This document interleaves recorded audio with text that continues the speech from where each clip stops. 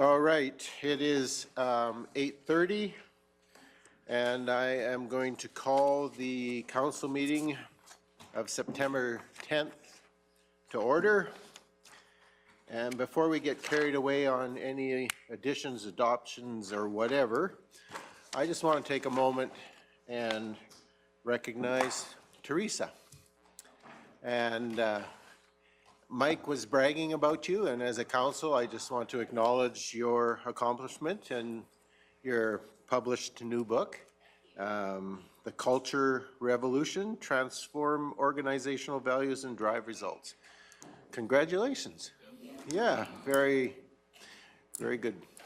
So just wanted to note that and appreciate that. So, yeah, you're welcome. All right. You didn't do that through school time here, did you? I wrote that a couple years ago. Oh, okay. It takes a while to edit and publish. Anyway, You know, congratulations. And I'm using the work here. how many of your examples were Kneehill County Council? Oh, phew. Oh, what not to do. Oh, was that out loud?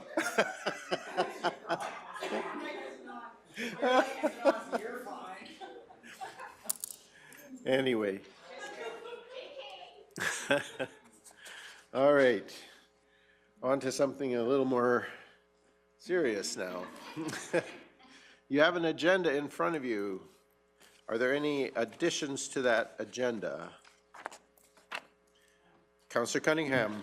I will do verbal on police advisory, Kneehill housing, and a Division 5 update under council and committee reports, please. Okay, so 10.1, I'm just going to call it Division 5 update, and you can include all of those in that. Councillor McGee. I have a Division 1 quick oral report on both the Central Alberta Economic Development Partnership and the Marigold Library. Okay, so I'm going to just call that Division 1. Okay. I have a update, as you all see. I've placed it in front of you, so 10.3 would be Division 7. Is there anyone else? 9.3, sorry. Yep, 9.1, 9.2, and 9.3. That's, no, I appreciate the correction. Thank you. I'll add a quick one on community futures. Okay, so 9.4, community futures. I think we're going to hear lots about community futures today. Well, I'll follow up whatever she misses, Okay. which won't be much. Okay, are there any other additions to the agenda? It's not like it's short enough already. Councillor Christie. If not, I'll move the agenda as amended. Okay, so we have a motion to approve the agenda as amended. All those in favor? And that's carried unanimously. The council minutes from the regular meeting of August 20th were pre-circulated. Are there any corrections? Anything that needs to be adjusted? If not, I'd look for a motion to approve as presented. Councillor McGee. I move to approve the minutes of August 20th, 2024 at the regular council meeting. Okay, thank you for that. So we have a motion to approve the August 20th, 2024 regular council meeting minutes. All those in favor? And that's carried unanimously as well. The first item of business today, and we're already a minute late on that, is a delegation from Community Futures Wildrose. And welcome, Ms. Sangster, Chantel. Glad to have you here with us today. And, oh, you're adding Wendy as your partner in crime. So if the two of you at any point in time, you just go right ahead. Thank you. Good morning, Reeve King and council members. My name is Chantel Sangster, and I'm the Executive Director of Community Futures Wildrose. Thank you for allowing me the opportunity to present to you the findings of our workforce strategy project. Here is some background on the study. Just before you go any farther, do you know all of us? I know most of you, but I would welcome an introduction, Okay, for sure. so why don't we do that? I'll let council introduce themselves. Good morning, Debbie Penna. I'm down the Swalwell area to the south. Thank you. Good morning. Good Good morning. morning, I'm Faye McGee, Division 1. Thank you. Carrie Forbes, Division 4. Thank you. And I'm Ken King, and I represent the northeast portion of Kneehill County. Good morning, Jerry Whitstock, Division 3, so that's the Acme-Linden area. Perfect. Good morning, Laura Lee Michelle Cunningham, and I think we know each other. We do. Thanks for coming. Wade Christie in Division 6, I'm the Northwest, and I think I've met you before. We have. We have. We have. Thank you. Anyway, welcome, and please go ahead. Thank you.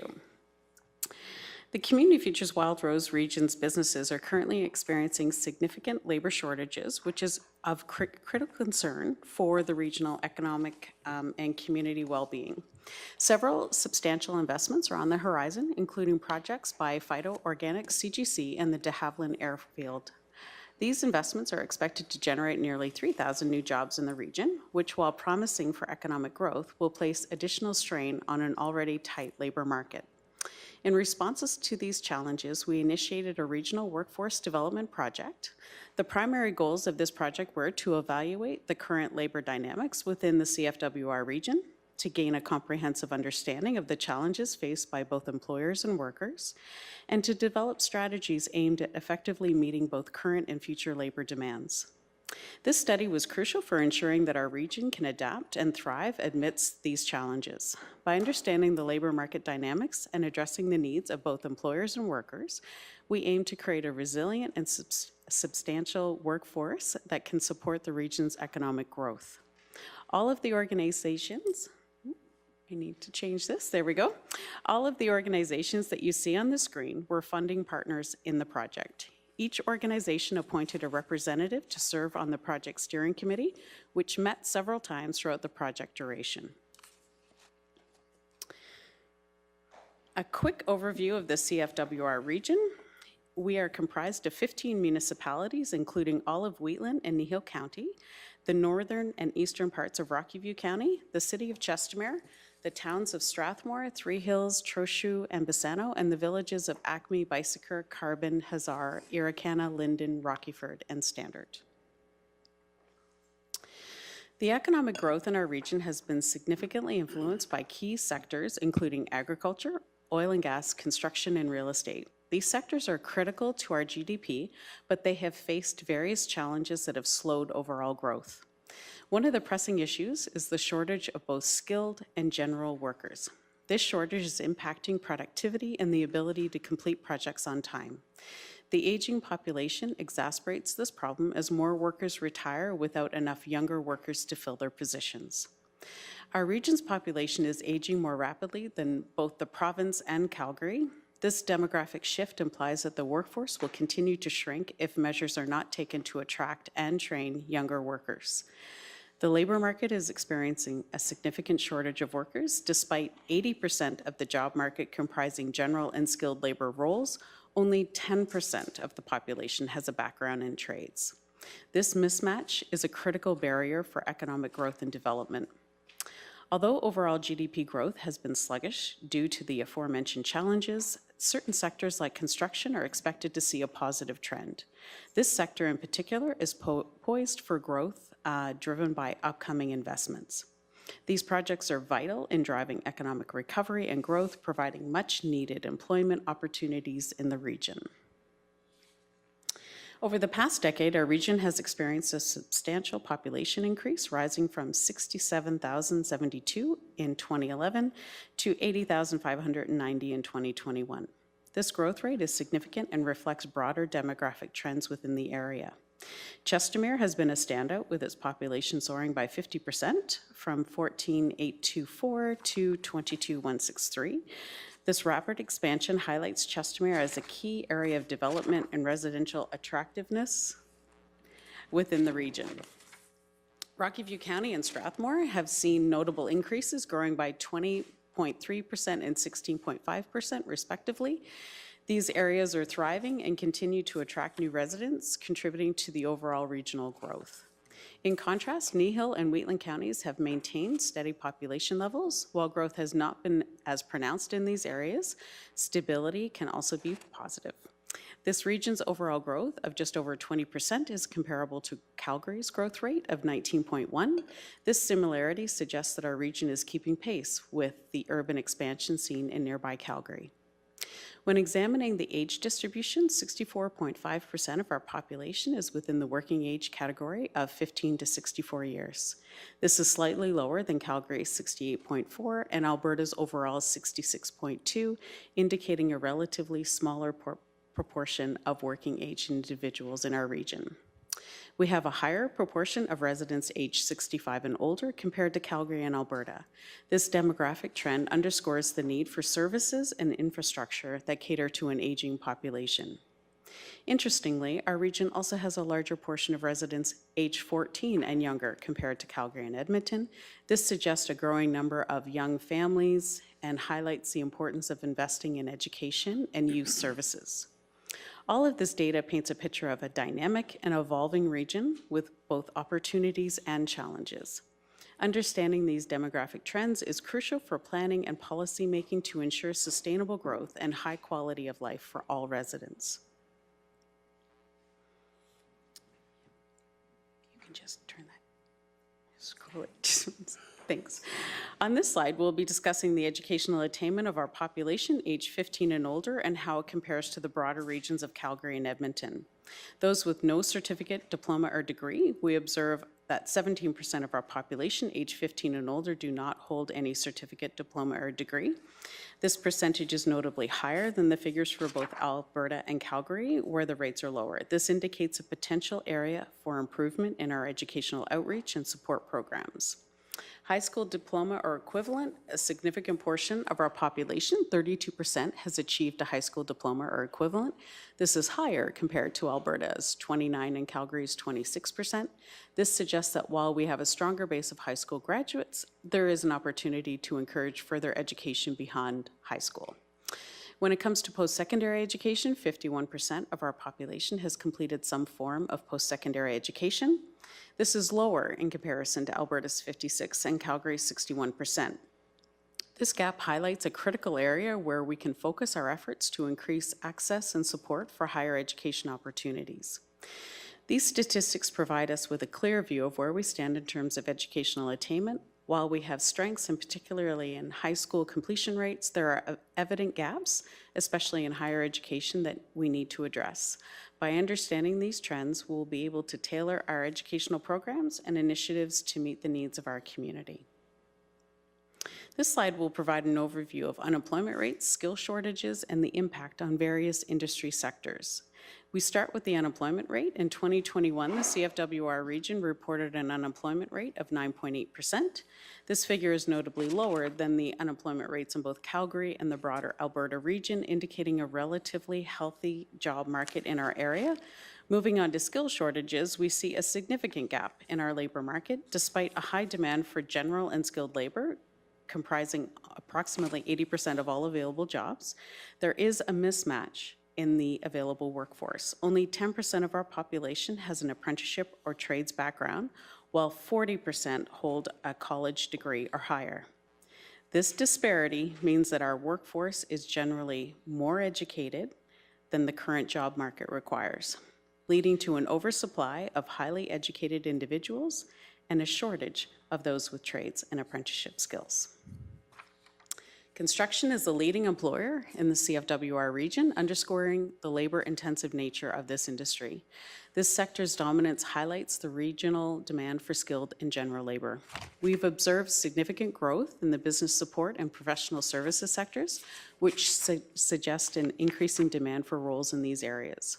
Conversely, there's been a decline in employment within the agriculture. Excuse me. Yes. Sorry, I just would like to ask a question because I'm a little bit confused right now. Sure. So you're speaking that we need to have higher education, but yet this one says we have too high of education. So I'm a little confused on those two statements. Could I get clarity, please? Yeah, sure. So we're looking at, when we talk about post-secondary, we're really talking about the need for people to enter the trades. And so we have a higher proportion of university graduates, and the job market isn't looking for university graduates right now. They're looking for trades and apprenticeships. Thank you. You're welcome. There's been a decline in employment within the agriculture and mining sectors. These shifts indicate changing economic dynamics and potentially evolving job opportunities in the region. To summarize, while our region enjoys relatively low unemployment rates, we face a critical challenge with the mismatch between the workforce educational background and the labor market demands. Addressing this skill shortage is essential for balancing our labor market, ensuring that the available job opportunities are filled by suitably skilled individuals.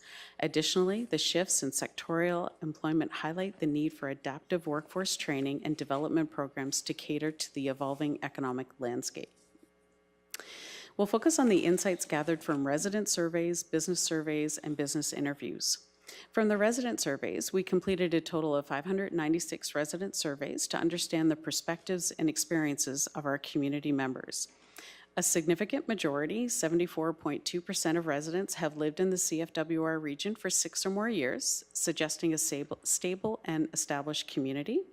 From the feedback, common challenges identified by job seekers include overqualification, where their skills exceed job requirements, a lack of job availability, indicating a need for more employment opportunities, insufficient pay, pointing to wage concerns within the region, and the lack of affordable housing options in the region. From the business surveys, we also gathered insights from 163 business surveys to capture the challenges and needs of our local businesses.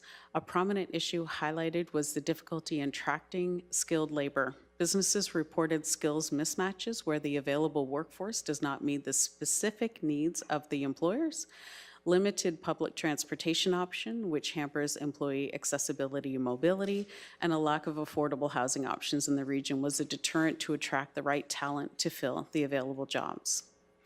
Through our business interviews, in addition to surveys, we conducted 21 direct interviews with companies from various sizes and industries across our municipalities. Despite the challenges faced, an overwhelming majority of businesses, 97.1%, expressed their intent to continue operating in the CFWR region. Reasons for this commitment included an established presence in the community, which provides a stable operating environment, various community advantages that support business operations and growth. These engagement efforts have provided valuable insights into the lived experiences of both residents and businesses in the CFWR region. The feedback highlights several areas of concern, such as the need for better job matching, improved wages, enhanced public transportation, and affordable housing options. However, it's also encouraging to see the strong commitment from businesses to remain in the region, leveraging the established community benefits. By understanding these perspectives, we can better address the challenges and work toward creating a more supportive and thriving environment for both residents and businesses. Here's a summary of the key findings. Increasing labor demand. The CFWR region is anticipating a rise in labor demand driven by economic growth and major investment. Despite having lower unemployment rates, we are facing higher vacancy rates and a scarcity of specific labor categories. The core challenges lie in matching workers to job openings, particularly given the shortage of both skilled and general labor. From our surveys and interviews, it's clear that employers are struggling to find qualified applicants for their job openings. On the other hand, job seekers often feel that there are not enough suitable jobs available for them. Structural factors such as the cost of living and housing affordability further complicate attraction and retention of labor in the region. To address these challenges, enhanced education and training through public initiatives is essential. We need to ensure our workforce has the skills that align with market demands. Expanding local post-secondary education options and skills training programs in the trades is crucial to equip the local population with the necessary qualifications. Incentivizing the development of affordable housing can support workforce stability by making it feasible for workers to live and work in the region. It's important to help employers with effective recruitment and retention strategies to ensure they can attract and keep the talent they need. Finally, fostering community collaboration to connect employers and job seekers will be key. By working together, we can create a more cohesive and efficient labor market. In summary, while the CFWR region is poised for significant economic growth, it faces substantial challenges in meeting the increasing labor demand. By leveraging community feedback and implementing collaborative strategies, we can work toward creating a balanced and sustainable labor market that benefits both employers and job seekers. The consultant presented Just before you go on from Yes. that, please. Couple of questions. Councillor Phobes? So could you just tell me a couple of positive things that were not found in this study? Because sometimes I think we focus on all the negative stuff that is happening. So when you were out canvassing everybody, could you tell me a couple of positive things that you haven't touched on in here that you found in our communities when you were out and about? Well, one of them was that they're willing to stay in the region. And we conducted the business walks for this particular study last summer. But my team went out in, and they actually did communities in Kneehill County. We did 10 municipalities this summer to see how businesses are doing. And they are all still very committed to being in the communities and staying, which is really positive. I think that was really positive. They are experiencing challenges, there's no question. But they're committed to staying within their communities, which was a real positive. So, and I had a question. You talked about the lack of skilled trade labor and the shortage of those individuals in our area. Yes. Did you talk to employees or skilled trades people to see what was maybe pulling them out of our area? So if, say I'm I don't know, a welder or a carpenter with trade ticket, what would be the reason for me not staying here? Like, would it be job opportunities? Obviously not, because you're saying we have a lack of those. Yes. So would it then be compensation or other things that are driving them out of this region? I can't say for sure the answer is specific to people with trades and why they might leave the region. That is something that we didn't address in this workforce. Go ahead. Sorry, if I may, I'm just going to go back to a previous project when we did the Fabricating for Workforce project, and Councillor Christie, you might recall this project. There was a lot of studies and information that was gathered specific to the fabrication sector, and what we found out through the workforce was, through the employee and the employer, was that they could get them to a small community, but they couldn't get them to stay. Some of it had to do with quality of life factors. Some of it had to do with affordable housing, daycare. That was actually like one of the big obstacles that they were faced with. And then it was compensation. So for some of them, you know, they were kind of stuck at a certain job pay level, or maybe the work wasn't diversified enough for them to grow. So they ended up leaving to go to a larger center where they could do that. So that might just give some extra context historically. Thank you. Thank you. The consultant presented 22 recommendations across 6 categories. The categories were as follows: fulfilling general labor needs, fulfilling skilled labor needs, available and affordable housing, training for small employers without access to HR resources, stakeholder labor services engagement, and regional recruitment.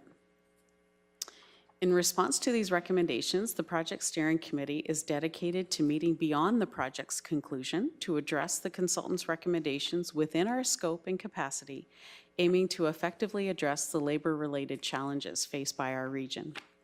I do have printed copies of the full report for all council members and some copies for CAO and your Planning and Economic Development departments.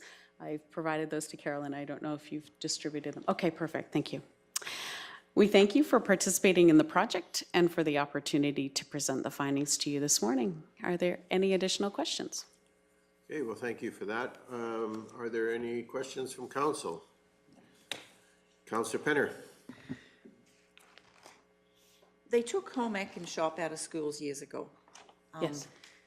Is that an area where we should be focusing on trying, through the education side of it, to I think- expose these kids back to some of those hands-on, Yeah. the trades? You know Yeah, what I mean? I absolutely agree with you 100%. We need to encourage those youth. And I believe it's Olds. They do try a trade day in the high schools. And so we're going to work with them to find out exactly how they deliver that day. I know that May 7th is International Skills Trades Day. And so we're hoping to do something in the high schools in our region where we do something similar to try a trade day, to encourage those high school students to start thinking about that as a potential career path after high school. But, and I know the Acme School does a lot of that kind of stuff, but I mean, it's just the school, and it does depend on the staff that are there. Yeah. I'm looking at hitting higher up, hitting our Golden Hill School Division, hitting our higher education departments, you know, like really focusing on them to try and bring it down, because that's where the money has to come from to do it. Yeah. Some of the local schools are lucky that they have the financial support of the local businesses Yes. that can help facilitate some of those kind of things. But to me, when they took Home Ec and Shop out of the schools, they, across the world, actually, it's not just in Canada, it was not good. So. Yes, we've had 2 generations now since I think they've taken that out. And it's really showing now. We're really seeing that void. Councillor Cunningham. So excellent information. So I know, thank you for this. I just noticed the book here, the study part. What I'll get asked is, all the information is great, so what's the plan going forward? Because I think, like you said, you engage with businesses, which I love. The direct interviews you said you did, I love that versus, I mean, the surveys are good, but getting out there and talking to people I think is so important. Yes. But people are gonna say, okay, now we know what the issues are, what is gonna be the steps going forward to help solve those issues for the employers? Right. So one thing that I stressed the whole time is that I didn't want this report to sit on the shelf, and that we wanted to take those recommendations from the consultant and actually action them. And that is one thing that I'm really, really proud of, that our project steering committee has committed to continuing to meet. The project finished in June, and we have our second meeting. We met in July, and we're going to meet again in next week, 2 weeks. 2 weeks. And so we all kind of said, what can we tackle? So what can we work together collaboratively on? How can we action these things? And we kind of broke for 2 months, and now we're going to get back together in September and say, hey, where are we at now? And so we are actioning these recommendations, like I said, within our scope and capacity as much as we can, to action these, because we need to address this. It is going to be a continued problem if it's not addressed, so we have to address this. And one of them is encouraging our high school students to go into the trades. So that is a real focus. Okay, Councillor McGee. I want to thank you for presenting this report, and just to further that conversation, I think this report is where the collaboration of what now happens. What Community Futures does is very important, but it's such a small slice of what needs to happen. Yes. And I think this report could be used by many different stakeholders, and I'm glad that we can be part of presenting that as part of our tools. It's well laid out, good solution. We can change that into actions quite well. The vocabulary is there. I really want to emphasize what now is everybody's responsibility, not solely Community Futures or solely the councils. And I think this tool will help us find that. Thank you. Thank you. I appreciate that. Mr. Gannon. Thank you. Through the chair, partnerships like this with Community Futures and CAPE and other regional partnerships, we use all this information as we look at developing programs for consideration for council.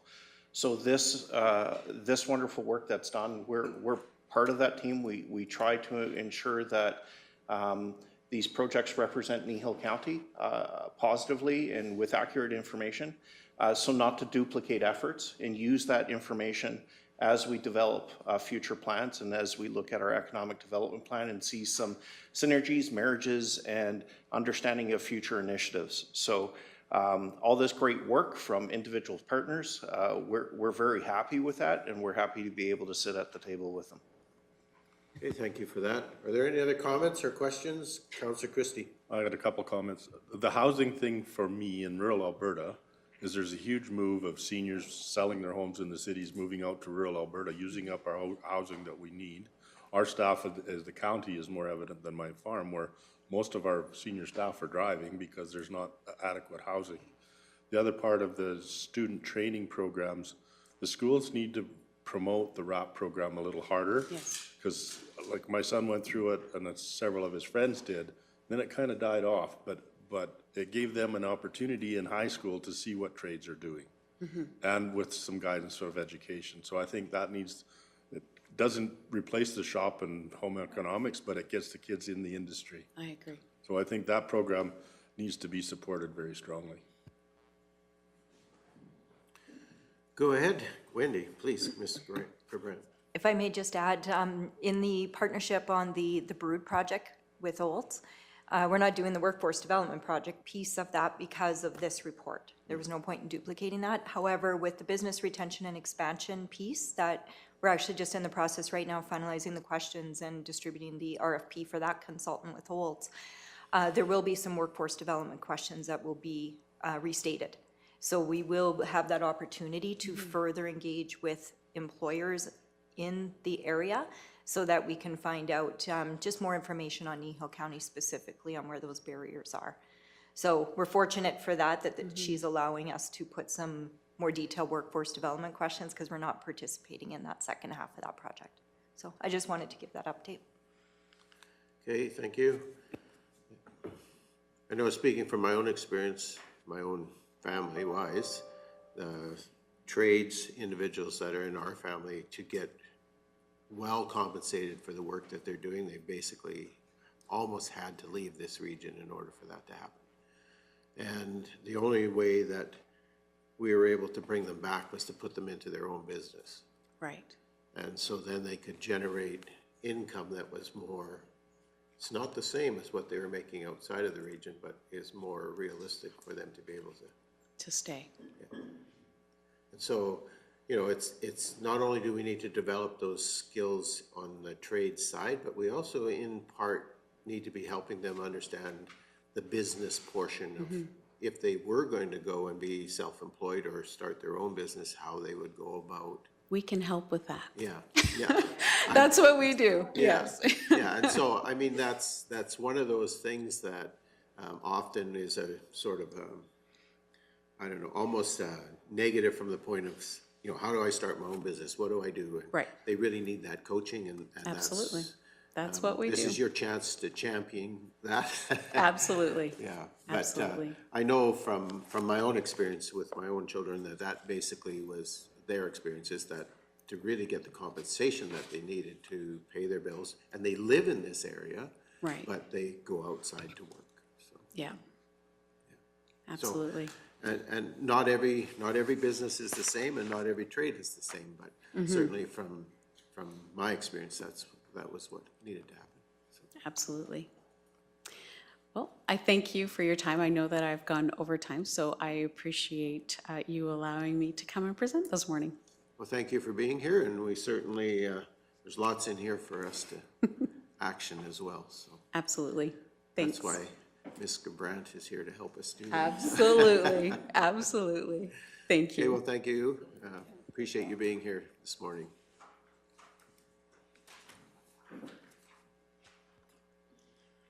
All right, the next order of business on our agenda would be 5.1.1, draft 1905 Municipal Development Plan. So, welcome, Ms. Hazelton.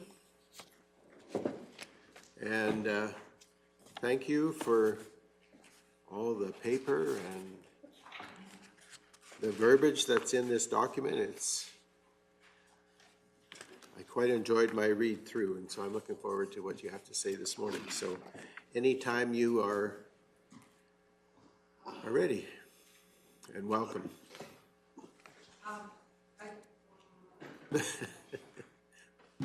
There we go. I thought if you don't mind, I'll just go through my presentation. I do touch on almost everything that's in the RFD through that, and it might be a little more interesting than just the words on that page. So, and I do have to say up front, this was a huge project with the public engagement, and I do have to give kudos to my team. They stepped up and went above and beyond, and all of them participated in a huge way in all of that information that had to be collected and presented and put together, and so I just want to take that opportunity. So I want to go back and just give us a little bit of an overview again on what a municipal development plan is. And so it is a statutory plan established by council. It is a requirement in the Municipal Government Act. It is very broad, high-level planning, and when we talk about the long-term perspective of this plan, we're looking at that 20 to 30-year window that we plan for. What do we want our county to move towards in the future? It doesn't mean we can't touch the municipal development plan in between that time, but that's really what we want to focus on, is that perspective. It is about the big picture benefits, and it is to balance preservation and responsible and sustainable economic development. So there is legislation that we are obligated to align with, and that's how it has been written into the Municipal Government Act. So the Alberta Land Stewardship Act or the regional plan, if you have one, we don't have one yet, so we are bound by the Alberta Land Stewardship Act, the land use policies, the Municipal Government Act, and the matters related to subdivision and development regulations. So we can't be offside with any of those documents. And then there's internal documents that we need to align with, and that is Council's strategic plan, the municipal development plan that we are working on, the land use bylaw, and area structure plans that we have. All of those need to be aligned as well as we work through these. As I said, this is a requirement of the Municipal Government Act, and the MGA lists in the requirements things that you must have and things that you may have in the municipal development plan. So again, we work hard to make sure that we're accommodating both of provisions in both of those. And again, this provides that strategic perspective. This document is a council statutory plan. Planning is the caretaker of this plan, and it does include policies that impact all the departments. So you will see that as we go through each one of these different sectors that we've talked about. There are things that may impact the transportation department or the water department or different things. And so we are very aware of that as we build this, that those parties are at the table as well and have had an opportunity to review the document. And then the content of the land use bylaw is developed out of this plan. Those are the two main documents that really have to speak well together. So as soon as we incorporate some of the changes that we are foreseeing in this document, we are going to have to address that in the land use bylaw, but we may want to take a broader look at the land use at that point in time. So again, going back, we split the municipal development plan into 6 working group sectors. We had agriculture, hamlets and residential, environment and recreation, natural resources and renewable energy, transportation and utilities, and then economic development and growth management. So those were the 6 working groups that we established. Each working group was assigned to one sector for discussion. And again, it was to consider that 20-year plus view and the questions of what is the long-term result of inaction and how do we define or measure success. The working group met for 2 half-day meetings. During the discussions, they determined which questions should be asked at that public engagement. Following the engagements, they met again to discuss any new and changes to the existing policies within their sector. And then we provided a draft back to each working group to see whether or not they had additional comments before we put it into this larger document. So the draft that you have here is the result of 18 working group meetings, 4 large public engagements, and then it is based on the discussions and directions that we received in the working groups. And just so that you guys are aware of how much participation we had, we did have 20 applicants that applied for the 12 spots on the working group. Again, this was we were very happy with this because typically we aren't getting that kind of uptake. And so we actually had more people than we thought. Round one, we had 111 participants in that round one engagement. And round two, we had 141 participants. And again, those numbers do not include council or staff. And then we provided you as council back in June the entire copies of all the data that we collected in all of the public engagements and all the working groups so that you had a copy of that. And then we also provided you with the round two voting results, which has also been added to the website.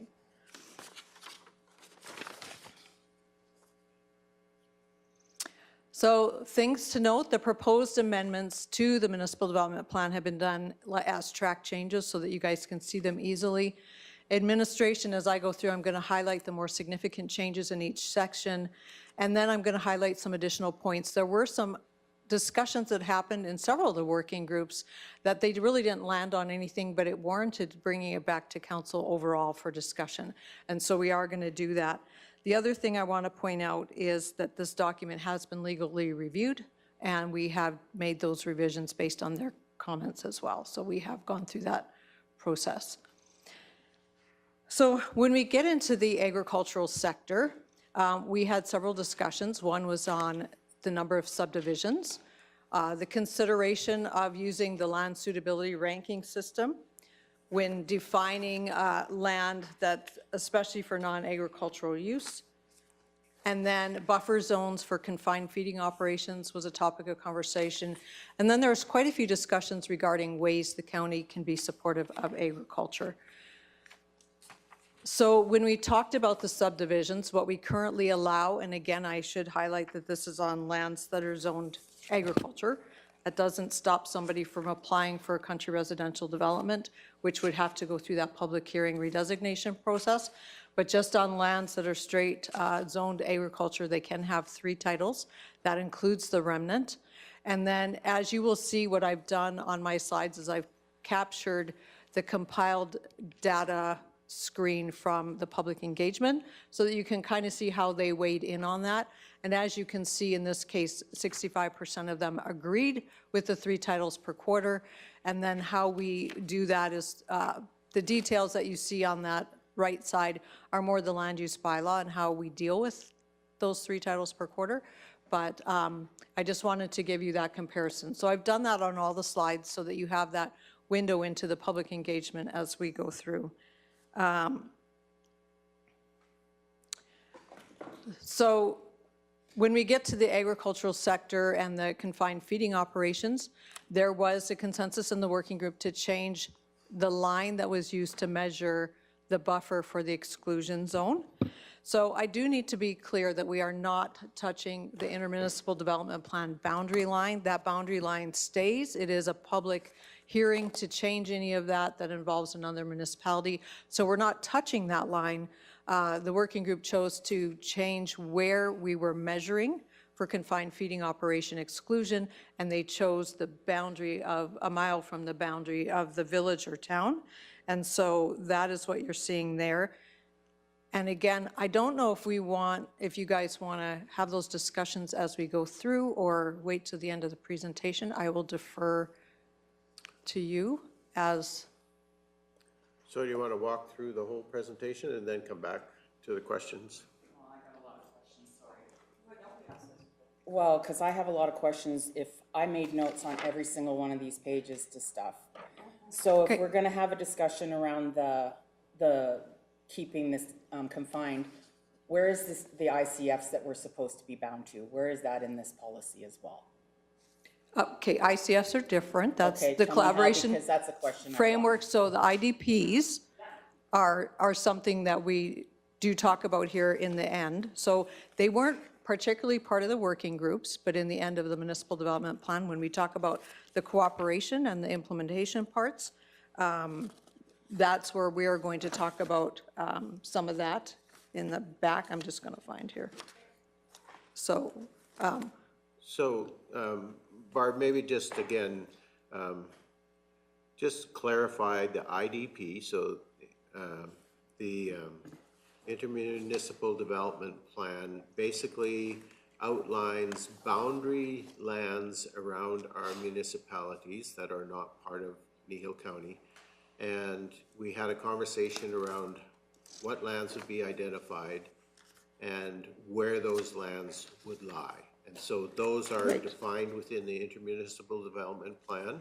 Yes. And those lands require conversation automatically if there's any development proposed within them. Correct. And those are all mapped in the back, so you will see those intermunicipal development plan boundaries for each of them. And as we go through, we've done close-ups as well as the long view, but all of those are bound, and they are plans, statutory plans as well, that were a requirement that came, everybody had to do a municipal development plan. But then in 2018, when the province said we all had to have intermunicipal development plans, that's when we started stepping up and putting those in place. So they're two entirely separate processes. They do have to talk to each other. But whenever we do that intermunicipal development plan, we are required to do that hand in hand with the municipality that's impacted. So whether or not that's with a village or a town, we sit down with them, we meet with them, we work on the map with them, and that's how it came out of that. So those are separate, but we do highlight those areas in the municipal development plan. That's the mapping. Okay, and so then, just for clarity again, the ICFs that we have, so intermunicipal collaboration frameworks that we have, are negotiated agreements, again, with individual villages and towns, where we talk about service provision and where we are sharing services. So the ICFs address things more like fire. They address things like water or roads or recreation. So they aren't necessarily a planning document. They're more a municipal service, shared service agreement. And so I'm looking to Mike and to Kevin and you guys to help clarify that, but there is quite a difference. So the IDP is around development and potential development and what that might look like going forward into the future. ICF is around service agreements between us and other municipalities. So in our municipal development plan, there really is not any need for us to reference the ICFs. Correct. But the IDPs absolutely need to be. Go ahead, Mr. Hogan. Through Mr. Reeve, you don't need a lot of clarification on that. You've pretty much outlined it very well. So the IDPs are focused on planning. They're focused on preventing conflict within that future planning as the two municipalities grow in connection with each other. So it's really planning focused. That's the IDP. The ICF, as you've outlined, is really about services. It's not about the planning in terms of land use and those types of things. It's really about the services, some of which you outlined when you were talking about. So the clarification you gave is pretty accurate. Yeah, so with the intermunicipal development plan areas, it's really because you can impact each other with development in those borderlands. And so it is the notification that we have to do with that adjacent community. So I'm going to go to Deputy Reeve Whitstock, and then I'm going to go to Councillor Phobes again, because I don't think we've quite got to where she needs us to go. So I think the problem originally with the IDPs is we didn't have IDPs with anyone until they were mandated by the province, other than Three Hills. Correct. So in our old municipal development plan, we identified an IDP as being part of the contiguous portion of the village or the town. And then when the province decided we needed IDPs with everyone, then all of a sudden that became an issue because of the wording in the previous municipal development plan. Correct. So what I've handed you is a map that shows what the lines are today. And you'll have to compare that to map 3 in the municipal development plan to see the difference there. And then just so that you guys are kind of aware visually of what that looks like. okay. So I said I'm going to Councillor Phobes next. I'll come to you, Councillor McGee, in just a minute. So I'm looking at your map that you have provided to us, but where are the confined feeding operations currently around each one of these circles so that I have a better awareness of what is going to be affected when I'm trying to make a decision upon this? I would suggest that might be additional information that we Yep. need provided to us. We really don't have a map that says there's a confined feeding operation that's chickens here, there's a feedlot here, there's a hog operation here around our municipalities, and I think that's what you're looking for. Yeah. So, yeah, so. Our challenge with that, which we did try to pull that information, and we did do some of that in the agricultural working group, but many of them are no longer operating. And so it's verifying who's actually still existing. So we can try to pull something like that together, but it is going to be dependent on who's still actually existing. Okay, Councillor Phillips, follow up. So then if we redesignate lands that are going and it follows the title, then even though they may not be in operation, could they become an operation again is what my question is. Okay, so, Okay. go ahead. So we're not redesignated anything. No, but the lands that are already designated. They're in a plan area, which means, depending on how we measure, if they're existing and they are in that plan area, so if currently right now, in the way the municipal development plan works, if they fall within a mile of the village or a town and they wanted to expand, they cannot. So that's how it is in this draft document. So, and if they're new and they want to site there, they cannot site within that mile. The way the existing municipal development plan reads is if they want to site within a mile of the IDP boundary, which is a bigger boundary than the mile around the village, they cannot expand or be new within that boundary. And so we're just looking, and it's only confined feeding. It has nothing to do with commercial or industrial development. It's just the confined feeding. So we can work at trying to pull a map together. It may not be perfect because we just aren't 100% sure who's still active. A lot of them are not anymore, but there would be some without question. I think the other thing you probably could do in development of that map, Ms. Hazelton, is just ask us as council, Yep. Who are familiar with the individual towns and villages as to who's still operating around those and who might be impacted by that. So I think that we can help you Okay. in development of that information. And I think that from what I'm hearing from Councillor Phobes, that would be valuable information for her and maybe perhaps for all of us as council moving forward, just to know how many individuals or operations we're impacting. Okay. Okay? Councillor McGee. Thank you, and just my observations since we've even had these working groups, some of the reports we've had, I have to say that I think we need a much more in-depth conversation around this particular component of the MDP. I don't think now is the time. It could sabotage your entire rest of your presentation, but I really have a lot of questions and a lot of debating in my head about where we stand with this.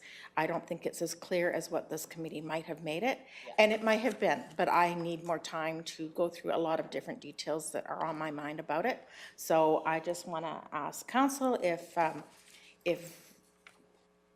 just be aware that I'm going to ask more time for this component completely, and I think we could leave this section to rest for another time. Okay, so here's my suggestion then. I'm sensing that we are going to need more time. So what I would suggest, and Ms. Hazelton, if you would walk us through your presentation today.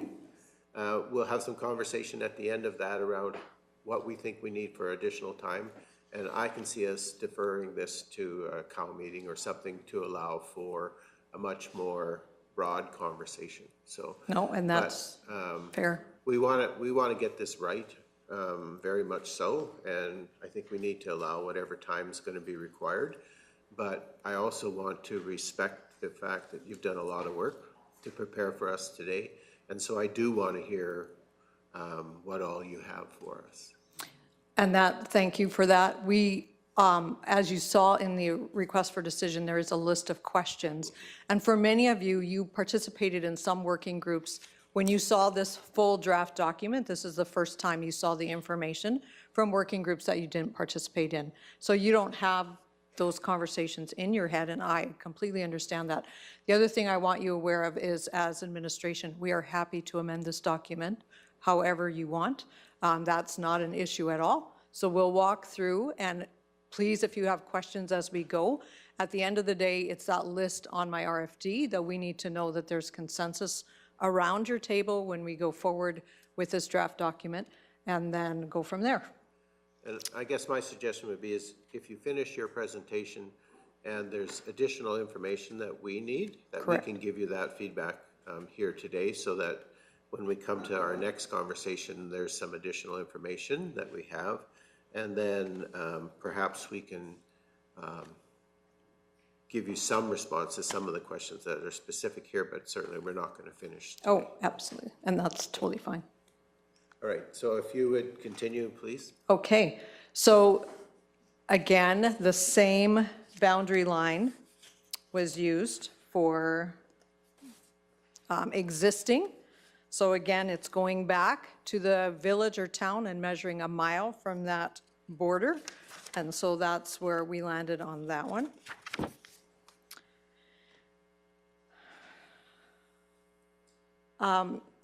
Some of the additional policies, and again, you see them in red in your document. So generally supportive of agricultural activities in keeping with best management practices that may create a nuisance. So there was a lot of conversation about the right to farm. There is some right to farm legislation, but I think that working group was really about how do we do development and ensure that there's still an ability for that right to farm. So when we're talking about things that create a nuisance, if it's livestock related, those are all dealt with through the NRCB. So we're dealing with more, and I'm going to use the example of a country residential development in the middle of a grain operation. So somebody has put one there. Having that as a residential use does not mean they can complain when you're combining it 10 at night, 11 at night, seeding, spraying, all those types of things. As a grain operator, you still have that right to farm, and those complaints are going to be basically unwarranted because that is part of their livelihood and how they do living, and when you live here, this is part of what you get. So I just wanted to clarify that one. Again, there was conversation about changing. We typically now use the CLI, and so the conversation was using the land suitability ranking system for dealing with development that is non-agricultural related. I don't think there was anything, I think everyone was pretty okay with that because we're seeing that's the data set that's being used in a lot of developments that are happening on the provincial side as well. And so to provide some consistency, we would still use that, but we would still use the CLI when it comes to determining the calculation for municipal and or school reserves, because that's how that is tracked. So you will see those in there as well. Supportive, again, they wanted to be really supportive through the Ag Service Board for both those youth and educational sponsorships. So we put a policy in reflecting that. And then encouraging the producers to complete the environmental farm plans. So that's something, again, we already do this as a municipality on the ag side. They do have those workshops and encourage farmers to fill those out. And so that's some of the other pieces that we had here. And then this was raised, this is an additional discussion item. It was raised through more than one working group, as well as some of the comments through the public engagement. And that was the impact of agricultural operations on road infrastructure. There was an openness to requiring some method that would either help reduce those impacts to the roads or would at least require some form of payment for heavy agricultural use, whether that's through a road use agreement. So we do have a policy that we put in more of the transportation one that you can talk about when we get to that one that kind of reflects that idea. It doesn't flesh that out because all those details would fall into like a policy specifically for that, but it does create an opportunity that the council will consider more than enforcement. as methods of helping to protect infrastructure. So again, we'll see that when we get to that one. Any questions in particular on the ag that, or any other additional information? Councillor Christie. Just a comment that several of our grain contracts now demand an environmental farm plan, which is something that's coming down the industry, whether we want to enforce it or not. It's got to happen. Okay. I don't like the enforcement word. Encourage is a word I like much better. But a lot of things on the ag side now are dependent, grants and other things are dependent on environmental farm plans being in place. And the contracts are requiring it. So the industry past us is requiring that environmental farm plan to market our product.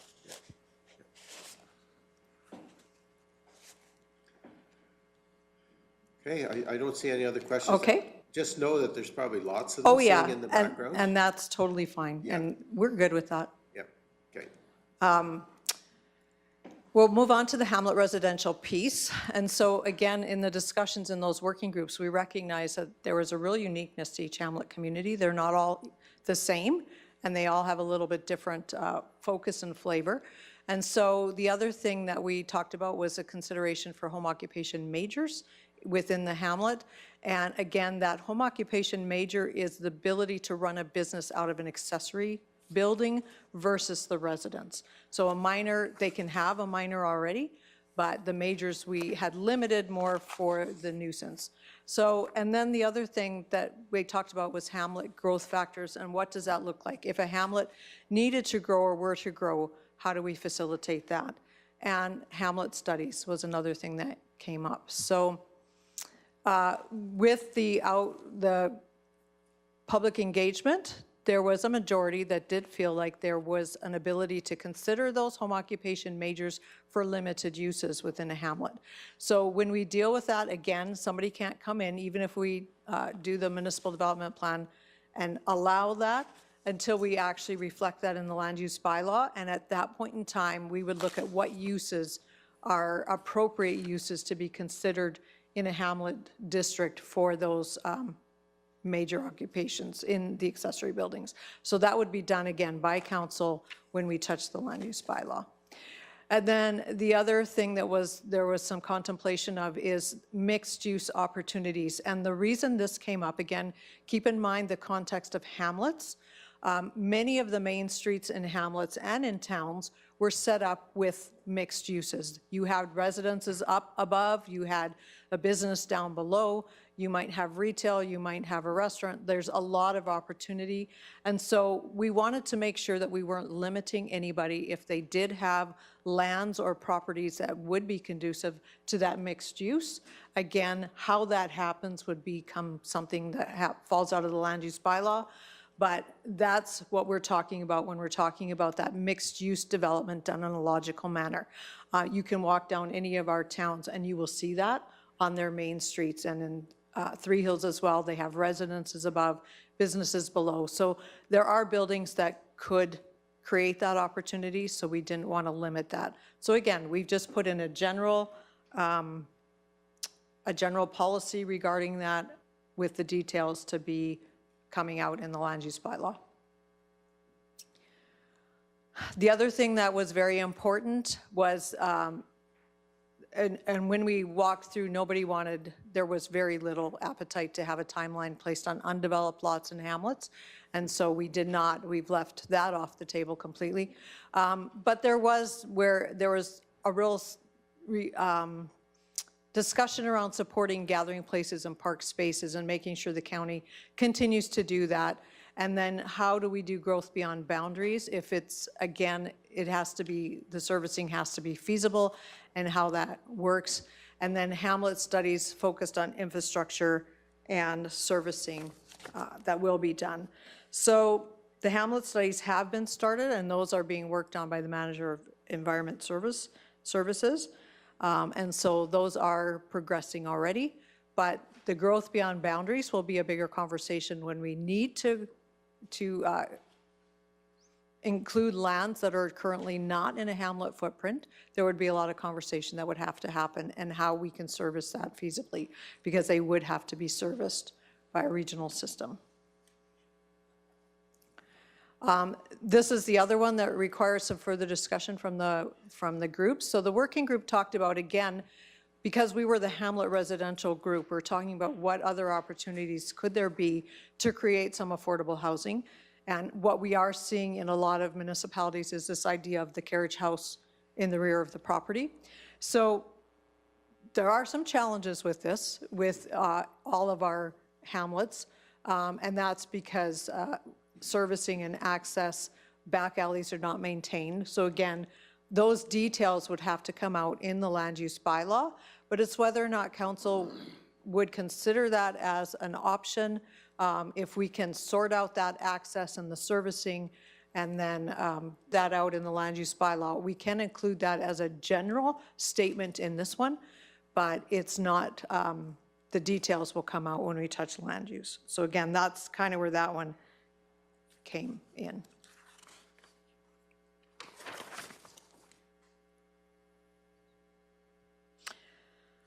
With the residential, the majority of the public were fine with the country residential developments being considered on a site-specific basis. They were satisfied with that, and they were satisfied with the fact that we offer a lot of different housing options for people. And so those are things, and again, as you can see from that public engagement, where that landed. There are some additional policies. There were some conversations, and again, this happened in both the residential and I believe the transportation one, where it is difficult for operations when they, for example, are grading a gravel road and all of a sudden they have a piece of pavement.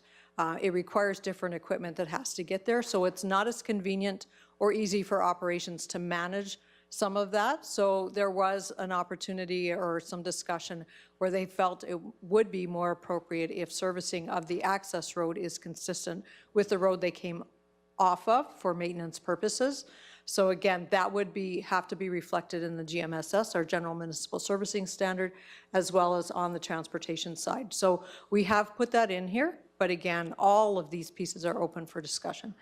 The other piece that we put in is, again, that making sure that we're considering fire services with any of these more large multi-lot developments, how those are managed, and making sure that we have that.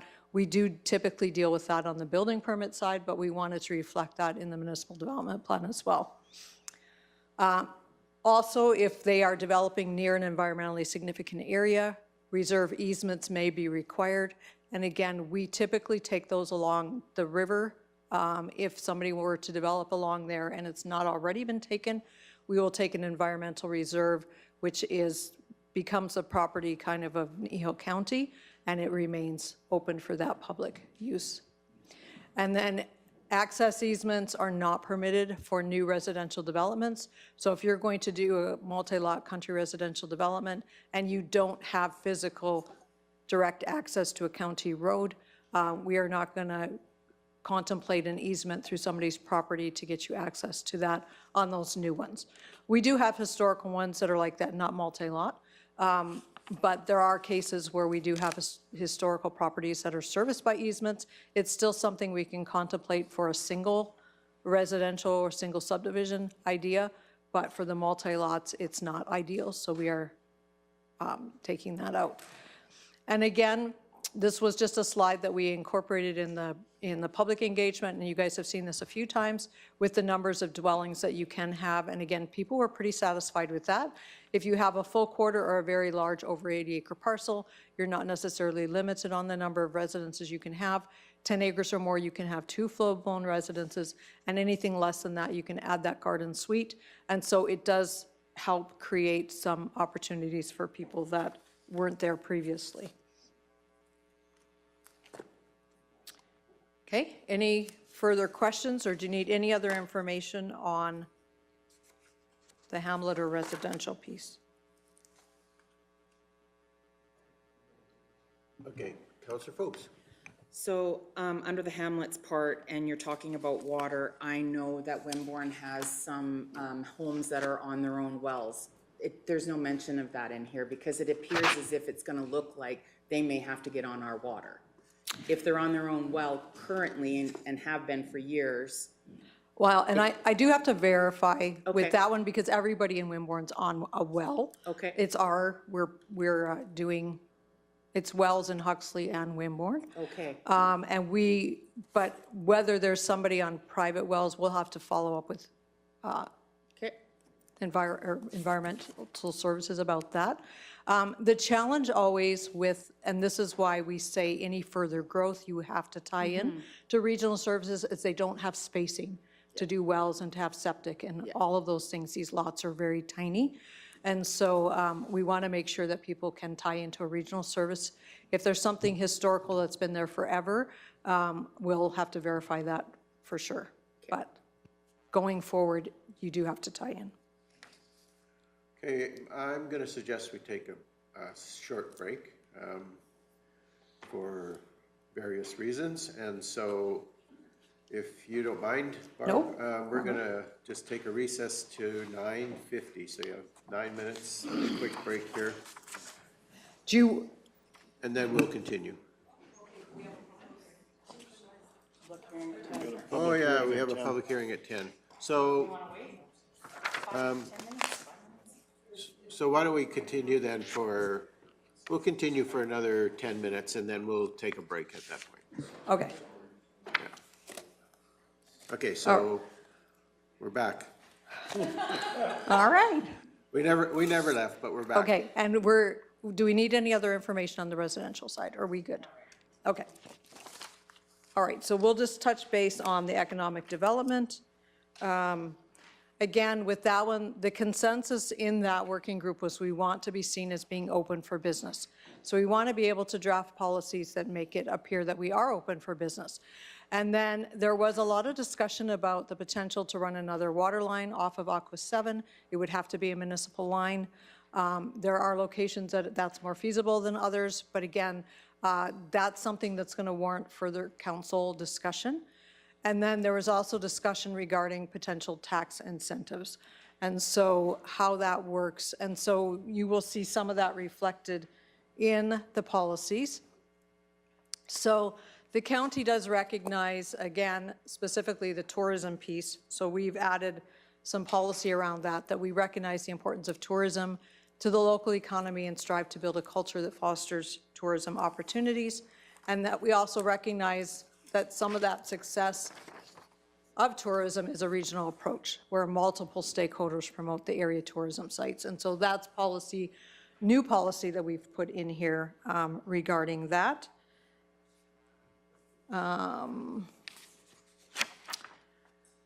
The county will consider proactively rezoning lands within the growth centers to land use districts that align with our intermunicipal development plans and any adopted area structure plans. So again, that's a conversation that would happen and a process, again, part of it would require a public hearing, some conversations with that landowner. And so there is a process that would be outside of this, but we may consider, and we've talked about that, I think it's come up quite often in the economic development piece, is that we don't have lands that are already rezoned and more ready. And so this is the opportunity where council could consider doing that. County will consider partnering with urban municipalities for servicing developments that are adjacent or fall within close proximity of the urban boundary where feasible. We have a little bit of that happening already, but there are opportunities maybe that could be, again, if there's development in those growth centers where the county could consider looking at partnering with that urban for servicing. And then, Councilor Penner.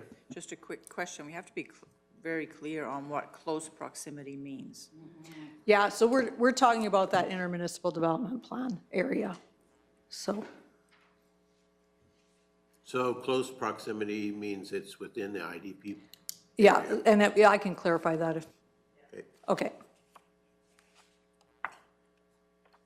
Because I noticed in the maps that some of our proposed growth centers are actually outside of the IDP boundaries. So would our proposed growth centers then be considered close proximity? Yes, I think so. There's not all of them though, because some of them are out, like we've got one on Highway 21 and 9.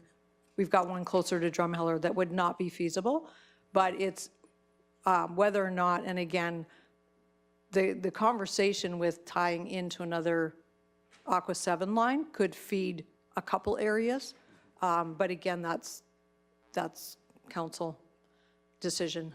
Okay. All right. Okay.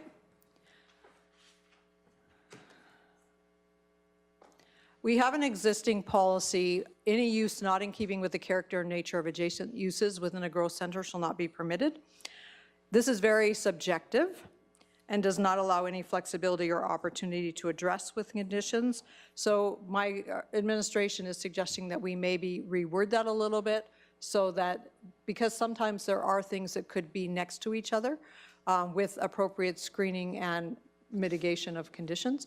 So we want to make sure that it's not left subjective. That so anyway, that's one that we just pulled out that we wanted to make sure we had further conversation about. And then there's also an existing policy, and these two you will see in yellow, and that is the reason, is they are existing, but we wanted to have further conversation about them.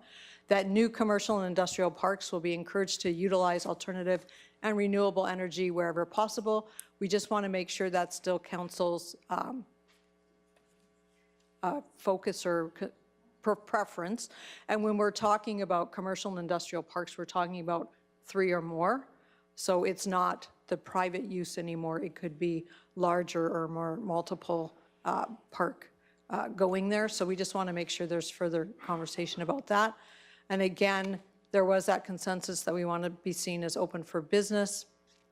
We've talked about the Aqua 7 water line and where it probably is the most feasible. And then should the county provide servicing to an area? We did not put any policy in relating to that. But again, those are big conversations, and you've probably heard that a little bit through the economic portfolio. But those are some of the things that were talked about at that table, and also the potential for tax incentives. So how that would look would become part of a different policy, but it is something that was talked about. Are we? Yeah.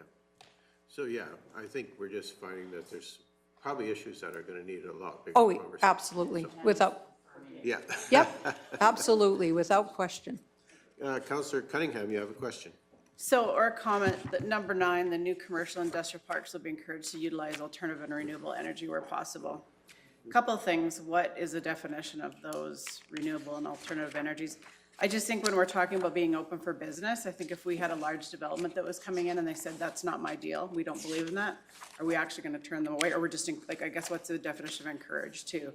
As someone myself that's built a fairly large commercial business, we actually on our own accord put in a used oil burning facility so we could heat our building for part of it. We weren't encouraged, we weren't told, we just did it on our own accord. So I don't know, I guess I have a little bit of issue with that. Yeah. And it is not mandatory, encouraged is not mandatory, but if you're not comfortable with that wording, we can certainly remove that entirely. If that business idea of renewable is a nuclear energy, are we going to allow that? Like, I just think it's a little too vague, and yeah, it just, I'm not. I think that if you take that portion in consideration with how we defined renewables and alternative energy sources, there's a whole conversation that could be had around what those renewables are defined as and how that might be either encouraged or suggested to potential developers who may or may not be close to a grid. So from what I understand is we are going to need a bit more conversation around that one. So we'll come back to that for sure. Absolutely. And I'll just do the last slide on the economic development one, and then for sure we can have a break. This is your map 10 in there. And so really when you're looking at these growth centers, we're looking at where it's logical and advantageous and more appropriate to develop, and that's always going to be closer to a service center. So in general, it was planned along the existing development, transportation, and servicing infrastructure. But just so that you're aware, if somebody wants to apply and they are in the growth center, they still have to go through all the hoops of that application. The development is still subject to the same requirements, and it's not guaranteed that you're going to get that development because you're putting it in the growth center. So just so that you're aware, these are highlighted more, and this is what council chose last time we did the municipal development plan. These were the areas where it seemed the most logical that you were going to have future growth. And again, this map is open for amending or anything else, and again, probably a bigger conversation than today, but. Okay, thank you. Mr. Gannon, you get the shot at the last comment, and then we're going to recess. Thank you, through the chair. I just want to put forward to council to understand that this is under council's previous understanding and direction of where those growth centers are, but it's not limited to future opportunities should it come up and a requirement for an area structure plan in an area because we see a potential growth area in there. It's just with the information we have today, those are the most reasonable thoughts without further examination of initiatives or opportunities. Yeah, and it does say in our plan that there's no restriction to those specific areas, and if someone came in with a development who wanted to be outside of those, we definitely are going to entertain that. And Correct. if They would they're still not apply gonna like they do today. Yeah, they're not going to be forced into any specific area, so.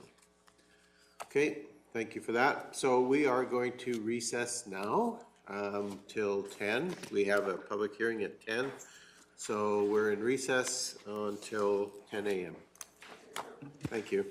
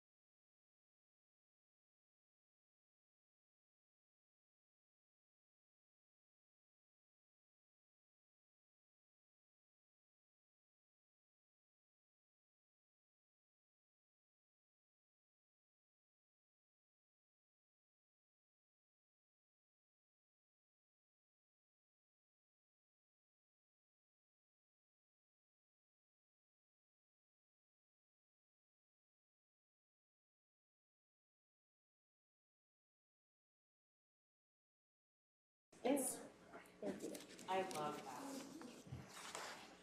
When Bill Nyman presents, so he heads up. When he's done, I'm going to embarrass and acknowledge him a little bit. Okay. So I found out last night that Bill got accepted, he got his designation as a certified local government. Oh, good. So Well, go right ahead. just going to acknowledge him for that. Yep, great. Wait a minute. I think that's yours. Yeah, wait, how come I have 2 or 3 of them? I have no idea. They gave us, they each gave us each. Oh, we all get one. Sorry. Okay, there you go, we're saving paper. All right. Okay, it is 10 a.m. and I am going to call our meeting back to order. And at this point in time, I am going to ask for a motion that we go into a public hearing for Bylaw 1906. Deputy Reeve Whitstock. Okay, I'll move that we come out of council into public hearing. Okay, thank you. So we have a motion to go into public hearing. All those in favor? And that's carried unanimously. Thank you. Okay, I have a few comments to make, and then we'll go from there. I'd like to remind the public that if they wish to speak to the bylaw, that they need to register their name on the speakers list. And currently that speakers list is in my possession. There will be an opportunity when I've gone through the speakers list that I'll ask one final time if there's anyone else present who wishes to speak. Okay, I will at this point ask council if they would like to introduce themselves, and I'm going to go against tradition. I'm going to ask Councillor Christie to start that process. Seeing as how I represent the best division in the county, I have to dig at the Reeve for yesterday. I'm from Division 6, northwest part of the county, and I'm Wade Christie. I'm Laura Lee Michelle Cunningham, and I have the best division, which is Division 5. Thank you very much. Morning, Jerry Whitstock, Division 3, that's the Lackby Linden area, and I'm gonna leave it at that. Good morning, I'm Ken King, and when you know you're the best, you don't have to talk about it, so. Unlike this morning. I'm Carrie Phobes, Division 4, and I too do not need to talk about living in the best county in the province. There we go. Well, division is named number 1 for a reason, and I represent it. I'm Faye McGee. Good morning, Debbie Penna. You guys know me. All right, thank you for that. Okay, so today's public hearing will follow the procedural bylaw 1846, and a copy of those procedures are attached to the package, and there should be additional copies at the recording secretary's desk. I will now ask our planning department to come forward to make their presentation. And Ms. Keever, I'm assuming that's you? Yes. Thank you. There we go. All right, this is an application, or we've received an application from the landowners, Ruben and Aaron Scheel, to have approached the county in their desire to purchase the undeveloped laneway referred to as Railway Ave directly east of their property in the ex-hamlet of Hallingham. By closing the undeveloped avenue and ultimately purchasing the land, it would allow them to maintain the area and increase the size of their lots. As per the Municipal Government Act, Section 606 notifications, we did advertise in the Three Hills Capital on August 28th and September 4th. Notice was also placed on the Kneehill County website, and they were sent to adjacent landowners and referral agencies. Those adjacent landowners would have been those within a mile. In this picture here, you can see this is looking down Park Avenue, looking to the south, otherwise known as Range Road 26-2. As per the Municipal Government Act and road closures, Section 16, Section 18, and Section 22 apply. The title to all roads in a municipality other than a city are vested in the Crown. Subject to this or any other act, a municipality has the direction, control, and management of those roads within the municipality. However, no road in a municipality that is subject to the direction, control, and management of the municipality may be closed except by bylaw, which is why you are here today for bylaw 1906. This is from the original survey of Allingham. The avenue which is being requested to be closed is on the east side of the applicant's lots and west of the Alberta Trail Net, which was formerly CP Rail. The north portion of Railway Avenue was the access to 2 grain elevators, which were constructed in 1929 but dismantled by 1951. This portion would never have been developed as it sits today. So here is our old, this is Railway Ave, which actually you'll see in a photo later on in its day was actually used. So this is the parcel of land that here again is our Railway Ave, which encompasses about 2 acres, which would be consolidated into the applicant's land, which is all of the lots, lot 1, all the way south, including this plan as well. And that's about 6.6 acres. So the additional 2 acres would make their lot about 8. And then from this aerial, you can see here is our, well, it was owned by CP Rail, which is now Alberta Trail Net.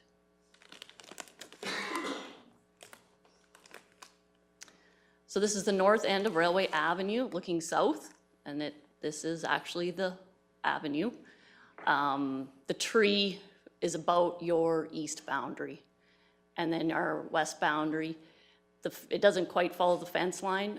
It cuts through this garage, which we do have an easement for, which I'll explain later on. And this is looking at the other end of Railway Ave, looking south, looking north. And again, here's our infamous tree, which the railway cuts just on the edge of it.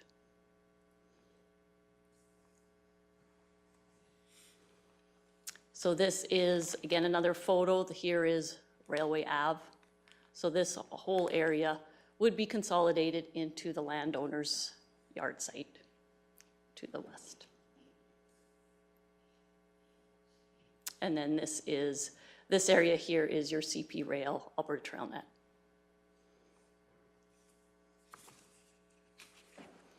This is the corner of the lot, and you can see so this just kind of gives you a good idea of their total parcel size.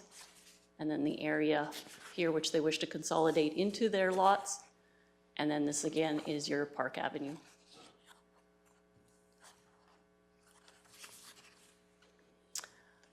This is, as per our land use bylaw, closure of the Railway Avenue will not interfere with legal access to the adjacent properties. Consolidation of all 6 titles is being requested, and the closure of the avenue would add an additional 2.09 acres to the applicant's land base. Closure would allow the applicant to care for the closed avenue. The applicant would also like to construct a new house in the future, and additional acres would allow construction without requesting variances. And this is the old Allingham postmark.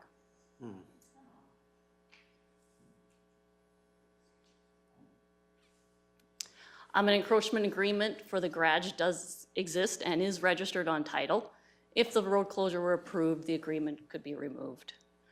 So there you can see how on Munisite here it is. This is your Railway Ave, and it definitely encroaches onto Railway Ave. And then in real life, it doesn't encroach as well. So just for clarity, you said that the potential exists that they would like to build another home in the future. Mm-hmm. So we're consolidating all of this into one title? Yeah, correct. So right now there is 6 titles when you count all of their lots. And then we were making them consolidate all the titles with Railway Ave. So it would be one parcel.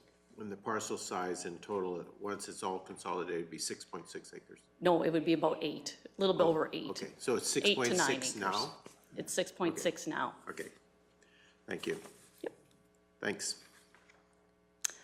So here is our Railway Ave. And so the north portion was definitely used. The south, not as much, but I think it definitely was as well. And then you can see even, here's their lots. Here's the parcel that we're dealing with today. This was Center Street, but they do own Center Street, but it at some point in time was closed. They own it. This is your Park Avenue. This was the old store with the post office in it. And then here's our railway. And then this would have been, yes.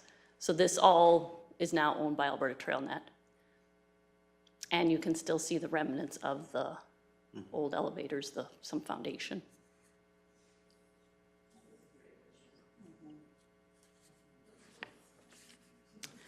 We never received any letters in favor, but nor did we receive any in opposition. Agency responses, they had no concerns, were received from Alberta Health Services, ATCO Electric, ATCO Transmission, Alberta Transportation and Economic Corridors, the Kneehill County Transportation Department, and TELUS.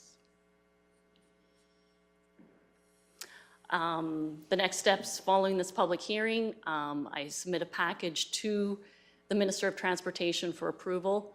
Once the approval is received from the province, second and third reading will be required by yourselves. Council must approve the appraisal of the land prior to second reading, and then payment must be received prior to registration. The final survey, consolidation, and transfer of land is then forwarded back to the surveyor to be registered with land titles.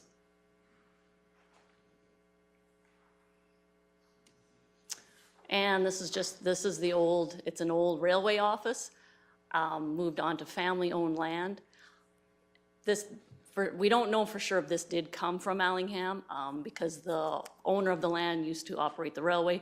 It could have been from anywhere. It could have been Sunny Slope, it could have been Wimborne, it could have been Allingham, but this is where it landed, which is on the south side of their property. And then there's a picture of the Crown School, which was moved to Allingham from the northeast of 3126, but is now an exhibit at Pioneer Acres.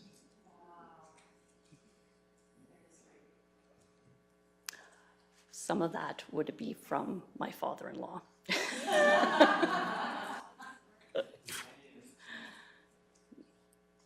Okay, that's your entire presentation. Yep. Okay, are there any questions from council to the planner? Pretty straightforward.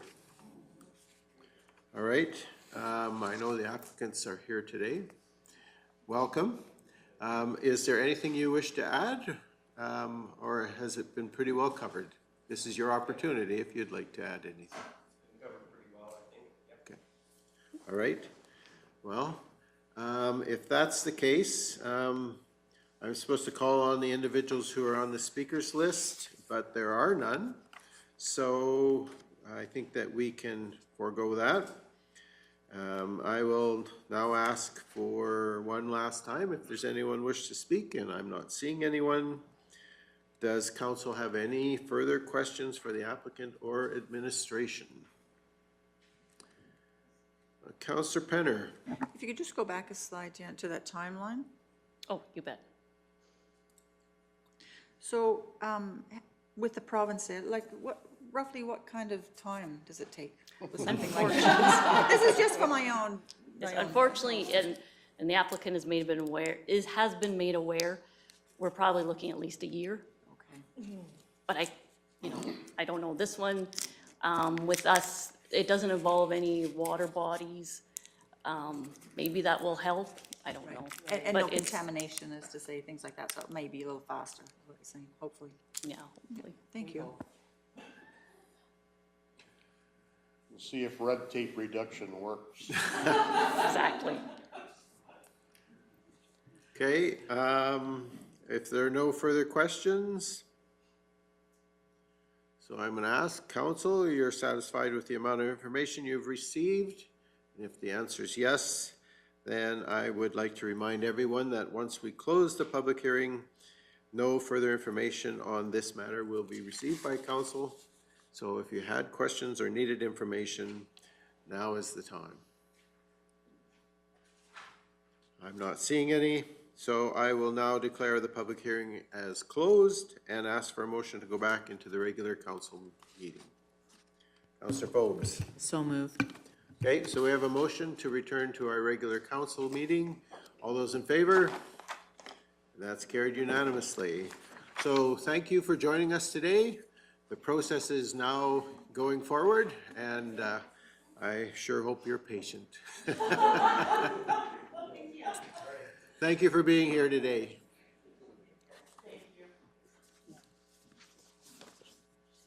All right.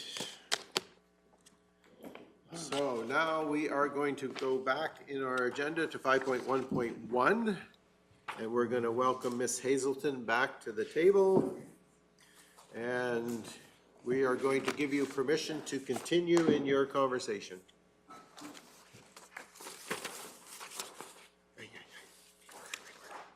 Paper and more paper.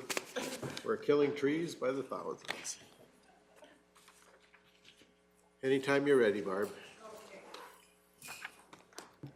Get my mic on here already. So we're moving on to the Environment and Recreation Working Group. And just some notes out of that working group that they did find defining these terms very difficult, as it's very subjective. And now, you know, when you hear the word environment, there's a lot of negative connotation attached to it. So it was challenging to figure out how to proceed with some of this and keep it as that positive importance that we need. We talked about the existing recreational assets in Kneehill County, some of the areas that have limited access and connectivity, and then education was noted to be critical for the success of both of these sectors, so both the recreation and the environmental piece. So when we're talking about the environmental piece, here is the environmentally significant areas that have been designated in Kneehill County. And this was done by both the province and a private consultant that worked on this. And so what you see on the left-hand side is the environmentally sensitive areas. And this is what we use whenever any applicant comes in the door. We want to verify, and you will see them in the reports that come to the Planning Commission, whether or not they land in an environmentally significant area. And as I said, as we tell the applicants, it doesn't mean you can't do something, but it may be that we have to do, get a little bit more information. So this is an existing overlay that we use. And then the one on the right is the Historical Resources Act, which again is a provincial department that oversees this. The Alberta Art and Culture Status of Women is what oversees the Historical Resources Act. And again, we just wanted to acknowledge, so we did put a policy in there acknowledging some of our historical resources. So the results of the public engagement showed the majority of participants wanted the county to preserve environmentally significant areas and high-class agricultural land. That's where a lot of that landed. So again, we use the overlays to identify areas that are subject to greater risk, and then we have those conversations with applicants, what that might mean for them. And then we've added some other pieces that we currently didn't have, but again, came out of the discussions that we had in that working group. One was that the county will be supportive of workshops providing methods to protect our watersheds. Again, we do some of that already, but we will definitely make sure that that keeps going. And then the county encourages dark sky compliance. We're starting to see that a lot more. And so when an applicant comes in, we can start having those conversations. Again, we do need to reflect that in land use bylaw if this stays in as a policy here. And the stormwater may be managed through the creation of wetlands. So those are some of the other conversations and policies that you will see in those two. The other broad, Sorry, Barb. Yep. Just before you go on, so if we put these statements in our municipal development plan, then we flesh them out in the land use. Correct. Okay. Correct. Any questions on this one so far? Go ahead. Deputy Reeve Whitstock. Number three,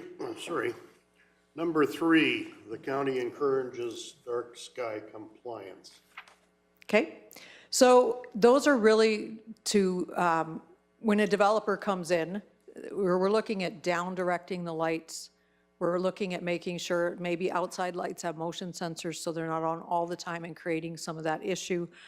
Sometimes it's lower wattage. So those are things that we can work with a developer of something larger Unfortunately, oil and gas is not going to be part of that portfolio, and we do know that they have grand lighting at most of their sites. But if we are looking at working with a developer, we can ensure that the lighting is directed to the ground and doesn't have that ambient glow all the way around, but is really directed. So those are some of the things in how you obtain that dark sky compliance. And for some businesses, that will work. Others, it will not. Yeah. So the ones that it doesn't work for, is there going to be an issue with that? So no, and again, that'll be how it gets fleshed out in the land use bylaw. And when we see that word encourage, that is not a shall. So we will make sure that that wording is similar in the land use bylaw, that we are going to start encouraging that dark sky compliance so that your lighting is not impacting other people around you, but it's designed for your site, for the security of your site. So again, those details will come out, but anytime we see the word encourage, it's not mandatory. Okay, and I think you probably know why I'm asking. Mm-hmm. Okay, thank you. So the other conversation that I think it's important to have, we're seeing this a lot in the provincial realm.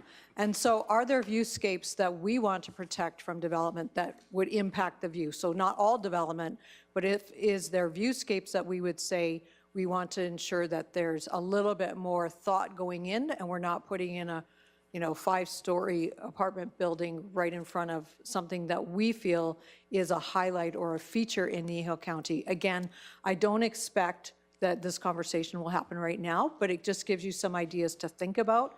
The MDP could designate the features that you feel are important, but the details of what that looks like from a development perspective will become part of the amendments to the land use bylaw. So again, it's an opportunity for you. You don't have to take the opportunity. If you'd rather not, that's fine. But we wanted to put that in there because we are starting to see that. So is it worthy of a further conversation? I think you get a lot of affirmatives to that. Which is fine. So I would suggest at the next meeting to come with your list. And it's not going to be, your backyard, but it's going to be features that as a municipality are distinct features that warrant, I'm sorry. Anyway. Moving on to the recreation. Again, it was recognized that opportunities for recreation are a drawing card for families moving into an area. You heard a little bit of that this morning from Community Futures, that's some of why people didn't stay, is that other servicing ability. And we also had a lot of conversation about the existing recreational assets in Kneehill County. And with the public engagement, the majority of participants wanted the county to continue support of the recreational facilities through grants, promoting and marketing of events. And so we have incorporated a policy that talks about that. What you see from the policies that I put in my presentation are just snippets of the existing policy in the proposed draft. So again, the more robust version is in the draft, but we will encourage that regional approach to support recreational services within our urban communities, continued support of existing community associations, supportive of buy local. Trails will be encouraged to locate within hamlets. And again, if you see the wording of that in a way that does not interfere with private property rights. So again, you do need to read the full statement. And then we recognize the importance of volunteer organizations. And again, this county has done that in the past, and so we wanted to just incorporate that into our recreation piece. Any additional information you want here or questions? Not seeing anything right at this moment. Okay, well, moving on. So when we have talked about this and in the existing municipal development plan, it is noted as transportation and utilities, but what we have changed it to in this one is core services. And that's because when we started having the conversations in this working group, we found that there was a lot of things that are considered a core service that may not have been typically thought about. And so we did put in a community services piece. We did add to the water piece and some of the other things. And so we'll just walk through some of that. So one of the highlights or one of the major discussions in this group was the cost of maintaining infrastructure and equipment has increased exponentially in the last decade. And so how do we help with that? And that's where you're going to see that policy we talked about a little bit earlier. Limited space in our solid waste site, very costly to open a new site. Again, this has been brought up and you guys have had those conversations already. And then broadband was another thing that is becoming more of a necessity for how we live and do business. And so we had those conversations. And again, just a reminder, when we're talking about core service, this is some of the assets that we have. And this is where the majority, I think, of the operating budget goes, is maintaining a lot of these things. And so that just gives you that list that you can have at the tip of your fingers for what we actually have in place in what has been historically seen as transportation and utilities. So additional policies, because we didn't really have one. Excuse me. Road closures may be considered where diversions exist. We do that, and so we just wanted to recognize that with a policy. The county will consider methods other than enforcement to help protect and maintain our road infrastructure, and this is the policy that we talked about earlier that came out of both the Ag Working Group and the transportation one, and it also was something that came up in the public engagements. So it could be that, again, if you're looking at that, it's item 16 on page 27. So it could include more arterial roads to take the pressure off, traffic counters, road use agreements for more than industrial road levies, those types of things. Again, all of those details would be fleshed out through a separate process with transportation at another time. Councillor Phobes, please. And this question is from Mr. Zier, of course. Under number 10, where it says the roads as seasonal use only, what happens if you have a farmer who calls you and needs access to a bin on a dirt road that's full of snow? Because I'm going to get this question, trust me. Yeah, thank you. So through the chair, we definitely, as noted, have some roads that are maintained in the winter, and we identify those through signage. Same time, we're very open to working with the landowners. If there's a specific area that they need to gain access to, we do extend that availability to them. And if it's possible with our equipment, we do clear out those, even though it says not maintained, on a case-by-case basis. The whole intent of those is that we are not keeping those as through roads, as year-round. They're seasonal roads that, looking at the cost of maintaining them year-round is substantial, so we have that as a notice. If I could just speak to a little bit more here. So with the comments that Ms. Hazelton said about the road use agreement, just a heads up for council that we are going to bring forward a discussion piece for council to look at with how we handle our road use agreements right now, what industries we include on those, and the abilities we have.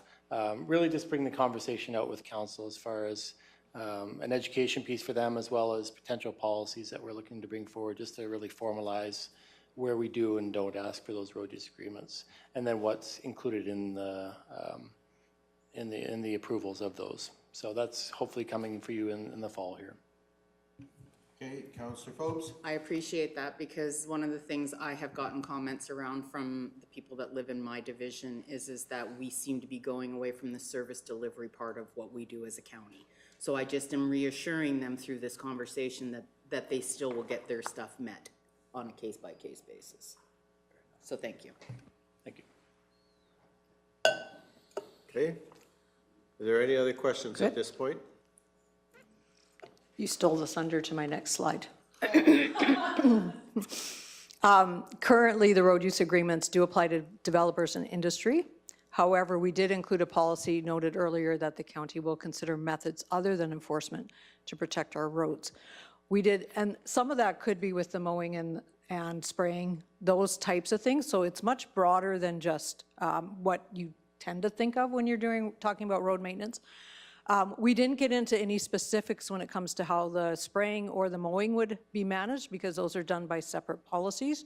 but it was recognized that some of those things, they all play a part together. And so we did not include specifics regarding weed control and spraying and some of that mowing, but we put in that general policy there. Good. So again, what we did at the public engagement was we had people rank, and I'm sorry, I probably did this backwards for what most people intuitively think, but we had, if it's your highest priority, to rank it as a 5. And so what you will see is the priority for solid waste is quite high. It's either 3, 4, or 5 in the ranking for people. And then with recycling, we see that a little bit more in the middle, and then composting, we see that pushed a little bit lower to the right-hand side. So I just wanted to remind you of what those numbers look like. It's not perfect by any means. It's really regarding the people that were there that night, but it does give you an idea of what the community thinks with some of these. So again, we wanted to add some policy in there that relating to some of that, the county will encourage the use of waste diversion strategies to reduce the impact on existing landfills. You've already had some of those conversations.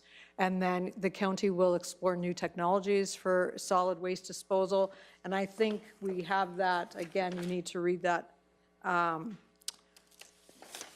all of those things in their entirety. And we are open to amending whatever we need to, again, to suit council's wishes. And then we got into the water, and we didn't have as much policy around the water, but there was a lot of conversation about water conservation and potential for storage facilities in different areas of the county.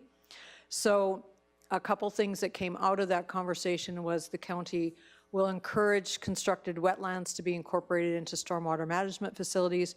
Again, all of those still require the permits of probably Alberta Environment as well as us and how that's maintained. And then we will encourage water conservation and may consider locations for enclosed water storage facilities. So again, that would be a further conversation that council would have as to whether or not you actually decide what locations that might be more feasible. And then the county is supportive of regional water and the potential expansion of existing systems where feasible and where expansion can be taken into new areas. And again, we've had a little bit of that conversation, and council has stepped into that arena with the East project. And so I do think there's opportunity that it could be visited at some point again, maybe not in that location, but other areas of the county. And so we just included that general policy.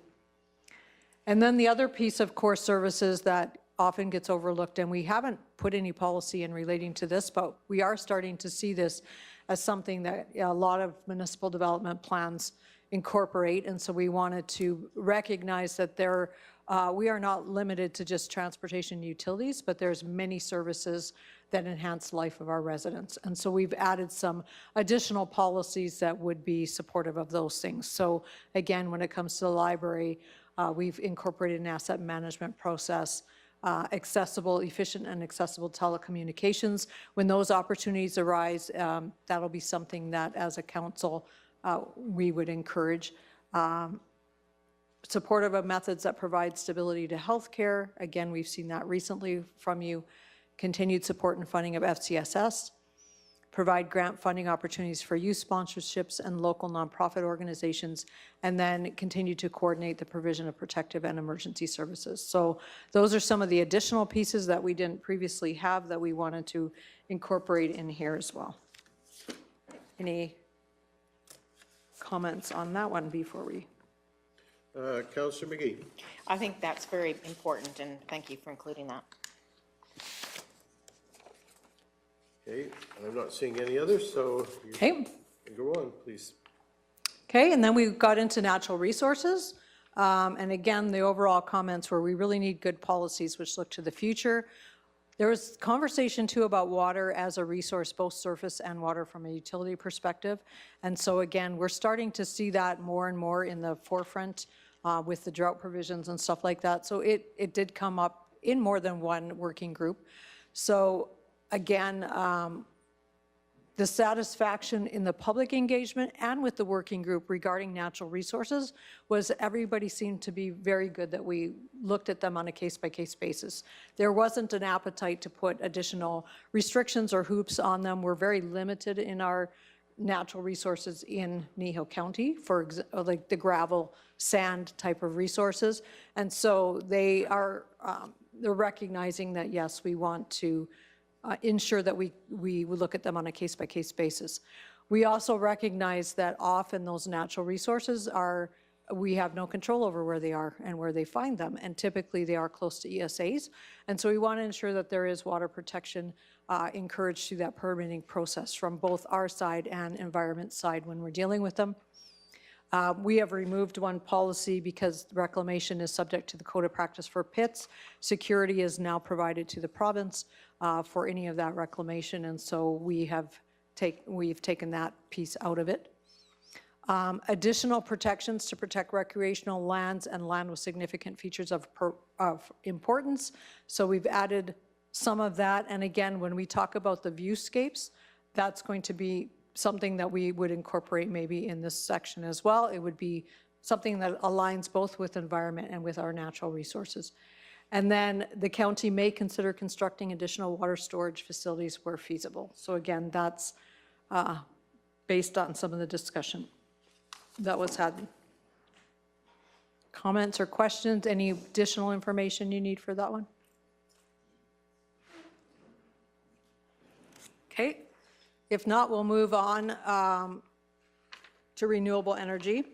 And we really worked hard. We really wanted to intentionally consider other alternative options just besides solar and wind, as there is a lot more things that are potentially coming.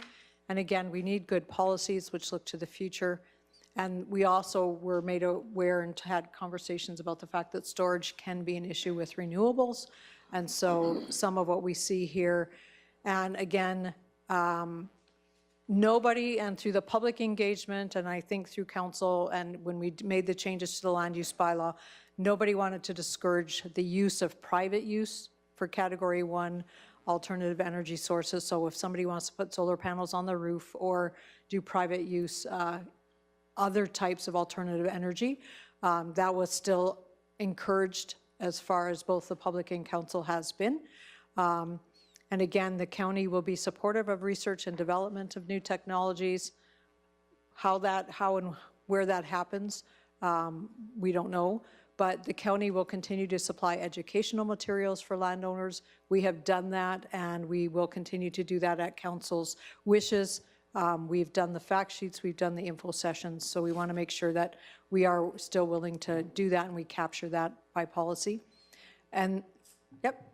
Councillor Forbes. So when you bring up you've given out the pamphlets, I've noticed in here, I haven't found it yet, but I will, you only give pamphlets to the ones that are wanting to do it. I don't see the other side where the people might want to have that information. It's not in here. I did see that. Okay, we do have both in the fact sheets. I know you do, but in here it only shows the one. So if you're going to put in one, I want both. Okay. So we will, and so that, let me just find that one. I'll find it and I'll let you know which one I'm talking about. Okay.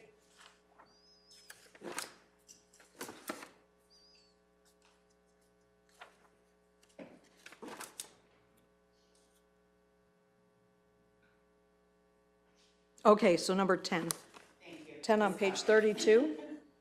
Yes, number 10. Okay. And I'm really good with it. I just want both sides. Yep. So I think what we'll do is we'll just incorporate another policy.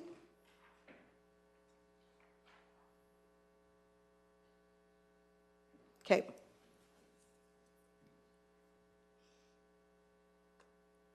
Anything else on this one? Councillor Cunningham. So I had a few comments come to me when people are browsing through this. The one comment I had was the first line, Kneehill County will support the development. And I mean, I know what you took out renewable, and that's fine. And they just wondered, like, would it examine, review, consider, would other words maybe be better than support? So that was just one that came to me. I did have a comment. A couple people had huge concerns that they weren't allowed to speak to the wind and solar at our working groups in Acme and Trochu. They felt they were very stifled, and they just felt that was a piece that was really missing in that. So that's just some feedback I wanted to share. I did also have a comment. They don't really want to see a wind turbine picture in the MTP. So those were just a couple of the things that came forward to me. Can I just, Councillor Cunningham, sorry. Go ahead, Councillor Penner. Just the first few words you thought might be more appropriate. Can you tell me them again, please? So just maybe examine, review, consider. Yeah, because support really means we're going to make it happen, we're going to do it. Yeah, so just maybe little different wording there. I think one of the things I would suggest, perhaps, Barb, is we talk about encouraging the use of alternative energy sources where feasible. And I'm wondering if we should headline the whole policy as alternative energy instead of renewables. And then on the page 33, where we talk about renewable energy, we title that not renewable energy, but alternative energy or alternate energy. And we comment brought to me by Councillor Phobes was we also at the top of that page we have the word policies, and perhaps what we should have there is alternative energy definitions rather than policy as the word that titles that page. Okay. So if we change that whole wording from renewables to alternative, and then we change the direction in our whole, in that whole policy that we're using that same language consistently throughout, it doesn't remove the possibility of renewable, and it just refocuses it. Because as soon as you say renewable, everybody thinks wind and solar. Correct. Yeah. And so this way we put a little bit different twist on it, and it doesn't automatically mean wind and solar. Mm-hmm.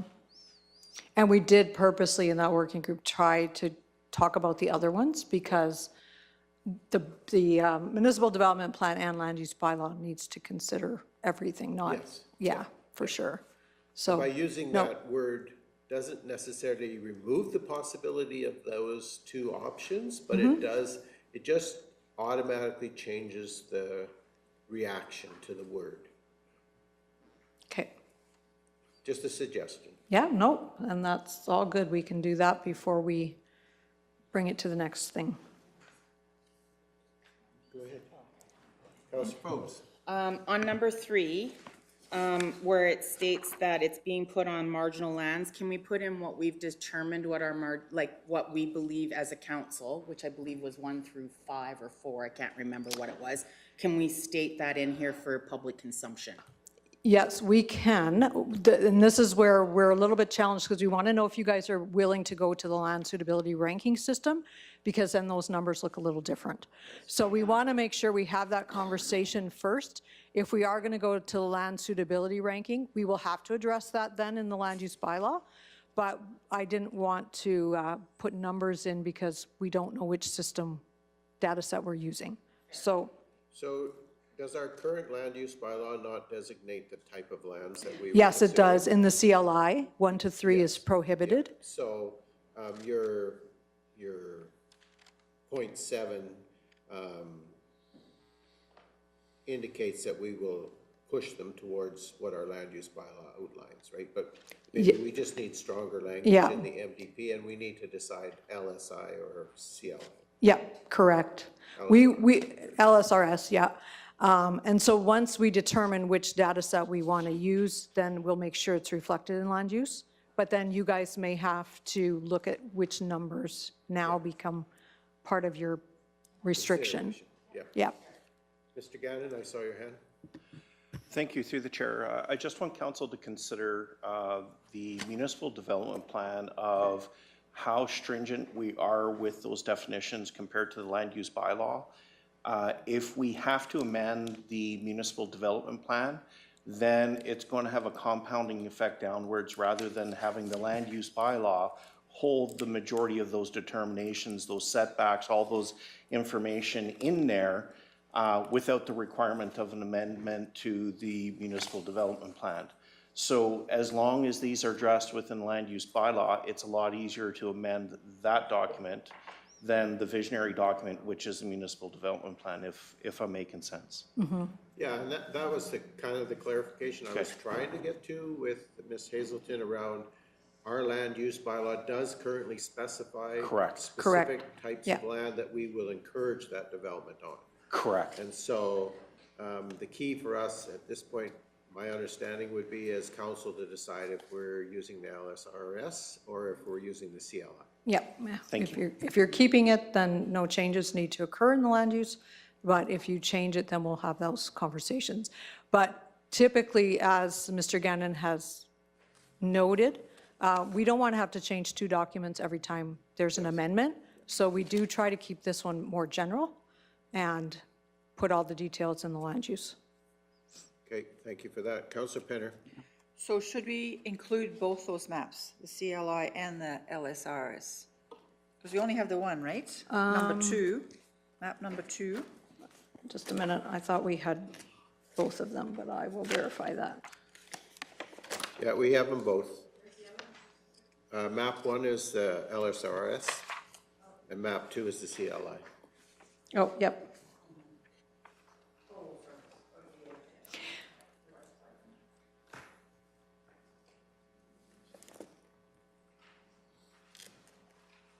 Okay, any other questions? Councillor Cunningham? Another one that was brought forward to me was objective number 2, to facilitate a high level of ongoing communication with all resource companies doing work in the county. It was suggested maybe we want to have ongoing communication on a high level with our ratepayers as well. And then policy number 1, before the county make a decision, the company must hold a public presentation. So just curious and wanting to confirm this, we're asking the company to do the presentation after they've received AUC approval and before they come to MBC, or before they go to the AUC or before they put in their application? So we're only dealing with the company as they come in for an application. So anything they're required to do for AUC is done prior to them going to the AUC. So if we request them to do an open house, it would become part of our application. So once we receive an application from them or we're part of that process, we would say you do need to do an open house, and that would become part of what they would do for the municipality. So it's 2 different processes. We can't tell them what they have to do for AUC. We can only tell them what we ask for us. I just wanted to clarify that, because if a person, unlike myself, that maybe is not as versed in this, they wouldn't understand when that public consultation is going to happen. Okay. And I do appreciate that it's including landowners within 2 miles, because I know for some of them it's 800 meters, which to me is not even significant enough.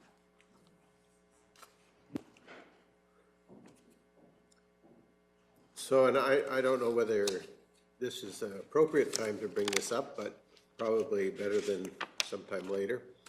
Perhaps what we also might want to do is have a conversation, and I know we've had this conversation in the past, around reclassification of land that goes into a alternative energy development. And I know there's all sorts of pitfalls involved with that process. And it's all about educating our ratepayers around our ability to stand in the way of these types of development. But a lot of times what I hear from people is they've never really had opportunity to have their voice heard. And perhaps in the process of a rezoning, there might be an opportunity for people to speak and have their voice heard, even though they need to understand that having that voice heard at our level will have very minimal impact on the ultimate outcome, but it might be a way for us to say we are interested in hearing what our ratepayers have to say. And as long as they have an understanding that that rezoning, whether we allowed it or not, doesn't stand in the way of an AUC approval. And so I'm just wondering if there's a way, because one of the things I hear over and over and over and over, nobody hears us, nobody wants to hear us, nobody wants to let our voices be heard. And when you hear about the public engagements that are done by the companies who are proposing these projects, they find all sorts of ways not to really hear the voices of the people. And those voices aren't necessarily reflected into a presentation at AUC. So one of the things that's been going around in my head, and I know there'll be all sorts of different opinions on this, but if we were able to do that rezone and a public hearing, so people understood that it wasn't going to change the ultimate outcome at AUC, perhaps as the county, we then could carry those voices forward to an AUC hearing. It's just a thought that's been in my head, and I'd like us to have a bigger conversation in the cow format around something like that. So I'm just tossing it out there right now. I'm throwing the stone in the water to see where the ripples go. So. Okay. And, you know, it might be a pointless exercise in some ways. In other ways, it might be beneficial. But it's all around, you really have to clearly define what the potential is for our ratepayers and help them understand that this is not necessarily going to change an outcome, whether we gave that rezoning or not. But I've heard around this table many times, and I've heard in other places, if I want to do X on my little property, I have to take my 1,250 square meters out and I have to rezone it to be this. They don't. And they need to, and so we have to somehow phrase it in a way that they understand that the process is more about allowing them to be heard than to stand in the way of the development. I don't know, just a thought. And Go ahead, Ms. Hazelton. I know I'm putting work on your plate. no, through the chair. No, that's not a problem at all. It is something we can deal with more on the land use bylaw side, and that is by changing what district those uses land in, and then they would have to rezone to those districts. But again, that conversation, rezoning to another district does create some other issues. And so how we manage that, whether it's through direct control or something else, that's conversations that we can certainly have. The municipal development plan isn't the place where you would say that necessarily. It would be land use bylaw, just by where those uses lie. But by default, if we Yep. throw that into the conversation here, we know that ultimately at some point Yep, we have to have further it's coming. conversation. Yep. No? Mr. Gannon, go ahead. Thank you, through the chair. For understanding the renewable energy or the alternative energy, as council would prefer, if we're looking at communication, we might want to look at the full package of communication rather than industry communication or sector communication. So we understand the essence of how we do business within municipal development, regardless of which industry we're dealing with, that this process is, we don't want to complicate the process or misalign it. This process is for this process is for that. Creating a consistent model is very important for our customers and our staff to really ensure that we're hitting the mark on what that communication strategy is. So as we look at the land use bylaw and those needs, I would really like council to consider in further conversation when we examine this on that larger spectrum of communication that you're looking for, so the customers are heard, that our ratepayers are heard, that our stakeholders are being able to be heard as well. Okay, and I don't disagree with you. I just think that we have, to a certain degree, through the AUC process, silenced a lot of our ratepayers. And so I would not be opposed to having sort of a more broad conversation around any type of development that might be happening and how that might have to be looking at a rezoning. But I also don't want to be putting an impediment in the way of a development either, necessarily. So we have another public hearing in 6 minutes. And so perhaps what we should do is take an absolute brief recess, and then as soon as I see Ms. Keever come in the room, I know the time's in front of me. So we are going to take a recess till 11, and then we have another public hearing.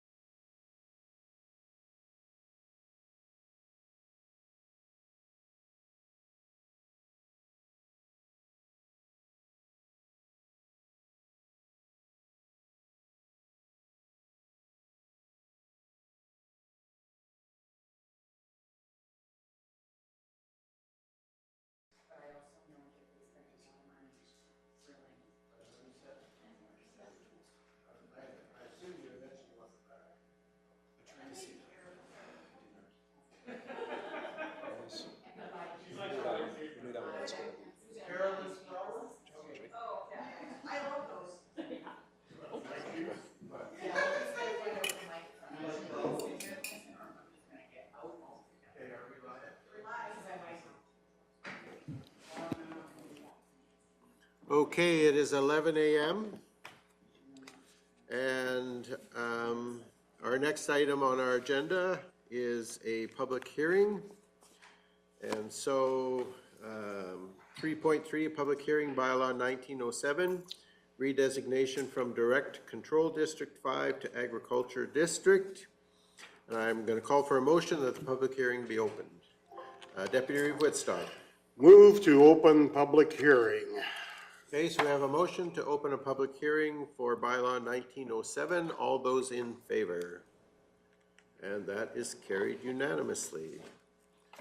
I am going to forego a lot of the verbiage here since we don't have any members of the public in the gallery. And I'm going to forego the introduction of the members of council because I think our administration and staff are well aware of who we are. And so I'm going to say today's public hearing procedures will be followed according to procedural bylaw 1846. A copy of that procedure is attached to the package and copies are at the recording secretary's desk. I will now ask our planning and development department to make their presentation. And Ms. Keever, whenever you are ready, please. All right, good morning. Today we have an application and holding a public hearing for a Direct Control 5 back to Agriculture bylaw 1907.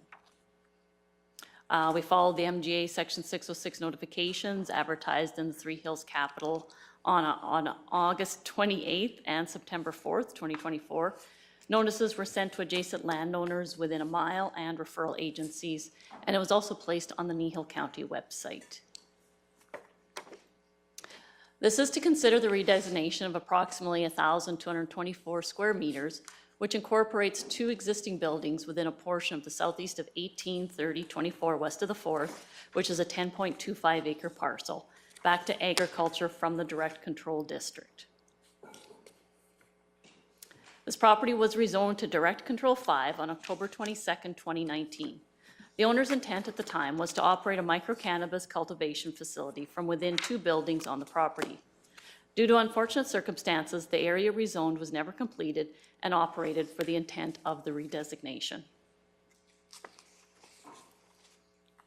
So it's just a little more than 1.5 miles west of Swalwell and access to the properties by Township Road 30-2. The area highlighted in yellow is the portion that has been redesignated to Direct Control 5. And like I said, it's about 1,224 square meters. The remnant always remained agriculture. So this is all still zoned agriculture, and they wish to rezone the small portion back to agriculture.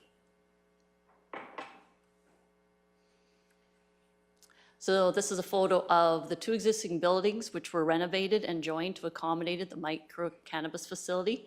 However, the interior of the construction was never fully completed. So this was prior to the rezoning, and this is how it looks today.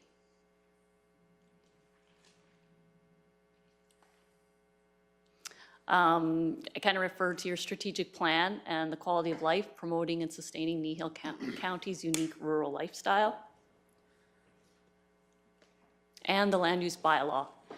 The Direct Control District was to provide for the development of land uses under individually unique circumstances requiring site-specific controls, where the application of conventional land use districts would not be appropriate or inadequate. It was not until September of 2020 when Land Use Bylaw 1808 allowed for portion of land to be redesignated to light industrial for the micro-cannabis cultivation. So initially we didn't have anywhere in our land use bylaw, so then that's why they were rezoned direct control. Then we amended our land use bylaw in 2020, and that would have allowed them to rezone to light industrial. So no matter what, we still would be going through this process had they been rezoned light industrial or their direct control as they were. If successful in the redesignation, the applicant will receive a copy of their development permit 3815-20-D, indicating that it is invalid. And then at that point in time, any permitted or discretionary uses under the agriculture district may be applied for within that small area. Outside of that area, they would have been able to apply for anyways. So this is what the picture is like in 2020 when it was under construction. And these are the buildings as they look today. And this is the inside of the building, which is completely empty.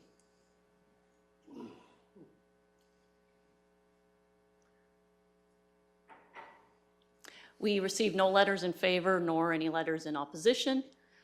We received the letters with no concerns from Alberta Transportation and Economic Corridors, Alberta Health Services, ATCO Transmission, and Kneehill County Transportation and TELUS.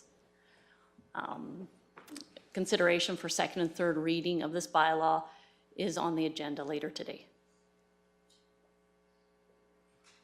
Okay, thank you. Are there any questions for the planner? I'm not seeing any. And the applicant's not here, so I guess this is my last opportunity for you to say if you have any further questions, now's the time. I'm not seeing any, so council, I'm assuming, is satisfied with the amount of information that they have received. Before we close this public hearing, I'd like to remind everyone that once the public hearing is adjourned, no further information on the matter shall be received by council. And I will now declare the public hearing closed, and I'm going to ask for a motion to go back into the regular council meeting. Councillor Christie. So moved. We have a motion to go back to regular council meeting. All those in favor? That's carried unanimously. And thank you very much, Ms. Keever. All right. I would say moving on, but really I mean moving back to 5.1.1, and welcome back, Ms. Hazelton. And anytime you're ready, we can continue with draft 1905 bylaw on municipal development plan. And thank you for your patience with us.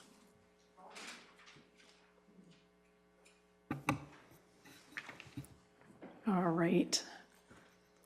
Moving along, the last section that we'll talk about today is the reserves.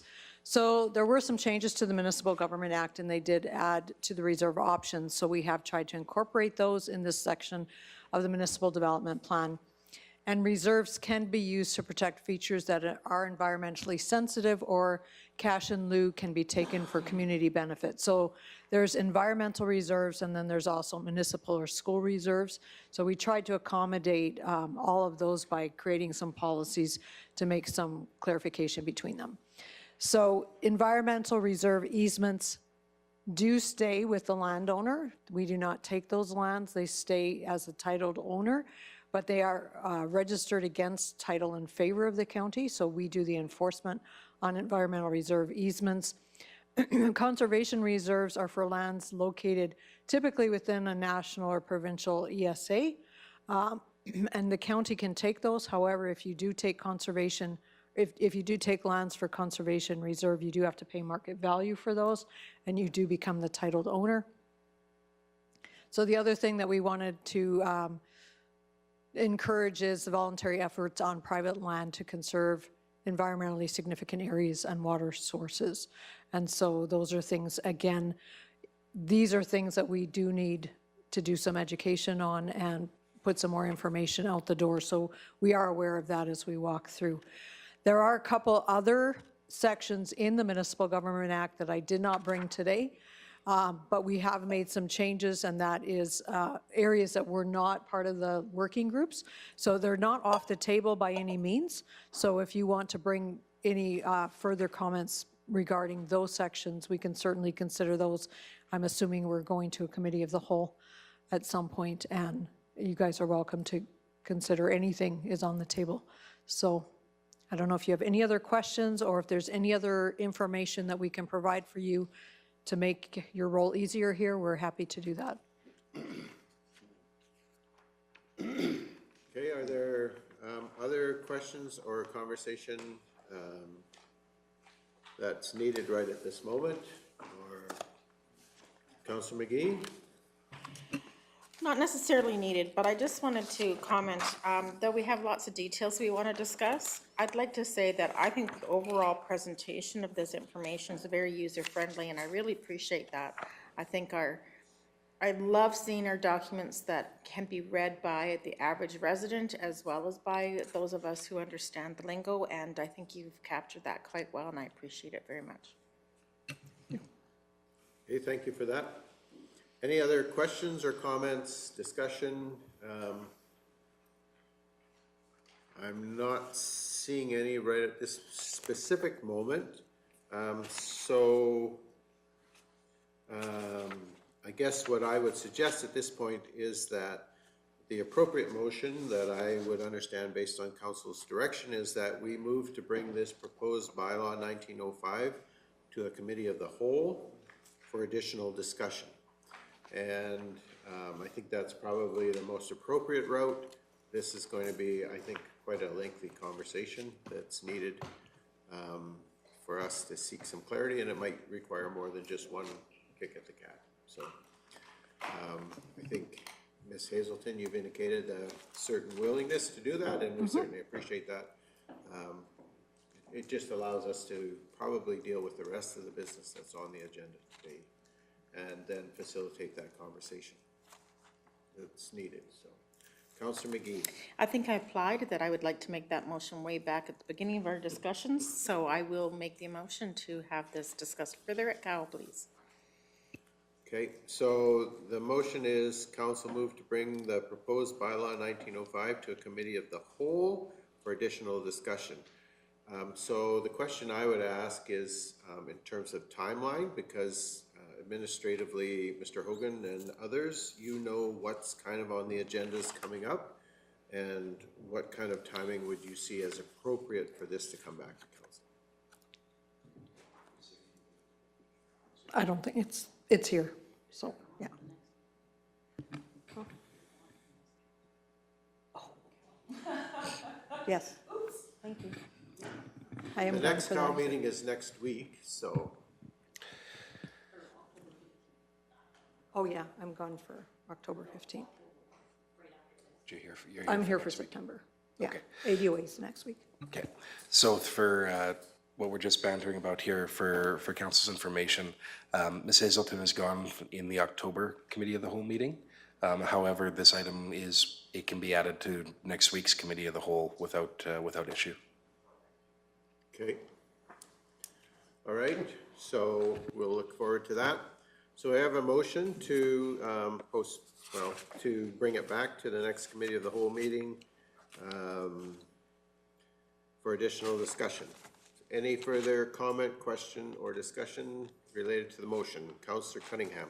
Sorry, I should ask this earlier, but I just want a little bit of clarity. Page 158, number 7, an IDP may include policies that defer policy direction to the subject MDP as such that applicable policies of the relevant jurisdiction MDP shall apply. So does that mean that the MDP is going to override an IDP? Does that make sense? So there are things in the Municipal Government Act, for example, confined feeding operations. That organization, that board is bound by the Municipal Development Plan, not the Intermunicipal Development Plan. So if you put anything in the IDP, it doesn't necessarily mean a denial, where if you put it in the MDP, it does. So they are bound by that. And so when we get into some of those areas, and we do have a lot of IDPs with rural municipalities as well, where it doesn't make sense that you have any restrictions because it's all farmland on both sides of the border. So it really becomes the issue in relation to those urbans. But there are things where the MDP is what is viewed in the MGA as the document. So if the information is a little bit different in both of them, they're always going to defer to the MDP. So if our information, they're going to abide by, if an application is received in lands in Kneehill County, they are bound by our municipal development plan. If they're received by lands in Red Deer County, they're bound by Red Deer County's municipal development plan. So we wanted to make sure we incorporated that language in here, that there are possibilities that those MDPs are referred to because the municipal government says it has to be that way. So. Okay, thank you for that. Okay, any further question or comment before I call the question on the motion that's in front of us, which is that we move to bring the proposed bylaw 1905 to a committee of the whole for additional discussion, with the understanding that that's happening at the next committee of the whole, which is next week, Tuesday, the 17th of September. Not seeing any further discussion, I'm going to ask the question. All those in favor? And that is carried unanimously. And just before I leave this topic, Mr. Hogan, I'm looking for some direction. We had a letter from a adjoining municipality. Would it be appropriate to go into closed and just have a quick conversation to resolve that, since it relates to this municipal development plan? If that was council's wish, you could. We'll pull up the section on intergovernmental relations. Right. So I guess that's the question I have for council at this point in time is, do you wish to have a conversation around that, or are you wanting to wait on that conversation or not? Okay, so what I would be looking for then is a motion to go into closed session briefly for section 21, which is intergovernmental affairs. Councillor Fogle. So moved. Okay, so we have a motion to go into closed session under FOIP section 21. All those in favor? And that's carried unanimously.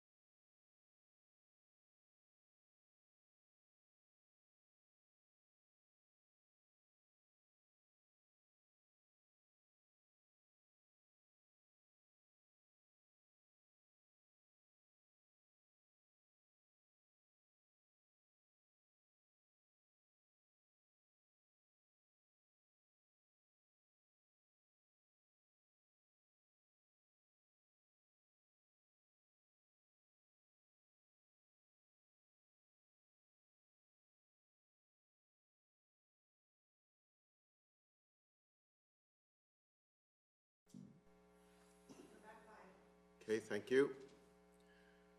Okay,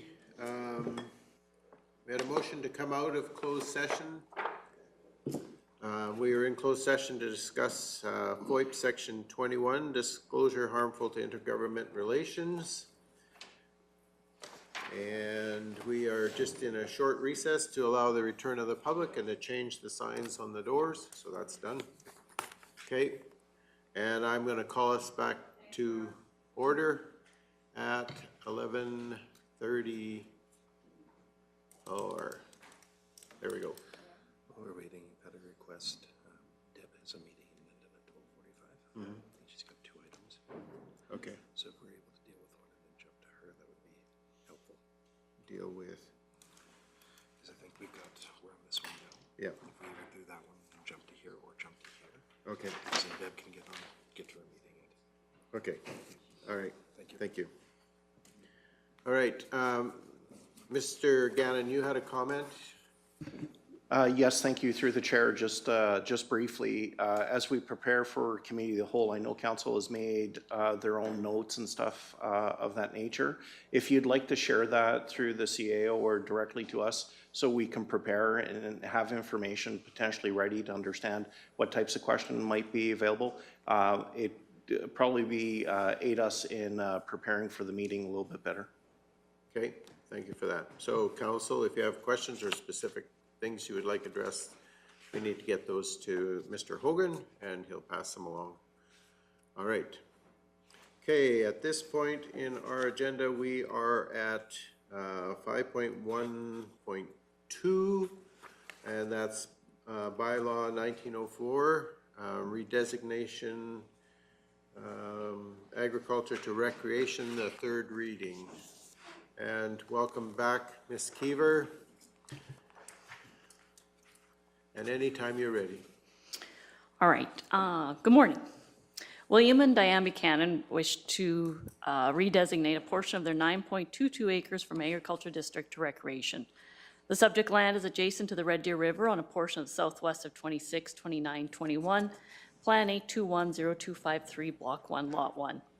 Rezoning a portion to recreation would allow for camping in the provided accommodations. Under the Municipal Government Act, applications for the redesignation of lands require a public hearing to be held prior to adopting the bylaw creating the new district. First reading of this proposed bylaw was given on July 23rd, 2024. This was the mechanism to get the application into the queue and set the public hearing date. The location of the proposed redesignation is between Highway 837 and the Red Deer River, and the landowners wish to redesignate portions of their 9.22 acre property, currently zoned Ag, to recreation. Approximately 4 acres of land will be for camping and dome tents constructed on movable wood platforms. His intent is to initially construct one site to a maximum of 6. Another 1.5 acre portion southeast of the residence was also included in the redesignation application to allow for small weddings or events less than 50 people. All information and questions regarding the application were brought forward to the public hearing held on August 20th. The public hearing process is a legislative process. As per the MGA, council must hear any person or group of people who claim to be affected by the proposed bylaw. Any landowner who feels they will be impacted by a proposed development, either positively or negatively, had the opportunity to come and speak about the matter directly at the public hearing. One member of the public did attend to voice his concerns. Affected parties could also submit their comments in writing. These comments were included in the public hearing package for council consideration. On August 23rd, 2024, administration was made aware of a letter submitted by the adjacent landowner directly east of the proposal. The letter was in opposition to the application. The planning department was unaware of this letter at the time of the public hearing. Due to the unusual nature of this occurrence, administration did seek a legal opinion on how to best to move forward. MGA section 216.45 provides the following. After considering the representations made to it about a proposed bylaw or resolution at the public hearing, and after considering any other matters it considers appropriate, council may A, pass the bylaw or resolution, B, make any amendment to the bylaw or resolution it considers necessary and proceed to pass it without further advertisement or hearing, or C, defeat the bylaw or resolution. The legal opinion notes the underline suggests council can consider other matters, and certainly the email that was properly sent before the deadline and intended to be part of the public hearing is something that is appropriate for council to now consider. Similar concerns were raised in the other 4 letters, which the applicant addressed at the public hearing on August 20th. However, as the applicant would have had an opportunity for rebuttal at the public hearing, the applicant has been forwarded a redacted copy of this letter and has been given the opportunity to respond in writing. The legal opinion did also provide this as an option. As council reviews and discusses the content of the public hearing, they can approve, amend, or defeat the proposed bylaw. Redesignations are about the proposed use. A redesignation establishes a land use district and is not a permit to develop. As such, the redesignation focuses on overall site suitability and not specific conditions of the development. Council had concerns with the redesignation of the 1.5-acre portion of land in the southeast corner of the property to be used for small weddings and requested that the bylaw be amended to exclude the area. Council was concerned that once that area was rezoned, it created an opportunity for permitted uses to be approved by the current or future landowners that were not contemplated with this application. Second reading was approved with the amendment, and third reading was postponed, allowing administration to redraft the bylaw without the 1.5-acre portion in the southeast corner. The proposed site plan and map has been amended and included in the bylaw. Administration has spoken with the applicant regarding this change. In order to remove the opportunity for the permitted uses of the recreation districts in the southeast corner, administration noted that the landowner could apply for a home occupation major, which would limit him to that single use and would require the approval of the Municipal Planning Commission, which would create the opportunity for the Municipal Planning Commission to attach conditions to help mitigate any concerns. If Bylaw 1904 is adopted, the campground RV park would become a permitted use and a development permit would be required. The applicant would be required to meet the applicable requirements of Section 52 under the Land Use Bylaw under campgrounds as part of the development permit process. Okay, thank you for that. Questions, comment, discussion from council? So I just have one question. So if we approve that recreation district based on what the applicant is applying for Now, doesn't limit permitted uses under that district in the future. yes, just on that 4-acre Yes. portion. Yep. Yes. Yep. Okay, thank you. Any further discussion, question, or comment? Councillor Cunningham. I think it's kind of been answered, but I was just still curious about the letter that wasn't received, because I don't know about the rest of council, but I do have that happen to me quite a bit, where that firewall comes up, even though it's Cape or somebody that actually I get stuff from quite a bit. So I mean, that's maybe a discussion for another day, but I'm just wondering maybe if there's stuff that we are missing. Because when I did retrieve the email, I mean, it did go to the planning department, so it wasn't received, or? Mr. Gannon, and then. Thank you through the chair. Thank you very much for the questions. We're still exploring, trying to find out. This is kind of an anomaly for us to have this file not be seen, this letter not being seen. So we're working with our IT department and trying to find out our corporate security platforms. We're not sure if that was the cause or if it was just a simple error, unfortunately, in the background. But we are looking at what those potential causes or effects were, and we'll be looking at trying to find ways of mitigating it in the future. We're fortunate enough that we're able to bring this forward to council for consideration, and the letter was presented prior. It's just unfortunate that it didn't come through our planning department as intended. So we do apologize to the individual. Councillor Penner, you had a question. Not a question, but I myself take some of the blame for not bringing this letter forward. I should go back into my trash periodically and some of those other ones where the secure system is there. You can access it, just takes a little bit longer. So I do take some of the blame for this too, not just the planning department, so. Any other questions, comments, discussion? If not, I would be looking for direction from council as to what you wish to have happen here today. So basically, we are at the point where we would be considering third reading, not considering, but giving third reading to the amended bylaw. That's correct.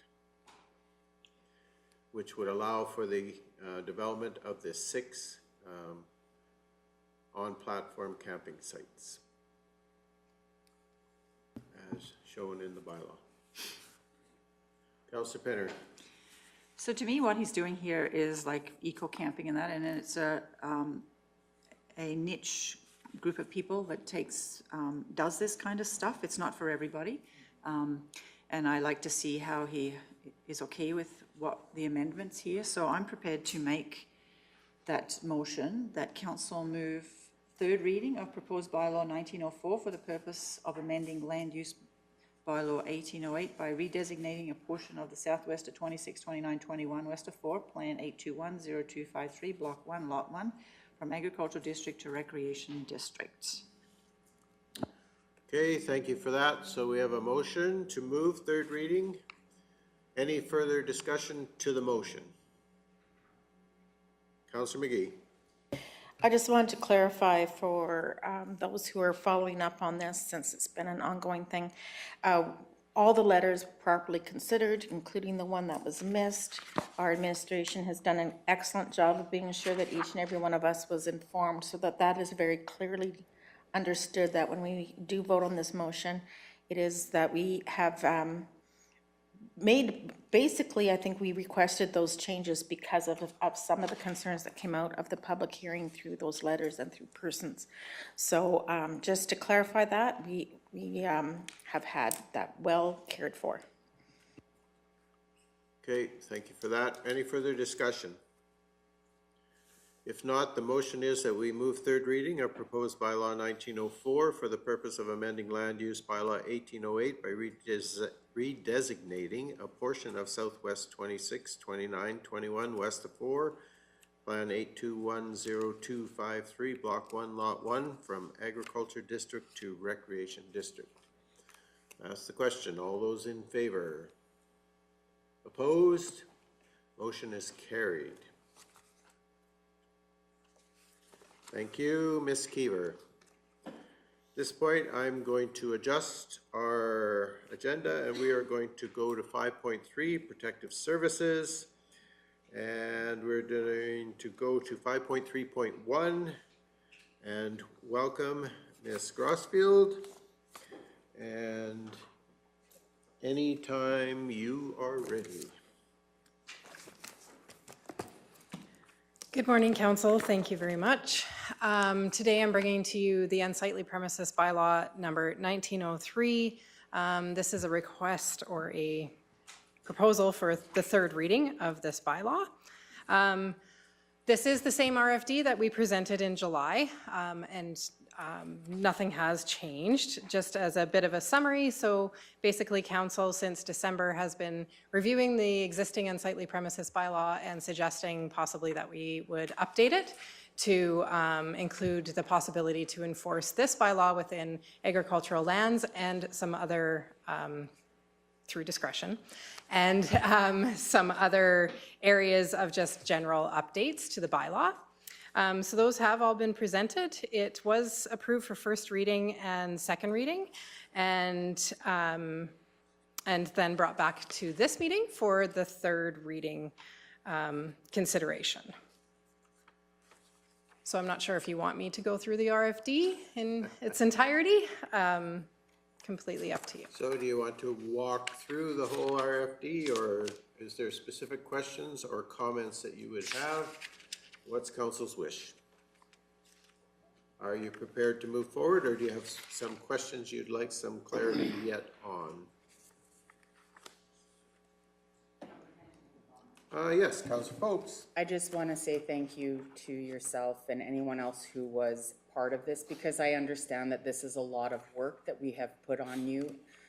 I also am well aware that when I wanted to see this become county-wide. It's not because I was trying to enforce farmers. That's not the case. I understand how we do enforcement, which is more on the education part of it. So this isn't about going in and giving someone a different reality. It's just to give you as a staff the tool in which you can move forward if something should happen to come where you're not just bound to the MGA. So I do appreciate all of your work that you've done. Thank you. Okay, thank you for that comment.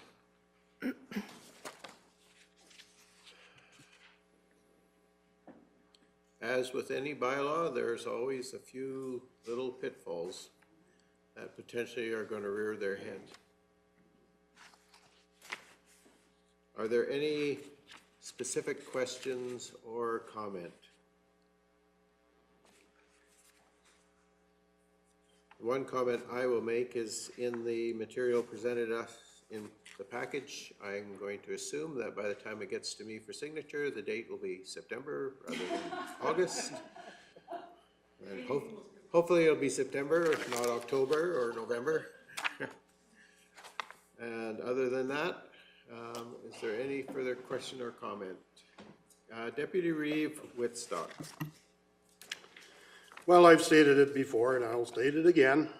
I believe there is a place for unsightly bylaw in the hamlets, and because you are in such close proximity to your neighbors, that what you do does affect your neighbor.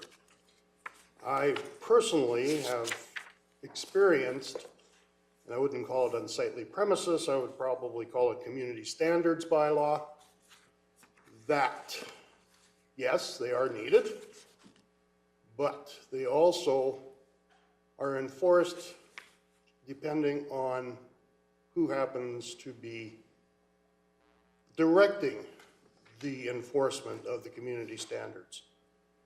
I'm not going to go get into how it how it changes, and it can change with management or it can change with direction by the board. But that being said, I can't support this because as far as I'm concerned, this is not something where you are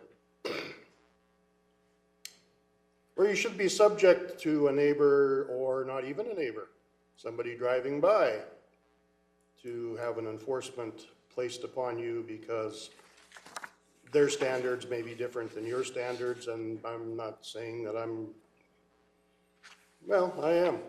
am saying that I don't believe that someone should be telling me as a landowner in Kneehill County with neighbors or somebody driving by that I should have to clean up my yard because somebody else doesn't like it. I mean, if he was an adjacent landowner, okay. Like, I mean, adjacent, I can see their concerns. But currently, I don't see that concern. So anyway, I'm not going to support this, but I just wanted council to know why I'm not supporting it. And that comes to the end of my rant. Thank you.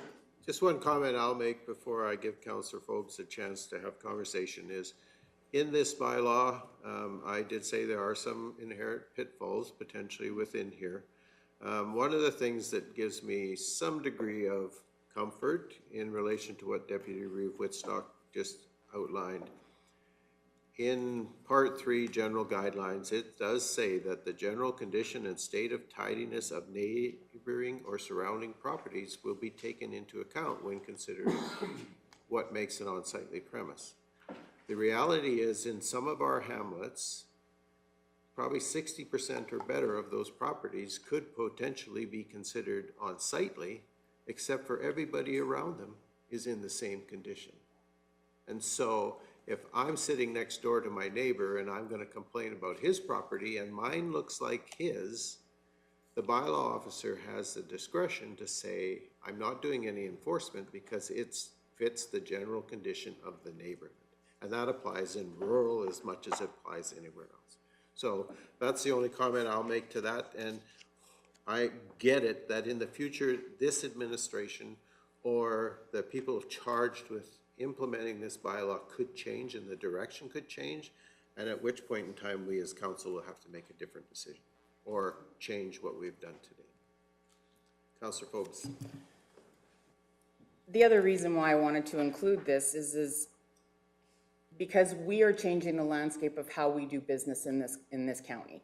That includes country residential. Where does that fall in anything besides the MGA? So I'm looking at I'm not even looking at farms because I understand how those work. What I would consider garbage is someone's treasure they're gonna put on their front lawn and display. I'm okay with that. True story. What I want is to be able to empower you as a staff to be able to move forward with whatever decision you find, because it's not gonna be me making it, it's gonna be whoever calls and makes the complaint. I want to empower you to be able to do that and be able to see it with the wish of what council may or may not want. Some of us don't want it, some of us do, so.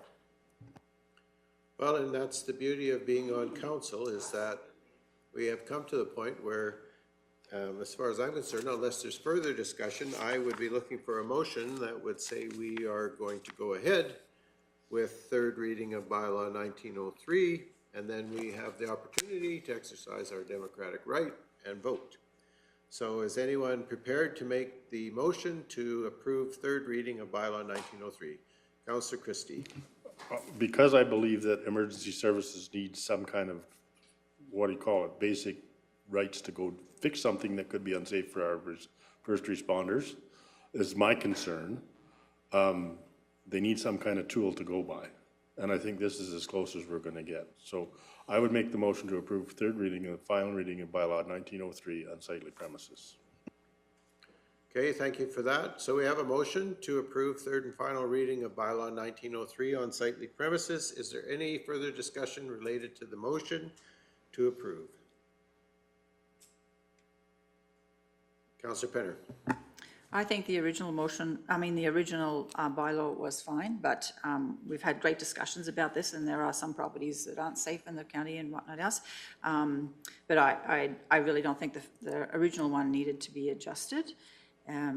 But I'm hoping by us having these good discussions, it does help staff deal with some of these properties, and bylaw is complaint driven. We must remember that, and our residents need to remember that, and hopefully there isn't too many complaints made that aren't necessarily legitimate or complaint to be listened to worthy, and the time that you guys have to spend with it. So I'll leave it at that. Okay, thank you for that. Any further discussion related to the motion to approve? Okay, I'm not seeing any, so the motion is that council approve third and final reading of bylaw 1903 on unsightly premises. If there's no further discussion, I'm going to ask the question. All those in favor? Opposed? Motion is carried.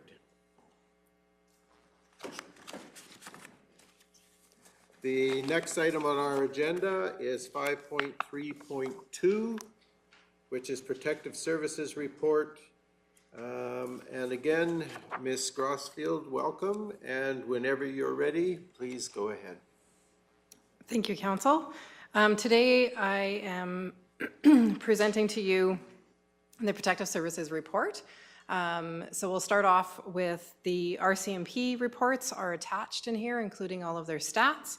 So this includes 4 detachments: Three Hills, Drumheller, Bicycle, and Olds. Innisfail has a very small portion at the top of our map, and we don't include their incomplete stats. The community priorities for RCMP were set by council, and those are included in the RFD here, including rural crime prevention and community safety focus. Every year we do get a request from the K Division to possibly have a meeting, if that's what you so choose, at the RMA conference. And so we've just included it in here so that we can tell them ahead of time if that's something that you want to have any discussions with in November. I've made it as a motion option if you would like to have that. The National Police Federation also did a poll about policing in Alberta, and so that also has been included for your perusal as well. Enforcement stats, so this is middle of May to middle of August for Kneehill County peace officers. So in here, we've done quite a few of the rural patrols. A lot of targeted patrols, which includes staying with the operations crews when they're doing crack sealing and stuff, just because, you know, some high speeds around our summer students. So we've done that. A little bit more increase on that this year. We've done all of the community parades and community events this year that we can. This week, we also have the Linden Harvest Supper, as well as the Community Discovery Night in Acme, and we did the Community Discovery Night last week as well. Our contracted hours in the municipalities, those have decreased a little bit just with capacity of our own bylaw calls. So those kind of have gone down a titch. We've tried to make them to meet those contracts as much as possible, but we have seen a little bit of a decrease in making those patrols. Three Hills is quite easy because Three Hills is here. It's the other municipalities that are a little bit difficult, but those are just by on-call. They would call us in to do an hour here or there for a targeted patrol.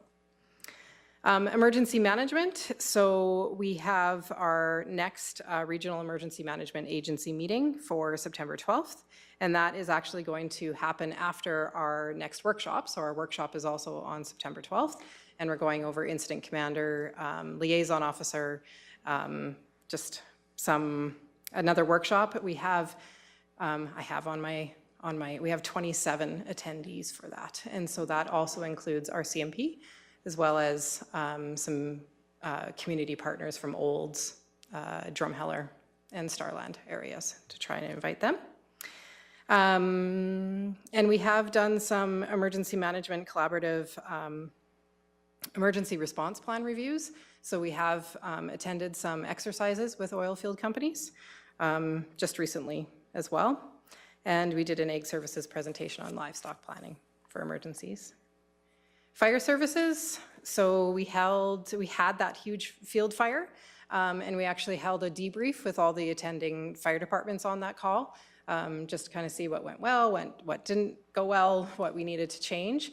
Again, kudos to all those firefighters that were out there battling that, and we have had a few since. We did put on a fire ban.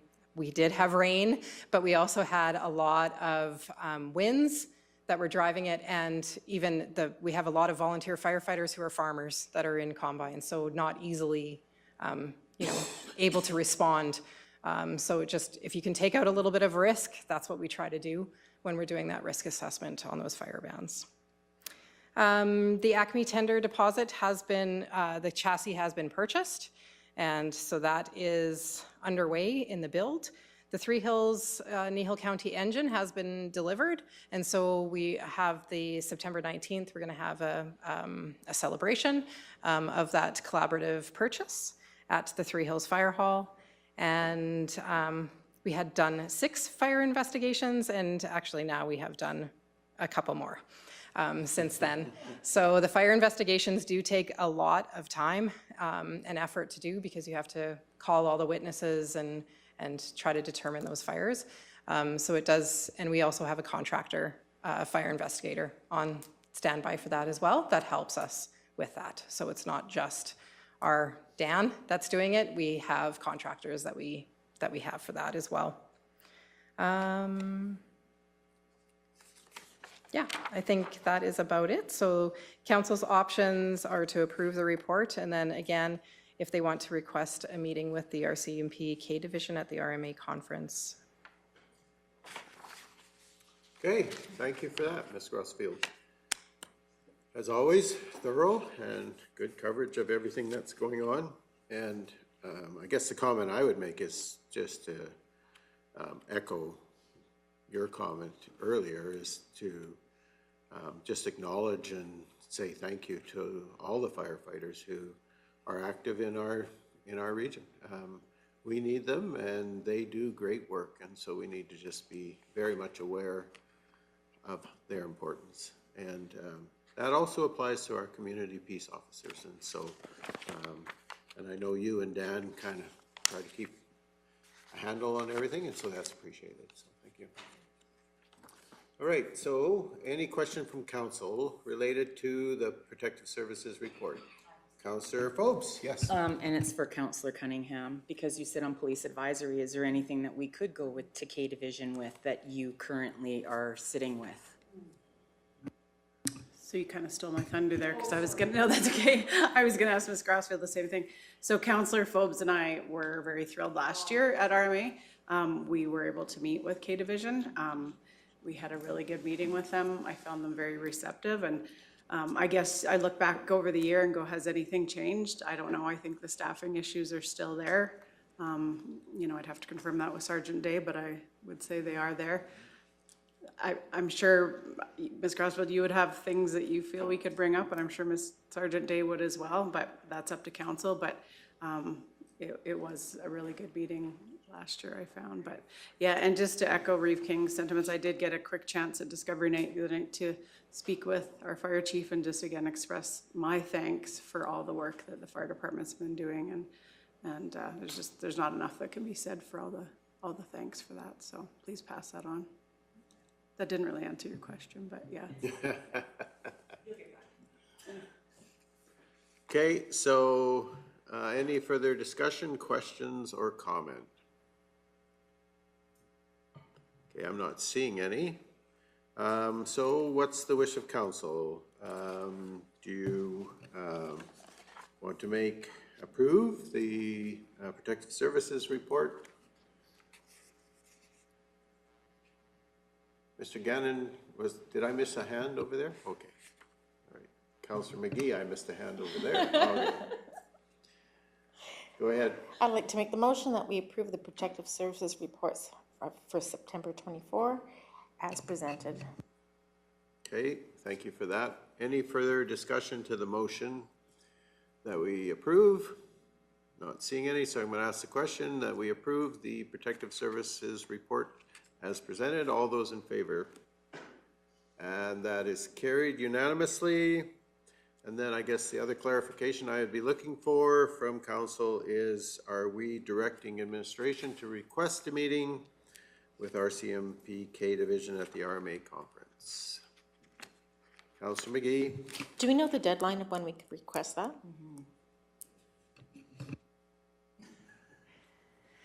RCMP usually ask about a month in advance. So it's just, by the time I get back into this room to ask the question is the delay in that. Okay, so is there an appetite for a meeting, or are we content at this point to go with the status quo, which is not to meet? Councillor McGee first. I'm content to say that we don't need to. I don't think there's anything urgent and outstanding. All right, Councillor Forbes, I'm sure you're going to come down on the other side. I am going to come down on the other side, because there's always a great time for us to have, and it isn't just about us offering information to them, it's about picking their brains as well to what's going on over there that we're not aware of. So I always do enjoy that conversation with the RCMP. So I would be in favor of that. Okay. So I'm still would be looking for a motion either that we do, and then we give the opportunity for everyone to choose yes or no. Councillor Forbes. Then I'll make the motion that council directs administration to request a meeting with the RCMP K Division at the RMA conference. All right. Any further discussion to the motion that we request a meeting? Councillor Penner. I think it's a good idea and you should never put it down, but I just want to make sure, quite often when you request a meeting with them, you've got to have something really in stone that you want to discuss with them. So I think it's very important that yourself and your department, Deb, as well as even from our representative, that we have a good discussion on here and see if there is some stuff. We can always say cancel it at a later date if we feel it's not legit, not necessary or whatever. But I'm all for it for now. Okay. Mr. Hogan, and then I'll come to you, Councillor. Through Mr. Reeve, that was a point I was going to make, is generally when you accept these, they require a list of the topics you want to meet with them about, because they're going to triage these requests, and if you don't have anything in those topics, you're going to get triaged out because there's nothing there that you want to discuss them with. So if council does go forward with this motion, that's clarity that administration will be looking for, is what specific topics are we sending with that request?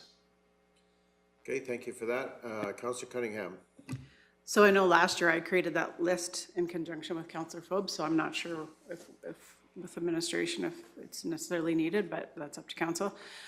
Definitely with the input of Ms. Grassfield and her team, I would like to hear from them for sure. I know Councillor Forbes and I were able to meet with Deputy Commissioner Curtis Zablonki, who is now retired. So there's going to be a new face there. So that's always good to see who's in that position. I mean, without talking to Sergeant Day, I mean, I can 100% say that staffing is still an issue for sure. Especially here in rural Alberta. So I know, what are they gonna do about that? Are they gonna fix that day? Probably not, but I guess the more they hear about the better. I did bring up a incident that happened with one of my ratepayers, where their garage was driven through by someone on some large substances and was released that night. And so we just reiterated that, those kind of, I mean, and I know they can only do so much, but I'm sure if I looked hard enough, I could probably find about 200 stories that have happened probably since that last meeting. So I would not have a hard time filling that 15 to 20 minutes, but that's up to council. So, and to you as well, Ms. Grassfield. Okay, so I see two things happening here. One is a vote that we would either say yes or no to accepting or requesting an appointment. And the second thing would be we would have to really nail down what it is we want to go forward with. I don't see any clarity around that at this point in time. However, if we could find out when that deadline was that we have to say yes or no, then we could maybe put an expectation in place that we have a council approved topic to request the meeting based on. So I guess I would be prepared to say, the direction I would go at this point in time is to say, okay, as council, do we want to request the meeting? And then we need to then determine what it is we're requesting and why. So go ahead, Ms. Grassfield. Thank you, through the Reeve. I was just going to suggest you could even just take your top, like you have 4 priorities there, and you could just even list those 4 priorities, which is rural crime prevention, and just an update on that unit, even because it's based out of Drumheller, and like you said, the staffing issues that our CMP here have, as well as that rural crime prevention unit. And I think that through the Police Advisory Committee meeting, there was a lot of concern about how many mental health calls our CMP are taking, and so like what is the next step on that as well. But yeah, community safety focused presence in rural communities and road safety. So if even those, out of those, that might trigger some different conversations as well, so. Okay, so there's a suggestion for what we would go forward with. Is council okay with that?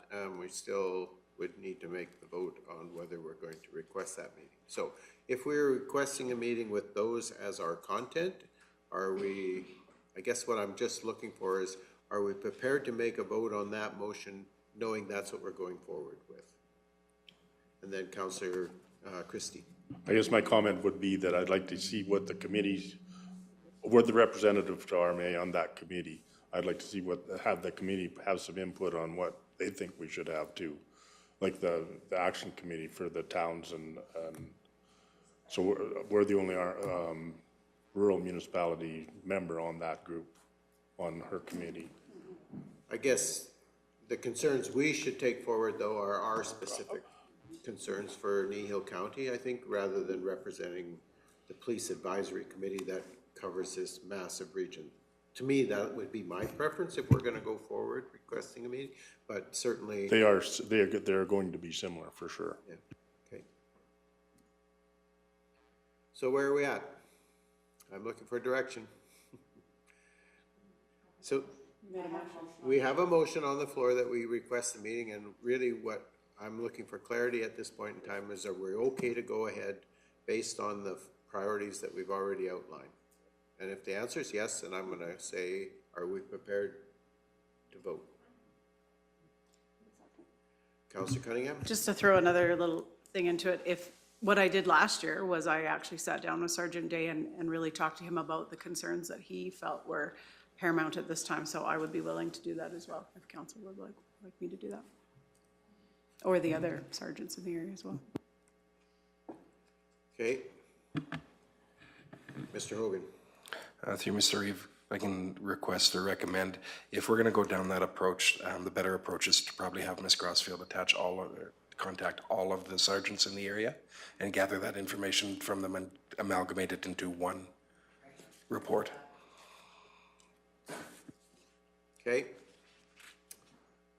Any further discussion? Are we prepared to vote on the question requesting a meeting with K Division? I'm not seeing any further discussion, so I'm going to ask the question.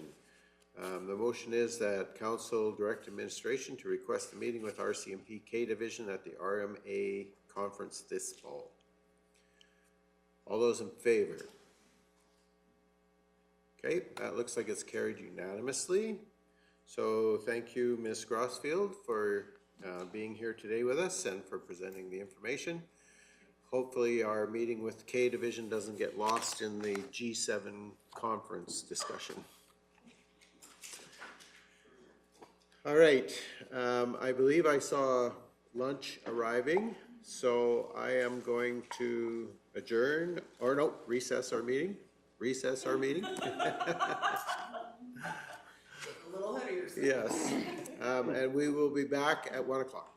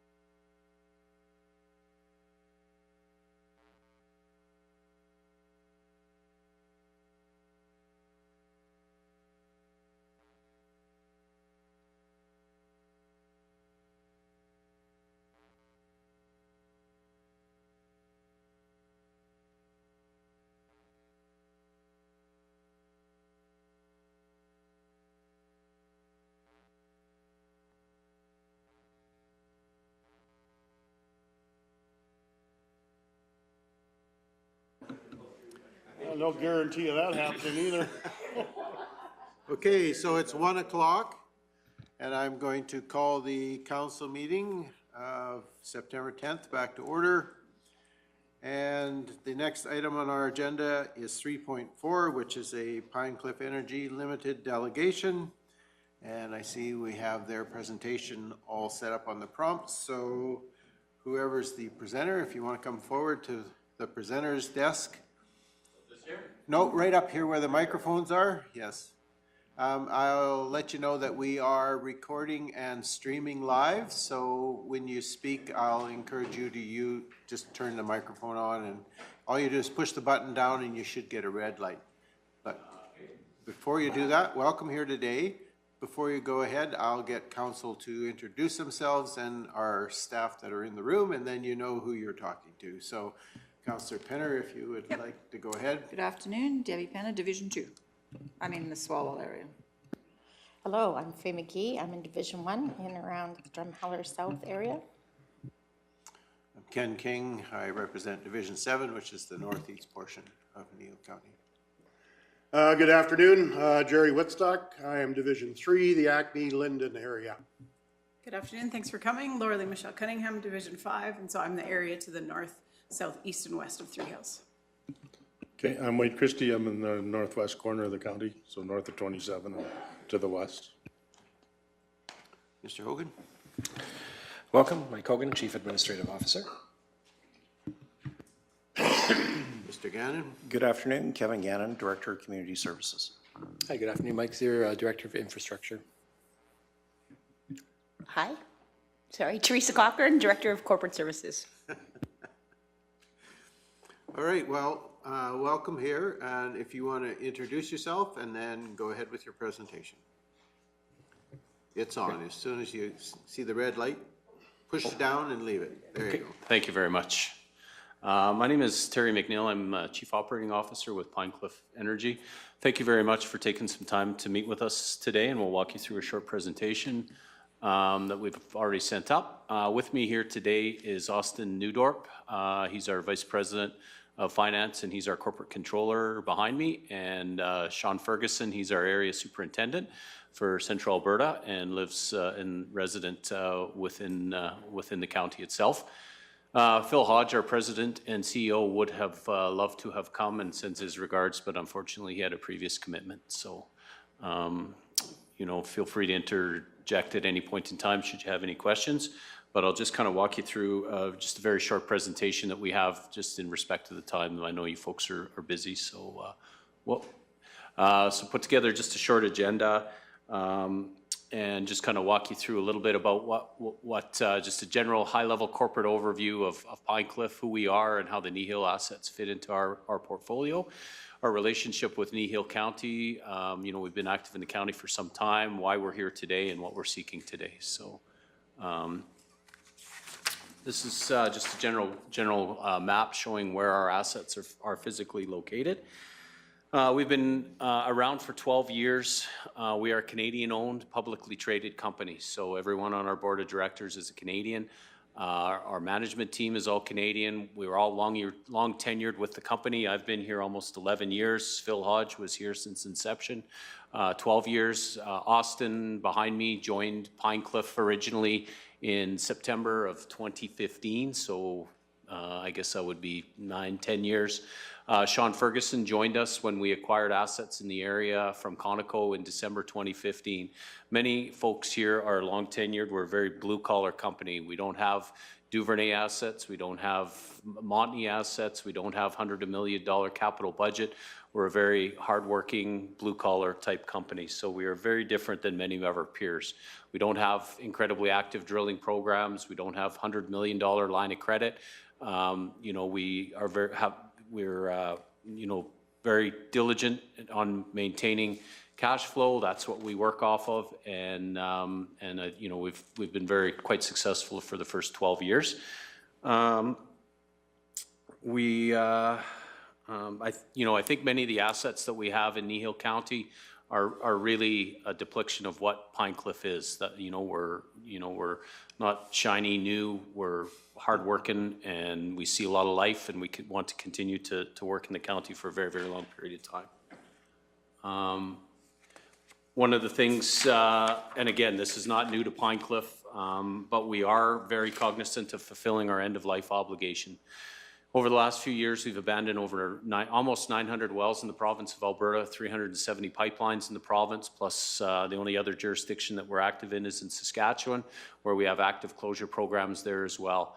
Rec certs, which are obviously a key part of the business, we've seen a steady ramp up in rec certs. Year to date, we've had 35 rec certs awarded to us. We hope to have another 70 or up to 70 by year end. So, rec certs are difficult to obtain and they do take time, but we are committed to make sure we follow through with our end-of-life obligations. One of the programs that's quite critical to end-of-life obligations for oil and gas producers, the minimum spend program. We consistently meet and exceed our minimum spend requirement with the AER, and in fact, myself and my boss were quite integral in the original development of the area-based closure program to make sure that oil and gas companies do make sure that as part of their ongoing capital obligations that we do spend annual commitments. So I know we're quite large advocates of that, and we do have a large proportion of our sites are active relative to many of our peers. So, I mean, we do take regulatory compliance very, very seriously. Our relationship with Kneehill County started in December 2015 when we had purchased some assets from Conoco. Kneehill County is our single largest county that we do business with. We've got the most assets in it. We obviously pay the most taxes accordingly. And so it is our biggest footprint. Over the last 9 years, we've invested over $150 million into the county by way of operating expenses and capital expenses. So, it is our most active county where we've drilled wells. Typically, although this year we haven't drilled any wells, but typically we'll drill anywhere from 2 to 6 wells per year. And I think, if I look back over the last 4 or 5 years, I think just about every single well has been drilled in Kneehill County. So Pecusco oil wells, typically in the Twining Three Hills area. So between surface land, labor, municipal taxes, repair and maintenance of roads and equipment, trucking expenses, AER fees, although those aren't directly involved in the county itself, and then other local expenses. Those will be repair expenses to the electrical and instrumentation and mechanical and all the other services that we provide. So, Kneehill has been essential and supportive county for us. We've, I think we've operated at a relatively high standard since we came into the county, we take any concerns that are addressed quite seriously. We've got approximately 40 staff that work and reside or reside in the Kneehill County or nearby area. So, we do feel that we do bring value to the county. I don't know, I would think we were probably one of the larger employers, but with that being said, we appreciate the relationship we've had with Kneehill County. We've been able to constructively work through any sort of issues, and to me, no news is good news in my world, and I don't hear a lot of people complaining from Kneehill County. So, I do take that as a positive for us as well. Our purpose here today, and I know you folks may not follow oil and gas prices as much as we do. I mean, it is our core business, and it's, it's a commodity business, as you folks all know very, very well. Business-minded folks in a commodity-type environment. This year's been a particularly difficult time for natural gas production, natural gas pricing. Prices have dropped more than 45% year over year. For us, our cash flow has been impacted quite a bit. The bright side is, as you can see in the dotted line to the right, with all the LNG and additional demand that's coming on in North America, whether it's, the Kitimat LNG project or the Gulf of Mexico has got some US LNG projects coming on. The forward strip looks very, very positive starting in November and onwards. So it's a very, very odd contango period, something like we've never seen before. So it's been, you know, if you look at the gas price through the summer, it's the lowest inflation-adjusted gas price in the history over that summer period that there's ever been. So it's been a bit of a difficult time. We're managing our way through it. I think the challenge, and, you know, a big part of it, you know, we've cut our capital program. You know, last year we had a $20.9 million capital budget. This year to date, it's been 1.6 million. So we've been able to manage spending and do everything that we can. And as a prudent business, you folks would expect us to do, as you would do yourselves. And I think the challenge that we have in Q4 with municipal tax obligations coming on in Kneehill and some of our other counties, but also our remaining closure work, it does put a pressure on our short-term cash flow. And that's really what we're here today is you know, want to make sure that we're able to continue to manage through a difficult time. And, you know, we hope that the gas price turns in November and December, but it might be January and February. I mean, commodities are what they are. So we want to make sure that we keep ourselves as financially strong as we can going into a time. And, you know, we're very, very excited about where gas prices are headed. But over the next, you know, the last few months, it's been challenging and it's a little uncertain coming up. So, you know, why are we here today? And I think that's, you know, we're not asking for any reduction. We're not complaining about any taxes that we've paid in the past or that we plan to pay in the future.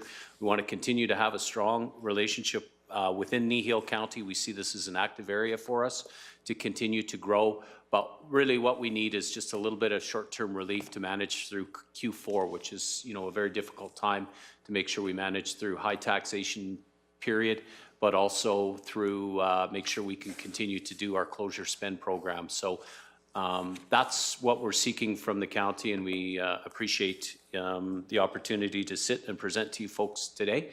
And I welcome any questions that you may have. Okay, thank you for that. Are there any questions from council to our presenter, Mr. Neil? Go ahead, Councillor Penner. It's not even pertaining to this as much, is charities and non-profits within the area. You know, you showed the old annual expenses and that kind of stuff. I'm just wondering what your philosophy is with the community organizations. Excellent question. And I know, you know, in stronger cash flow periods, we do donate more. But I know this year we've donated to, I mean, Sean, maybe you can help me out. We've donated to a couple of schools, a couple of sporting events. I think we, you know, try to cater to kids in sports and kids in education. Would that be fair, Sean? And I don't mind who you've done it to. I'd just like to hear that you are doing it. You know, Yeah. You say Kneehill County is one of your bigger counties that you're involved in, and I'd like to see that you're actually, it means a lot to you giving back. It means a lot to us too that you're giving back, and you value the local community. So yeah, no, I appreciate that, and it is. Donations are a key part of making sure that, I mean, you know, I don't live here, so I want to make sure that we are a good steward of the area, and we do take that responsibility seriously. So, yeah. Okay, thank you for that, Councillor Phobes, or Councillor Gee, sorry. Mm-hmm. Try to get blonde hair. I like that you said good stewards of the community. I appreciate that. And the last time you were here a couple of years ago, I think it was, I brought mention to the fact that you were treating the lease commitments very, very well compared to a lot of your cohorts. Is your plan still to remain very dedicated to your lease payments going forward, regardless of the outcome today? Yeah, absolutely. I mean, to me, that's critical. I know we pride ourselves on, you know, you mentioned the last time we were here, and it's not something that we really enjoy doing and coming out, and I appreciate the audience, but I don't appreciate, you know, what the message. I mean, to me, I wish prices were healthier and we didn't have to worry about that. But I think that's one of the things that we really do pride ourselves on, is we've never missed a payment, whether it's to a landowner, whether it's to municipality. It doesn't matter if it's Kneehill or anybody else. We try to make sure that we address things proactively, transparently, so yeah, you know, with regards to lease payments, yeah, our intention is to continue to make every single payment as they come due, and that is clearly our intention.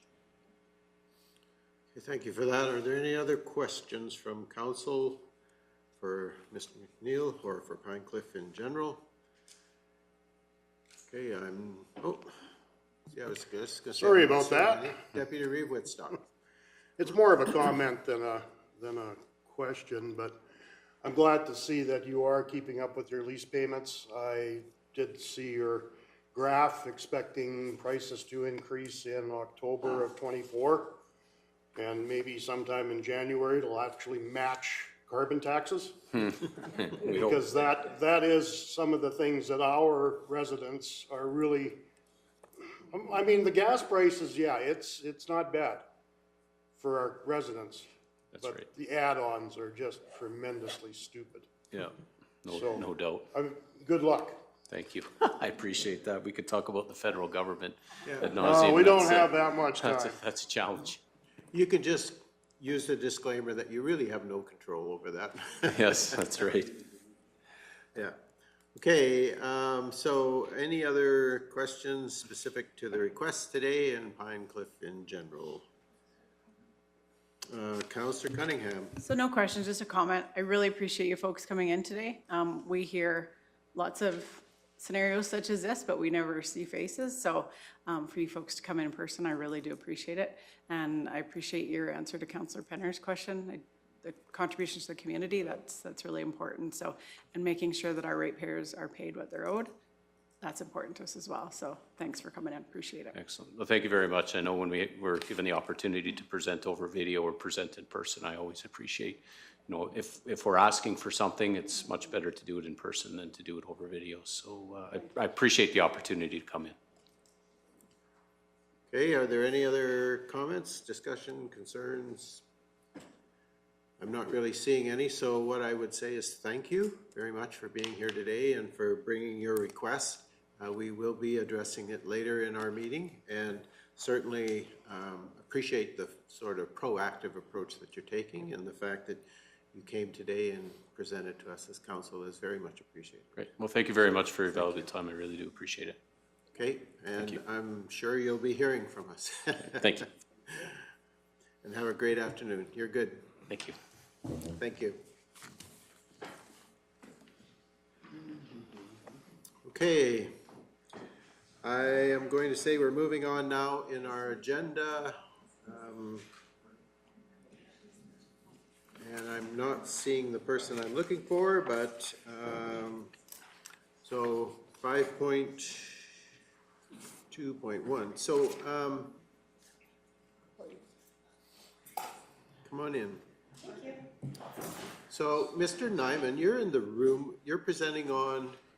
Acceptable payment policy. Okay, so why don't, since you're here, why don't we go to 6.1, acceptable payment policy, and then if you would, thank you.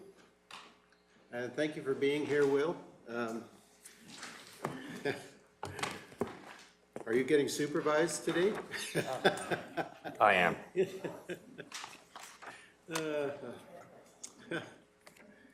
Well, welcome, Mr. Nyman and Ms. Von Merbach. Appreciate you being here with us today, and anytime you are ready. So, Mr. Reeve and members of council, I am bringing an RFD today as our Kneehill Connect portal is just about ready to go live, and we would like to start accepting credit cards for tax payments. However, there is additional fees associated with doing that. So I have an amendment to the policy here that would add a 2.5% convenience fee, which would cover off the fee that the banks charge us for the credit cards on all credit card purchases through our portal on taxes. Okay. That's basically the gist of it. I did talk to our bank, and basically we have a set amount the bank charges, and then the credit card companies charge a certain amount as well. That fee can range from 1.9 to 3%. So that's basically why we chose the 2.5, kind of in the middle. Most credit cards are basically fall in that area. I did actually, while I was in the back reading my policy one more time, I did see an amendment I'd like to also make on number 3 on the policy where it says online bill payment. It says payments for property taxes, utilities and accounts receivable shall be accepted through financial institutions' online banking services. I'd just like to add and the Kneehill Connect portal to that line if I could. And that is basically it. If you have any questions for me.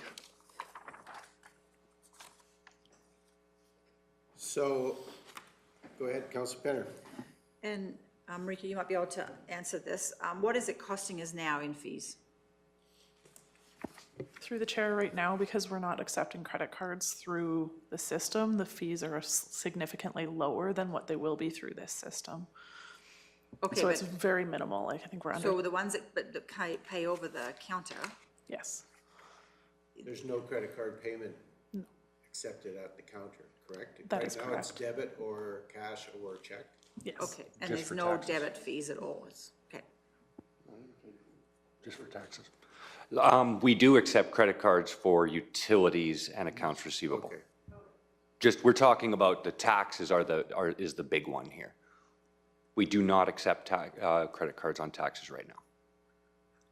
Okay, so this policy would then allow payment of taxes via credit card? Through the Kneehill Connect portal. From what I've checked with other municipalities, they still don't allow credit cards over the counter. It's just their portals, but that is a question for council if you'd like to see that across the board, or if you'd like to see a fee across the board for all credit card transactions, not just taxes. But right now, our amendment is for just the portal and for credit cards on taxes. So just for clarity, for my own sake then, so we do accept credit cards at the counter for payment of utility bills and accounts receivable? And Yes. on those transactions, are we paying a transaction fee to the banks at this point in time? Yes, we are. And do we know what that is? That fee is about 3.5%. And we're not upcharging that fee to the clients who are paying? No, we're not. Okay. All right, thank you. Councillor Cunningham. So I guess kind of to follow up what the Reeve just said, like if we're having folks come in across the counter and use their credit cards for utilities, I guess I would question why we wouldn't allow them to use it for credit cards. Because if they came in and paid their utilities and then they had to go back home and go onto the online portal to use their credit card to pay for their taxes, like that does, I just kind of confusing for me. I see that it says this will help promote using the online portal. I'm fine with that, and that's the way of the world, but I never want to discourage anybody from coming into the county. That might be the highlight of Mr. Christie's day, to drive to town and come to the county building and chat with somebody. But, I just don't ever want us to lose that connection. I mean, I know it's the way of the world to go online, but I just want people to have the ability to come in person as well. Mr. Hogan, you had a comment, and then I'll go to you, Mr. Nyman, if you want to comment as well. Yeah, in response to that, through you, Mr. Reeve, it's not uncommon for a lot of municipalities to allow you to pay a number of things with credit cards because they're willing to absorb the transaction fee associated with that, because those payments are much smaller in size. When you get into the property tax component of it, those payments tend to be much larger than anything else you collect. So if you look at the county as an example, and we're collecting 24 million approximately in property tax, if that all came in on credit card and we had to pay 2.5% fee on that, you're looking at hundreds of thousands of dollars that you're going to have to pay in that. So generally municipalities have said, yeah, we're not going to entertain that because we would need to collect that money in there. There's been a shift, and what we're proposing is that we would allow that, but you as the user are paying that fee. The rest of the tax base is not paying that fee for you. So that's a historical bit, and it's not been uncommon for municipalities to allow credit cards for some things, but not for taxes, just because of the magnitude of them. Okay, so I guess I would come back to Councillor Cunningham's question. Is it reasonable to assume then that we would do credit card payment at the front counter? Our system has the capabilities of doing credit cards at the front counter as well, yes, if that's something that council decides. And if we were to do that, then we would be considering looking at taking the fee on those transactions as well. Through the chair, again, that's a question for council. If you'd like to see credit cards as a whole have a fee of 2.5% on everything, that is also doable. Our system is capable of doing that. Okay. All right. But currently what you were recommending is that we would just take tax payment via credit card through the online portal, and then the fee would be charged. Yes. Okay. All right. Other discussion? Councillor McGee. Well, my first reaction to all this information is I would like to see the fee applied to any credit card use. We are asking taxpayers to absorb that. There are some taxpayers that I know who are very diligent about on never using a credit card because they don't want their money going to that. So, you know, in that same context, I don't think it's fair for us to accept that some people utilize that service without paying for it, in my opinion. Secondly, I do like the idea that we just make it simple, and anything that needs to be paid for in regards to utilities or taxes can be utilized at the desk if that works. Does that affect how we deal with this today if the council agreed that those changes had to happen? I don't think so. I think we can just make an amendment to the policy stating that we will, for credit cards, we will just, basically on the bottom line there, we'll just put credit cards will be accepted for all transactions and subject to a 2.5% convenience fee.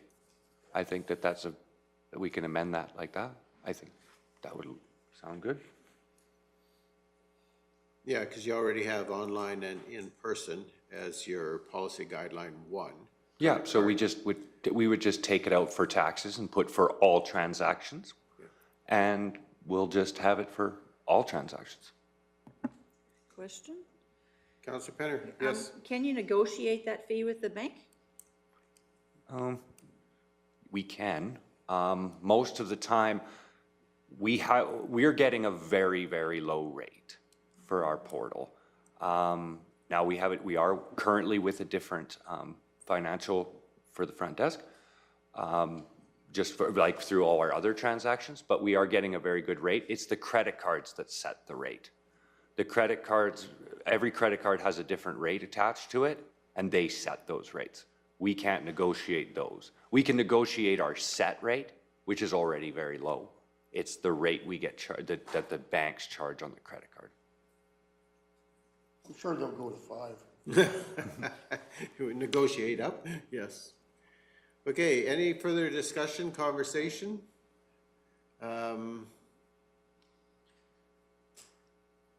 I had a curiosity question around acceptance of U.S. funds.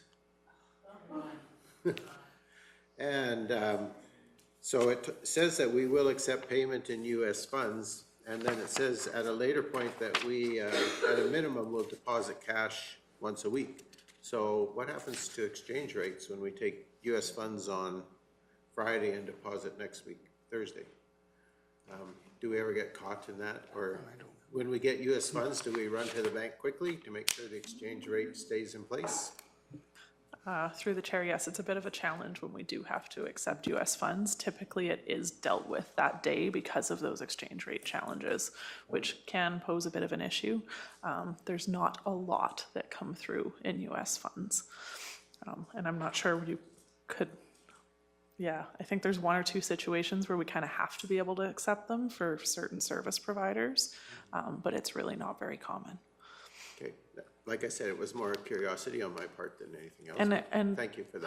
Potentially the online portal might alleviate some of that too, whereas a check wouldn't have to be come through U.S. funds. A credit card payment might, because then there's no deposit that actually needs to be made. So this implementation is hopefully going to alleviate even the odd challenge when we do have that situation. Okay, thank you. Councillor Forbes? So when you're doing the currency, are you taking the US dollar at par for our dollar? Like they're not going to get an offset? I think that's where you were kind of going with that with depositing. Because if we're collecting US funds, are we and we're not depositing them, are you giving them an exchange rate on that US fund to Canadian dollars? Because that doesn't really state that here. It just says you'll accept it. Is it No, at through the par chair, with it would- Canadian dollars? It would be based on the exchange rate. Like it Well, would I be. have a problem Most with US transactions happen based on an exchange rate, and that was my question, because if we took it at, you know, today, say the exchange rate is 1.32 or whatever, and so we accept it on that basis, and then 3 days from now, it's 1.2. We potentially have a transaction loss in that, and so that's the only reason I asked out of curiosity, Yeah. how quick that money got to the bank. And so, And yes, from my understanding, we pretty much deal with them as soon as possible so that we don't get losses in that manner. yeah. Yeah. Okay. Councillor Phillips? How many, can you just give me a rough idea, how many US dollars do we deal with in a year? Like, is this even worth having in here for you to jump through hoops to make sure that you get to a bank on time to get the timely exchange? Just a question. Through the chair, I believe it happened a handful of times as I was managing the last few years before the controller came into play. So it's not very common. Okay. There was more, I opened that can of worms because I was curious, so. All right, are there any questions related to the policy, which now would read that credit cards for all transactions will be accepted through the Kneehill Connect portal and at the counter, I guess, eh? And then they'll all be subject to a 2.5% convenience fee. Okay. Councillor McGee. So are we ready for a motion on that then? Because I'm willing to make that motion. Are If you? we are. Okay. Okay. Oh, I was hoping the wordsmith over there would have had it all figured out, the amendments as amended. Thank you.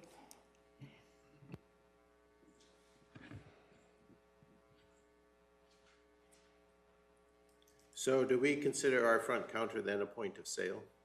Yes. Okay, so that clause just has to read credit card transaction, or credit cards for all transactions will be accepted through Kneehill Connect portal or at any point of sale, subject to a 2.5% convenience fee. Yeah, so that would also include, so I'm going to assume with point of sale, you also mean Keevers Lake and all our campgrounds. Consider a point of sale. So everything, yep, yep. So any credit card transaction going forward would be subject to that fee. Yes, okay. Mr. Hogan. If I can suggest this, I think this would be cleared up. If that line, if that highlighted line in the other one just read, credit card payments will be subject to a 2.5% convenience fee. That would cover off our online point of sale, Keevers Lake, wherever. And then it's just basically saying if you use a credit card, this fee applies. Because the only exceptions we have to that are in the bullet points above that. And that simplifies the language quite a bit. Yeah. Okay, thank you for that. Councillor Probst? So speaking of Keevers Lake, are you not on Let's Camp? Yes. So you're gonna That would have ask to be- Let's Camp to instill a 2.5%? Yes. We will then go on to, we can go to Let's Camp or any other one of our, and get it changed to 2.5%.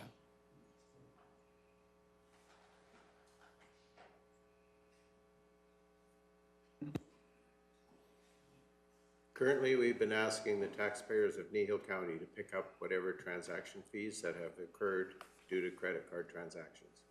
What we're doing here today would say if you're going to do a credit card transaction for your own convenience, we're now asking you to pick up the fee for that transaction.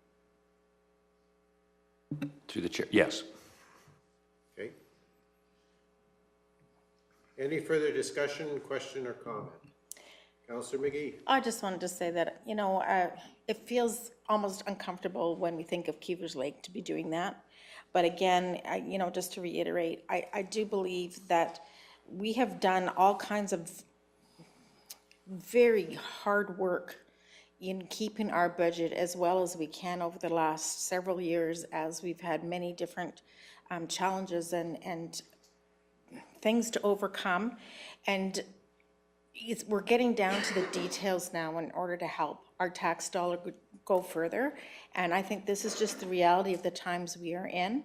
As much as it feels uncomfortable, the reality is the tax dollar should not be paying for somebody to get to camp at Keever's Lake using a credit card when other people use cash, when there's, I think, unfortunately, our budget constraints require that kind of detail.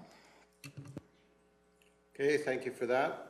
So we do have a motion on the floor that we approve the revisions to policy 16-7, acceptable methods of payment as amended. Is there any further discussion to the motion that's been proposed?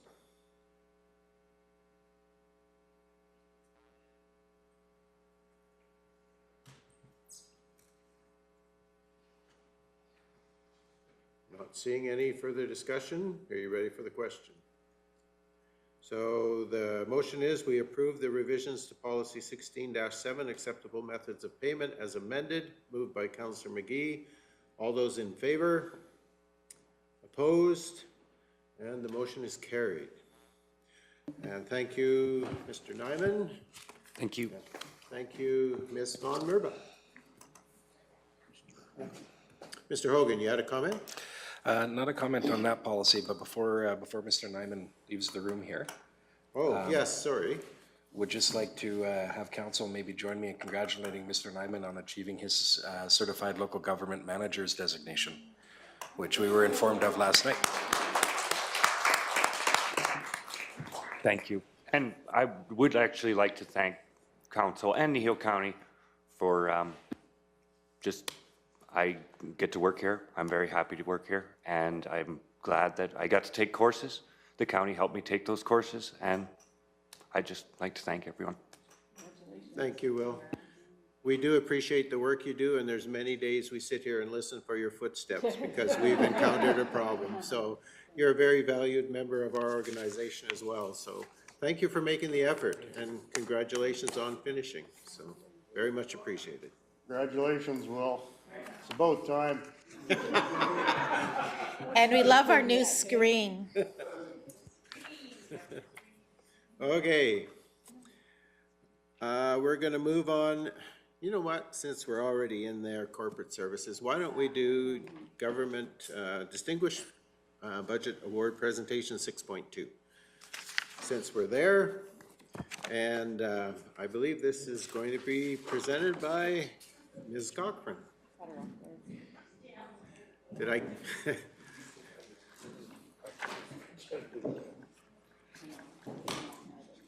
See, that's the prerogative of the chairman, is to change the agenda. And since we're already there, why not? So anytime you're ready, Teresa. Thank you, through the Reeve and council. Thank you for, I just lost my page, for having us present this award to council. So the Government Finance Officers, the GFOA, is an international organization which strives to advance excellence in government finance by providing best practices, professional development, resources, and practical research for more than 22,500 members and the communities they serve. The Distinguished Budget Award is designed to encourage and assist local governments to prepare budget documents of the highest quality that reflect best practices of budgeting and to recognize these governments for achieving that goal. There are over 1,700 participants in the Budget Award program through North America, and approximately only 15 recipients are awarded each year in Alberta. So congratulations to Kneehill County for being one of those. The county received the Distinguished Budget Presentation Award for the first time in 2021, and we've received it every year since, including for this year's 2024 budget document. I can't take any credit for that because I wasn't here, but I thank all of the budget managers, including Marika and her team, and the entire organization of budget managers for this award, because they really did work hard to get budgets approved by December, which is amazing. So thank you to all of them, and thank you to council for your support. Okay, well, thank you for that. And I noted that they always say they want to name an individual, and in our case, it's Ms. Von Merbach, who got noted and presented with that award. And I know she is going to tell us that it wasn't all her, and that it's a team effort and it's a collective effort, but it is very much appreciated by council, the work that's done by those people who prepare and present budget. And I know it's throughout our organization, it goes all the way down to the roots. And so there's a lot of people involved, but in the end, somebody has to be acknowledged. And so thank you for that. And certainly we appreciate the continued focus on keeping us in that rare class of people within Alberta who receive that award. So, thank you.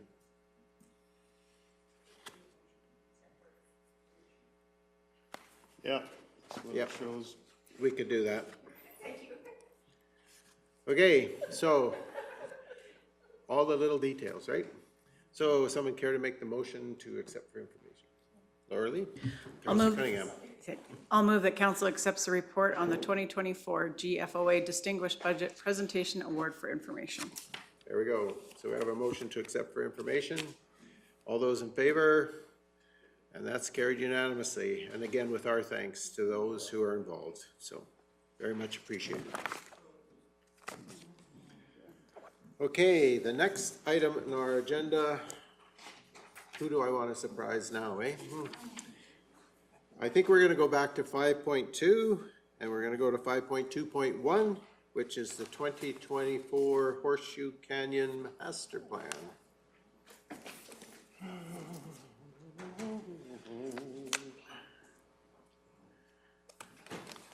find it in my pile of paper here.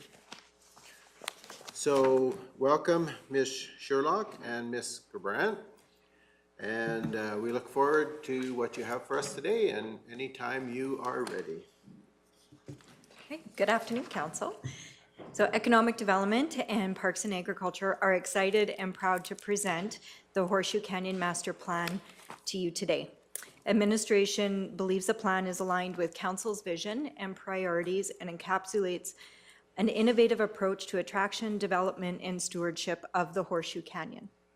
The Horseshoe Canyon Master Plan that we're proudly presenting to you today is a result of collaboration through the 2019 Master Plan, the 2021 Focus Group recommendations, and Council's direction through the Committee of the Whole and Council meeting discussions.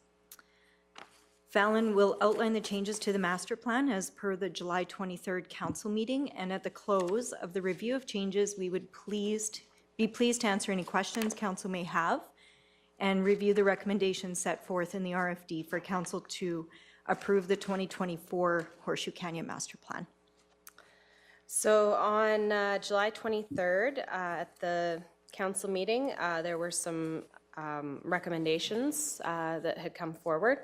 And so we have incorporated those into the document. So throughout the document, we've made references to engagement with residents and community members through the summary and the introduction sections.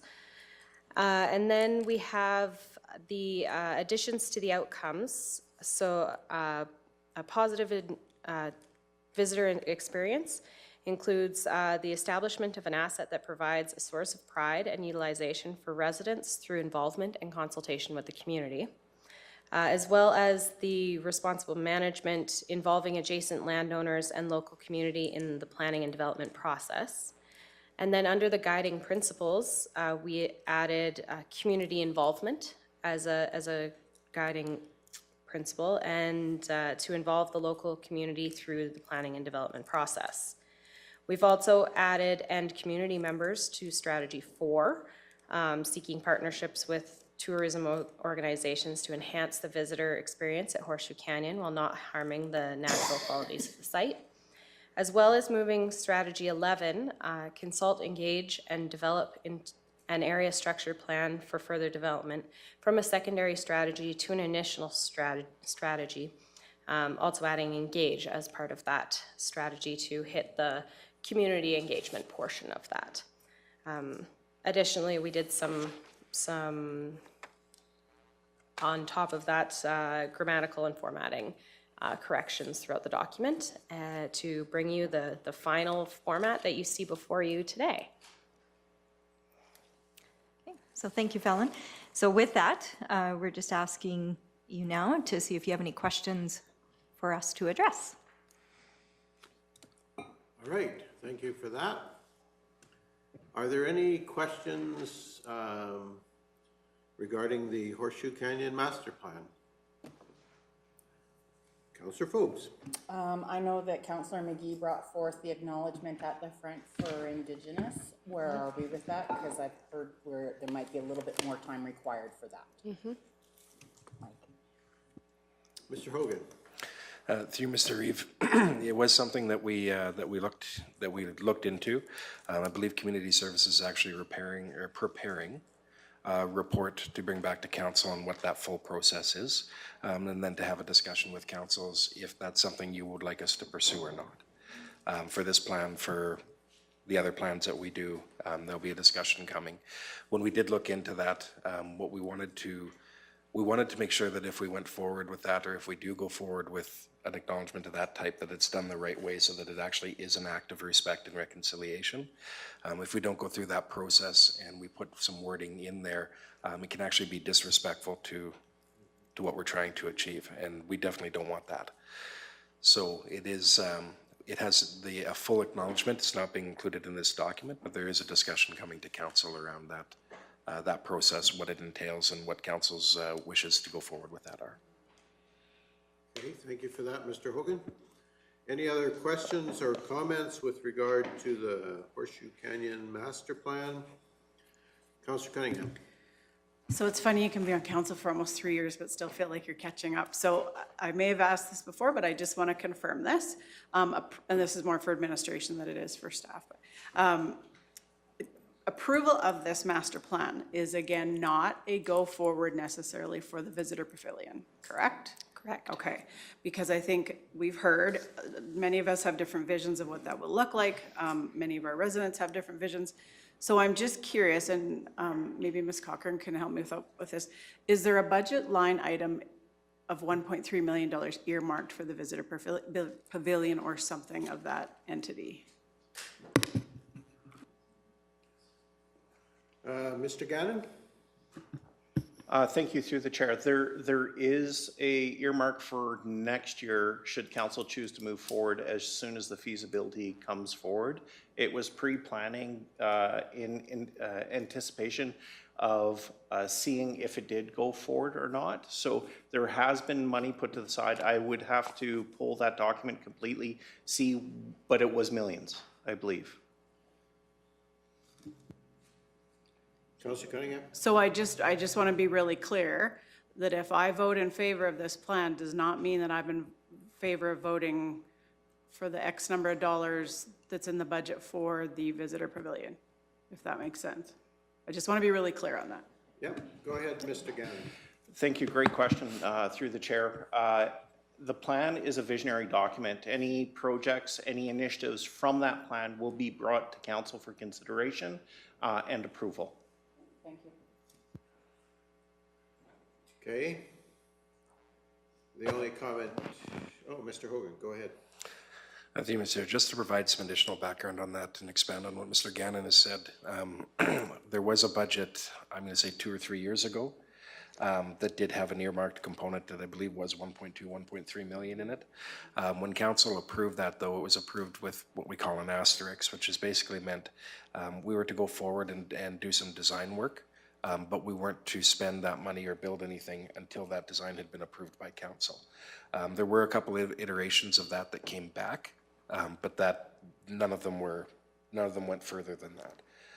So that hasn't been expanded, and that's what led to the current project of the feasibility study, and that as a way of finalizing that. So that funding was earmarked from a place, and I don't know if it was in our recreational reserve. I would have to go back and double check that, but there was money sitting in there specifically for that purpose that was put in there. But again, there's been no authorization from council thus far to actually go forth and build something. Thank you. In my recollection, about 5, maybe 6 years ago, council created a reserve for development at Horseshoe Canyon. And I think it was in the $2-point-something million range, and it's probably sitting in a reserve that's designated recreation or something out there, but there is no plan to spend any of that money till it comes forward to council as a project and gets approved. And so at this point in time, even though there's conversation around what it might look like at Horseshoe Canyon, the expectation is that anything that happens there going forward in terms of further development would come to council. And that's the way she works. So, well, my expectation is if we approve this master plan, that staff and administration will start to look at what possibilities exist for Horseshoe Canyon, and they will start to bring things to us to say, okay, in our master plan, we have proposed this. Whether it's a third-party partnership that we're looking at, or we are planning to do it ourselves, all of those things will come forward to us as council for approval before they ever are implemented and go forward. And the only other thing I'm going to say with regard to this is I know that you say that we've updated and fixed some grammatical and other things. Please don't be afraid to run it through spell check again, because I know there are things in there that are weird and unusual. So. Yes, and if you have noticed any of those, please let us know. The document is, the file is very, yes. I can give you the page, line, and paragraph if you need that. Sorry, that's what happens when you ask me to read through a document. Okay, any further conversation or discussion around the Horseshoe Canyon Master Plan? And what's kind of on the agenda for today is that we would approve the Horseshoe Canyon Master Plan as it's been presented, or we would approve it as amended, or we would request additional information to be brought to another meeting. So, Councillor Forbes. I just want to make it clear that I'm okay with approving this master plan as long as the acknowledgement doesn't get lost without it being put in here. And I think there was an undertaking that was given to us by administration that they would follow that process through to make sure it's done properly, and that when we went to put an acknowledgement into this plan or any other plan, that it would be done in a respectful way, and that's coming forward, I understand. Mr. Gannon, go ahead. If council chooses, they can also make another motion to ensure that that gets captured. Okay, Councillor Forbes. Well, I'd make the motion that council approve the 2024 Horseshoe Canyon Master Plan as amended with the acknowledgement once we've decided what that is. I don't know how to word it. I don't know how to word it, so I'm just. So shall we have? Two separate ones? Okay. Yeah, so make a motion that the 2024 Horseshoe Canyon Master Plan as presented, and then request administration to. Thank you. Or direct administration to include a land acknowledgement when that is finalized. Thank you. Into the Horseshoe Canyon Master. Excellent. Something like that? Love So the way two you separate word. motions. Mr. Gannon. Thank you. I'll defer to the CAO. Okay, Mr. Hogan. Through Mr. Reeve, I'm just wondering on the wording of that second motion, because the item that we're bringing forward to you is outlining what the process for getting there is. And that process is going to come with financial commitments, meeting time, all that sort of stuff. So my concern with a motion that says we're going to include it once it's developed, council hasn't decided it's going to be developed yet. Okay. So if we put that motion in and you choose not to develop it, then we sort of have an orphaned motion sitting. Okay, let's keep the conversation to all of us. So, Mr. Hogan, would you then, if we have an understanding with administration, council, if we have that understanding with administration that we will be seeing a land acknowledgement proposal coming to us, and that if it is approved by council and we go through that process, it'll then be added to the Horseshoe Canyon Master Plan. Is that understanding enough, or do we actually need a motion that would then force its addition to the master plan? Through you, Mr. Reeve, I think what I'd recommend is to allow administration to bring that report forward to you. You can see the process as a council. You can determine if you want to go through that effort or not. If you do choose to go through that effort, and when I say you'd make that choice, and the county as an organization would. If you choose to go through that, then part of that process will be determining where you want to make that acknowledgement. right? And that's the point at which you could say, we'll amend the Horseshoe Canyon Master Plan or the ASPs, or we'll open council differently, or you'd have that conversation as part of that process. So if that's coming forward and you choose to go ahead with that, that will naturally occur as part of it. Okay, and I guess what I'm just looking for from council is that they're comfortable with just that process and willingness to wait until that process unfolds. Councillor McGee. I appreciate the concern that's been mentioned by Councillor Phobes, just because we don't want it to get lost. But I also appreciate this is just simply a master plan, and that whatever that process brings us is going to affect many documents, not necessarily only this document. It could potentially affect many, excuse me. So my suggestion is, one, we don't make a motion, or if we do make a motion, we ask that when you do that process to include how it affects Horseshoe Canyon in that discussion. So a motion about just that process says it includes Horseshoe Canyon as part of that process, or do we want nothing said in a motion? So what I'm hearing from administration today is a request of us as council to wait till they bring the process forward, and we make a decision about whether we're going forward with it based on understanding what the budget ramifications are, understanding what the time ramifications are, and then as a council, we make a decision if that's the direction we want to go. And then the understanding also is that if we choose as council to go forward, then administratively, there's an understanding that that's going to affect documents here at Kneehill County. And so if that's the understanding we as council have and administration has, and we're comfortable with that today, then I don't think we need a motion specific to land acknowledgement. But the understanding is documents will change once that happens, if it does. Am I good, Mr. Rudin? Through Mr. Reeve, yes. Now, if it did help council, if you wanted to make a motion to ensure that it didn't get lost, like we've said, we're bringing the report to you. You could make a motion that we bring that report to you, providing information on the process, and then it is a tracked motion in your action item list, right? So that does give you some, we are bringing it forward, but that kind of locks it in as something we need to absolutely bring forward. Okay, so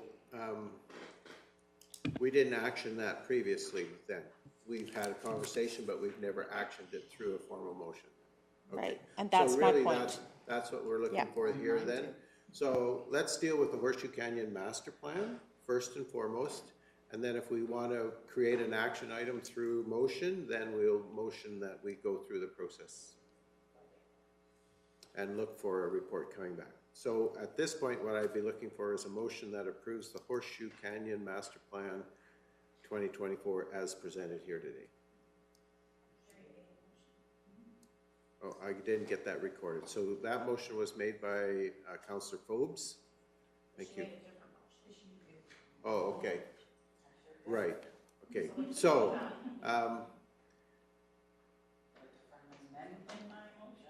so before I get you to make this motion, then Councillor Phobes, you did make a motion before that we didn't record. Do you want to withdraw that motion and put this one in its place? And then we'll do the second motion that's been suggested? Or what would you like to have? It's your motion, you own the motion, so.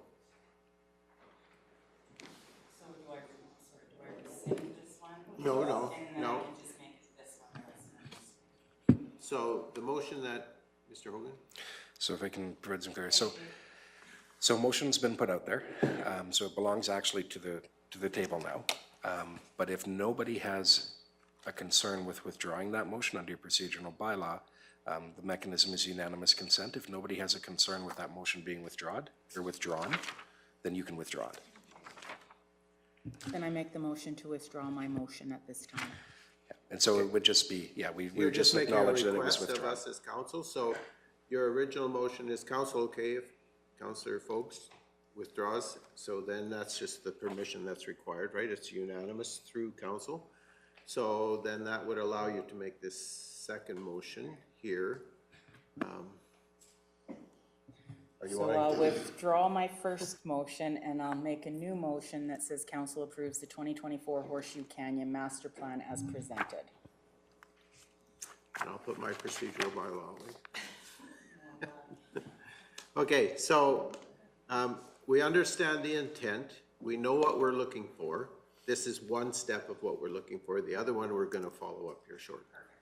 Okay? So the motion on the floor is council approves the 2024 Horseshoe Canyon Master Plan as presented, moved by Councillor Forbes. Is there any further discussion to the motion? Councillor McGee. I find this to be a very important document, and sometimes I'm surprised by motions when people vote against. So I just would like to ask if there's any council members who have any concerns. I would love to hear them at this point before we take the vote. Okay, so question's been asked by Councillor McGee. If there's any specific concerns that we individually as councillors have with the master plan as it's been presented, and if so, she wouldn't mind if we enunciated those at this point. Okay. Councillor Cunningham. I had the one concern that I felt was addressed earlier, so I'm good, thank you. And that concern that was expressed earlier was around this is an automatic approval of any project or any monies being expended. Okay, any further conversation, discussion with regard to the motion? Okay, I'm not seeing any, so I'm going to ask the question. All those in favor?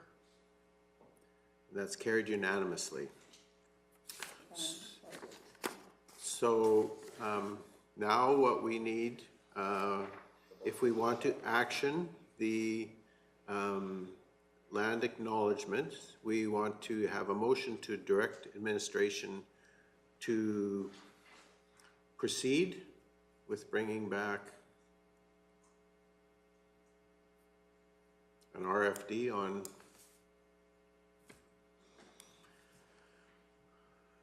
I'll let Carolyn do it. She's so much.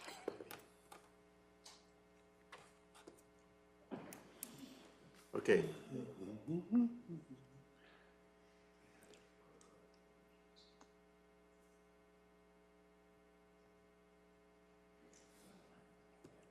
Okay, so is that what we're looking for? That we direct administration to provide a report on the process and resources required to develop a land acknowledgement protocol? We're good with that? Councillor McGee? I would like to make the motion that we direct administration to provide a report on the process and the resources required to develop a land acknowledgement protocol. Okay. Any further discussion? I think we all understand where we're going with this one. I don't see any further discussion. Are we prepared for the question that council direct administration to provide a report on the process and resources required to develop a land acknowledgement protocol? Seeing no further discussion, all those in favor? And that is carried unanimously. Thank you. All right. Fireworks going off. No. Yes, maybe. Thank you, council. Thank you. Okay, thank you, Ms. Sherlock and Ms. Gerbrandt, for your presentation here today. And I'm sure we're going to see you again. Oh, yes. Oh, yes? Okay, well, thank you for all the work that's gone into this, and it's certainly appreciated. Thank you. Thank you. Mr. Gannon, you had a comment. Yes, thank you through the chair. I'd like to thank council and all the partners and the residents of Kneehill County for participating and providing their input. I know that it was a long process, but we look forward to bringing further opportunity to the community with regards to this master plan. So thank you very much for your level of effort. I'm going to say you're welcome.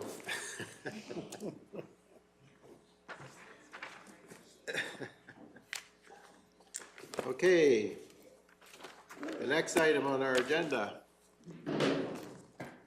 is 5.2.2, which is policy 1-2, sponsorship to agriculture nonprofit policy.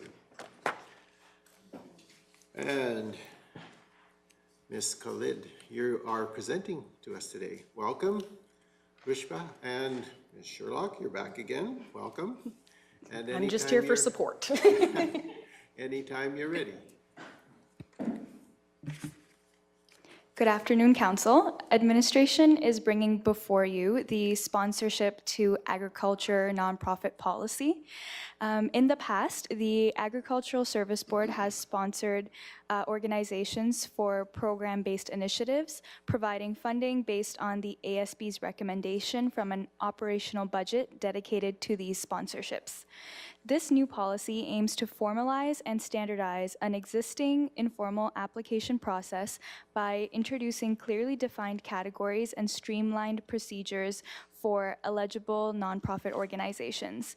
This approach enhances transparency, ensures fairness in funding distribution, and simplifies the process, thereby facilitating more efficient allocation of resources to initiatives that benefit Kneehill County's ratepayers and align with the strategic goals and mandates of the ASB and the Council as a whole.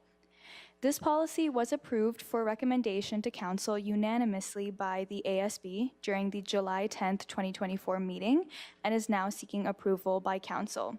It outlines the purpose of the policy, eligibility standards, funding allotment and allocation, sponsorship application process, the review process, the funding disbursement and accountability, as well as the application deadline. The perceived benefits include increased accessibility, enhanced transparency, efficiency in administration, and strengthened community impact. As for the disadvantages, given that this policy aims to formalize an existing process, administration perceives no disadvantages. Okay, thank you for that. Are there any questions, comments, discussion with regard to this request to approve a policy sponsorship to agricultural nonprofit policy? Some of you have been in on this discussion, some of us have not.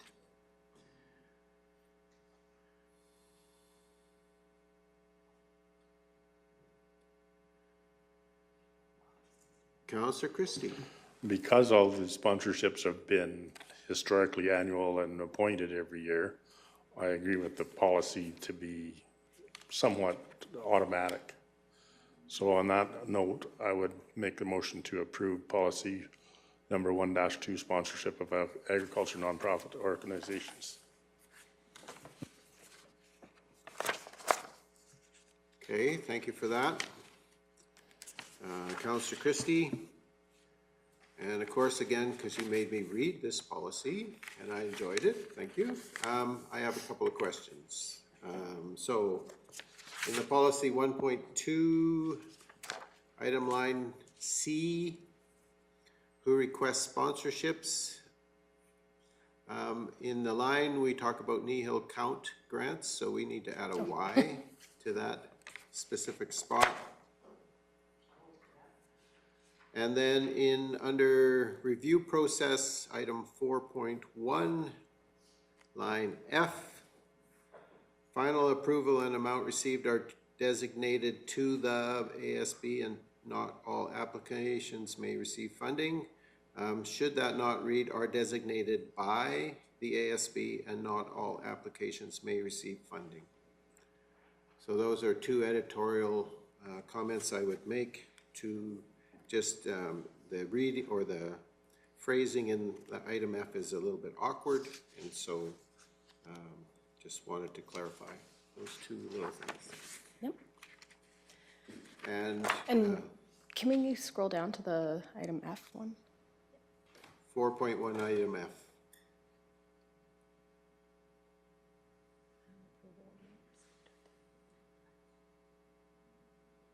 Okay. Are designated to By, the, yeah. by the, By the, yes. okay? Okay. And this is just my own little mind game thing. The signature line for the read needs to yes. be altered.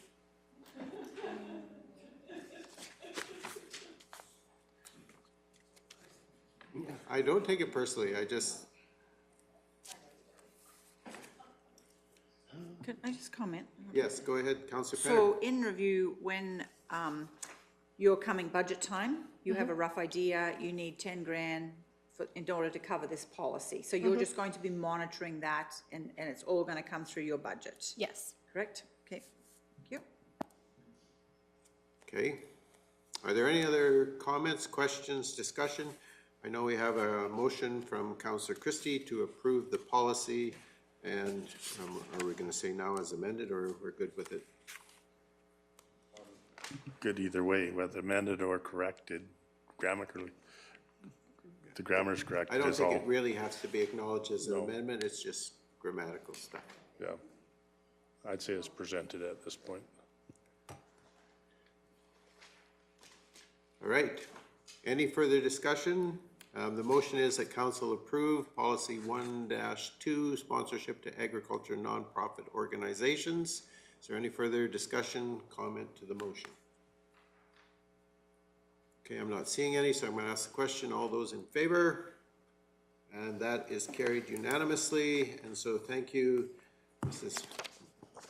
Ms. Sherlock and Ms. Khalid.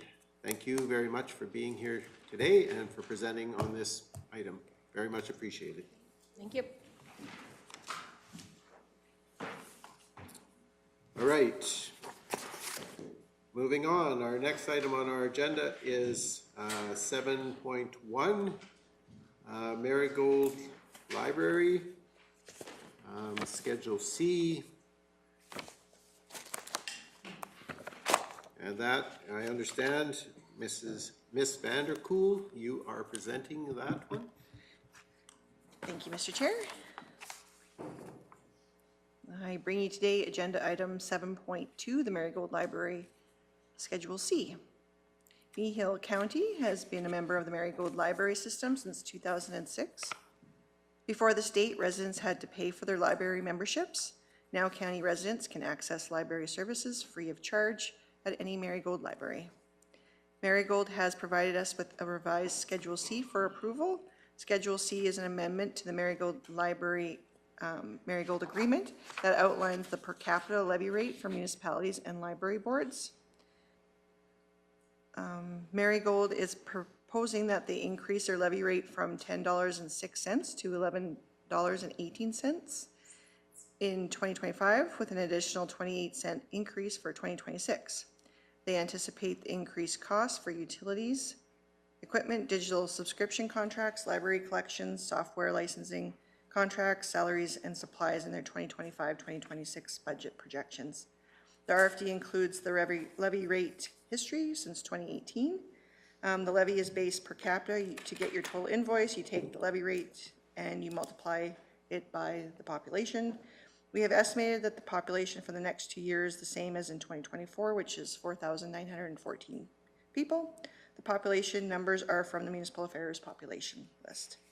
Council options today are to approve the levy rate increase, request further information, or to receive for information. Administration's recommended motion is that council approve the per capita levy listed on the revised Marigold Library Schedule C as presented. Okay, thank you for that, Ms. Vanderkool. Are there any questions for the presenter on the item that's in front of us or with regard to the Marigold request? Councillor McGee. It's not a question, actually. It's just, I was going to have it in my report later on, and I'll just tell you now because it applies to this. You've noticed that we have 2025 and 2026 set there. I was at the last meeting last week. It is just a motion that has changed our policy about when we determine the rate. We made it more aligned with when province makes their announcement, so then we were able to project it that far. Because of the timing of that, we approved to go into the 2026 year, but going forward, it'll only be 1 year at a time after that, that we will be giving you the time. So in case you were wondering how it is that we already know that, it's about the timing of how we're changing the policies to how the Alberta government gives the announcement on the population. Okay, thank you for that. Any further discussion or comment, or what would be the wish of council?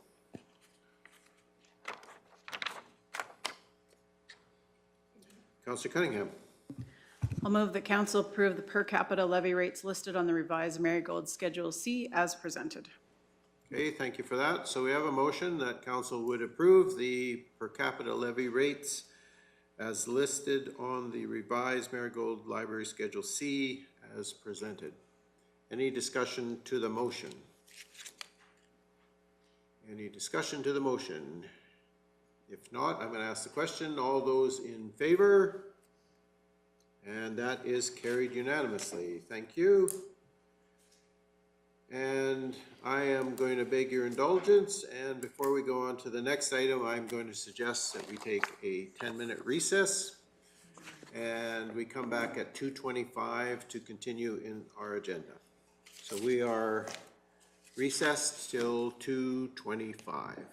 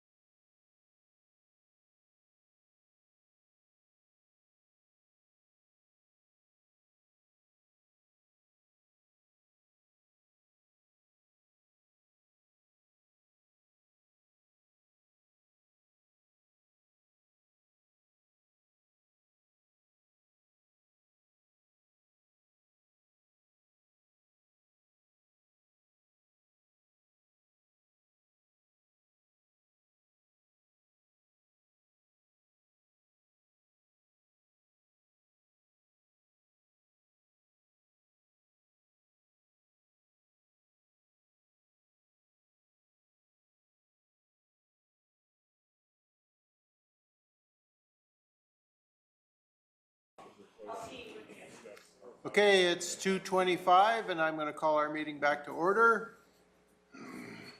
And we are going on to item 7.2, Kneehill Regional Family and Community Support Services Agreement. And I am going to turn that over to you, Mr. Hogan. I believe this is your item. Thank you, Mr. Reeve. Through you to the rest of, to all of council. The item that's before you is an update to the regional FCSS agreement. So as council is aware, the FCSS has been operating as a regional entity for quite some time. The existing agreement that they're operating under is from 2012. So the board recently went through an exercise of looking to update that agreement. And the updated agreement, or the efforts of their work, is what's in front of you for consideration. So the important items, I think, that flow out of this are and I just completely lost my item here, are the responsibilities assigned to Kneehill County as part of that agreement. And I've listed them in the RFD as two separate lists. But the first one is Kneehill County is what we call the corporate administrator. So FCSS itself is not a standalone independent entity. All of their finances, all of those things channel through the county. So when they do their accounts payable, that actually flows through the county already. When the grants come in, that comes into us. We do their financials for them. When we do the year-end audits, part of doing the audit for Kneehill County is also doing the audit for FCSS. So when we look through that list and to act as a signing authority to enter into an agreement with the minister, so each year when Shelley does her reporting, it's actually me that has to go into the system and do some signing off on there. So everything that you see on this list under the corporate administrator, we are already doing. So there's nothing new there. So the question is not that we're going to add anything. If council's good with the status quo, then that's what's represented in the agreement in front of you. The second list is very much the same. Again, it's the status quo. If we're good with making that commitment for another 10 years, then that's up to council to determine. From our perspective, this is already things that the county does. So this is not adding new things to what we're doing today. So again, we provide IT support. We do some HR. We after hours access for meetings here, which we do for most of our committees, and that phone and internet services connected to the office space while they're a tenant. These are, again, we're doing these things. So it's not representing really an increase over the way today is. One of the other changes in the agreement that references Kneehill County, but again doesn't actually change anything from what occurs today, is it used to be there was some reference to things that the town was doing. Those have been done by Kneehill County for quite some time. So again, it's updating the agreement, but it's not a change in how things are actually operating today. And so with that said, which is basically that we maintain the status quo and make that commitment to FCSS for another decade, our recommendation is that we support the agreement. Okay, thank you for that, Mr. Hogan. So I think that, yeah, this is mostly in recognition of the fact that some of this stuff that used to be provided by the town of Three Hills, once they moved into our building, a lot of that stuff went away from the town of Three Hills, and Kneehill County has been providing that support ever since. And it's generally acknowledged that there is a fairly major contribution on the part of Kneehill County to that program. And the board is certainly well aware of that. And as we went through this renewed agreement, I guess, I certainly didn't hesitate to point out the fact that we were at the table big time.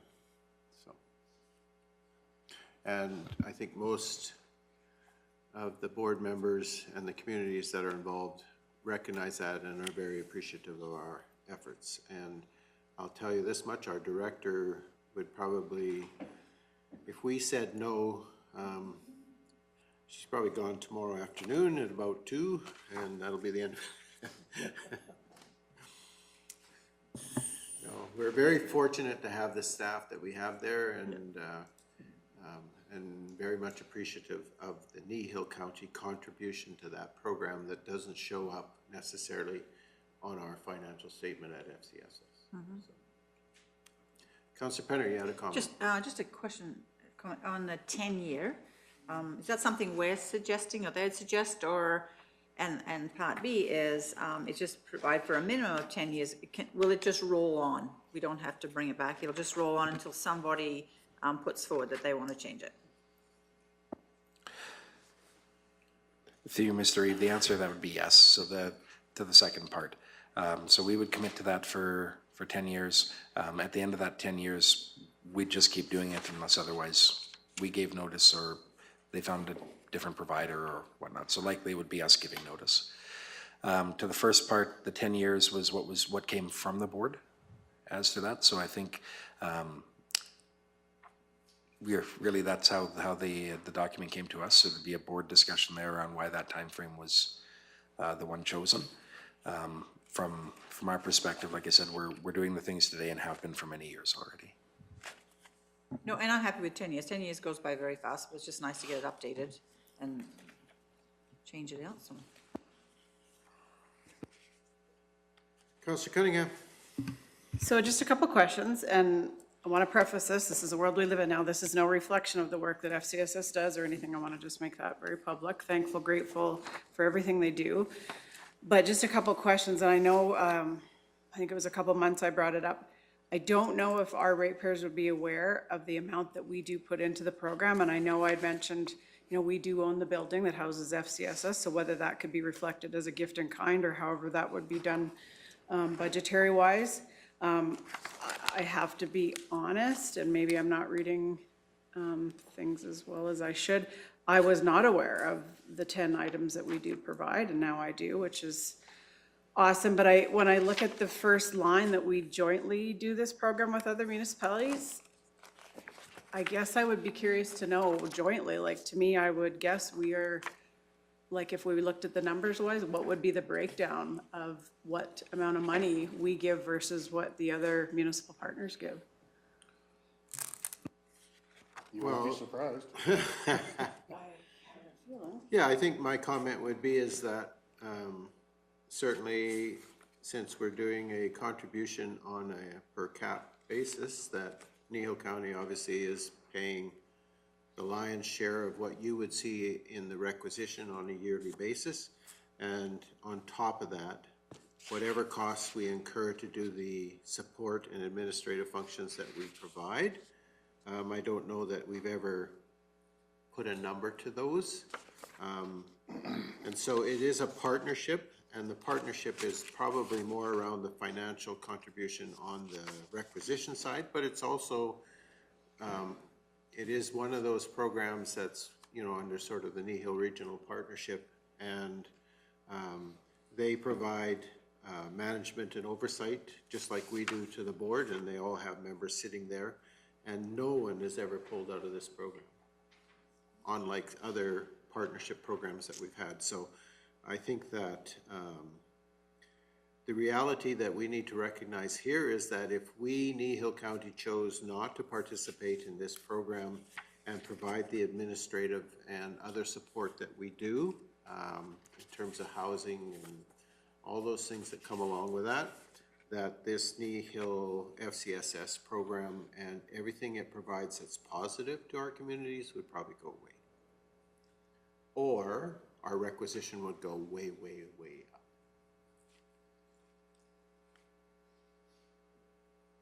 I'll just make a comment.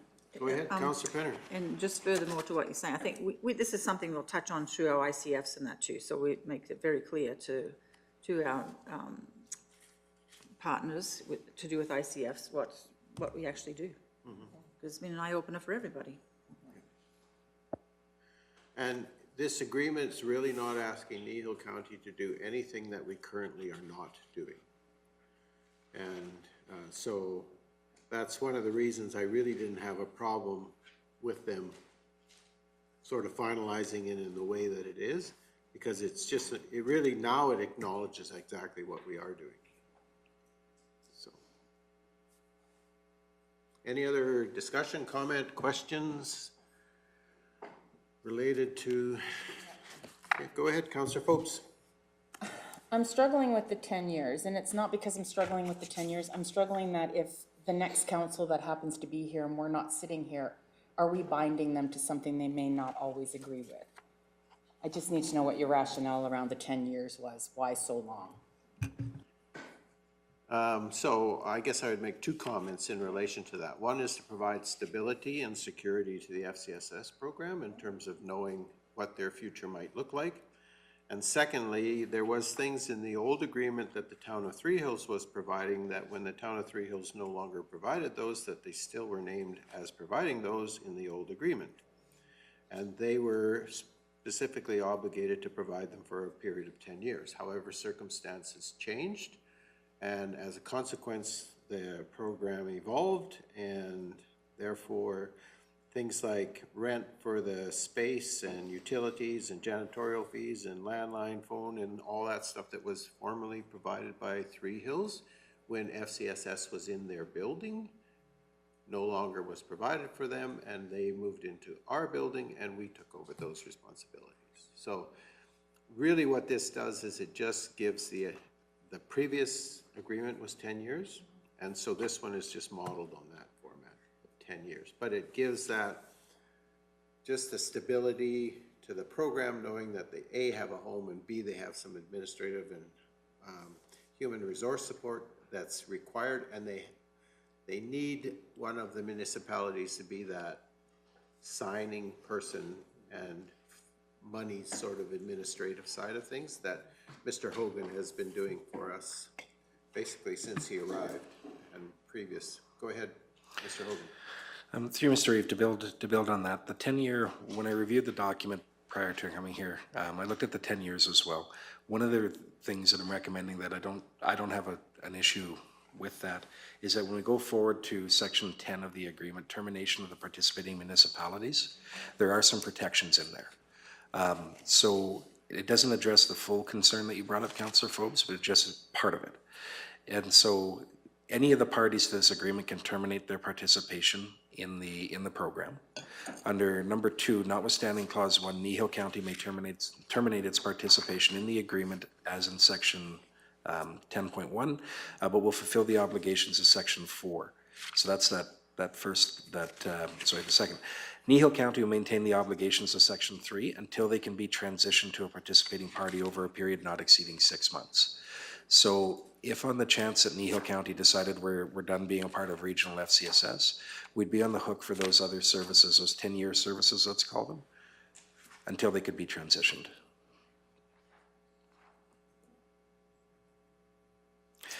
And to say that addresses that in part, if we wanted to be part of FCSS but simply didn't want to do those services, it doesn't address that part of it, right? We're still on the hook for those.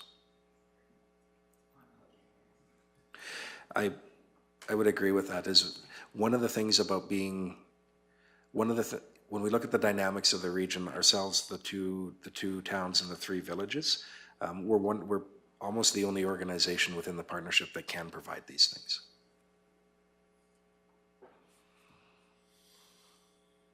It was taken over by the town of Three Hills at one point in time, but. Okay.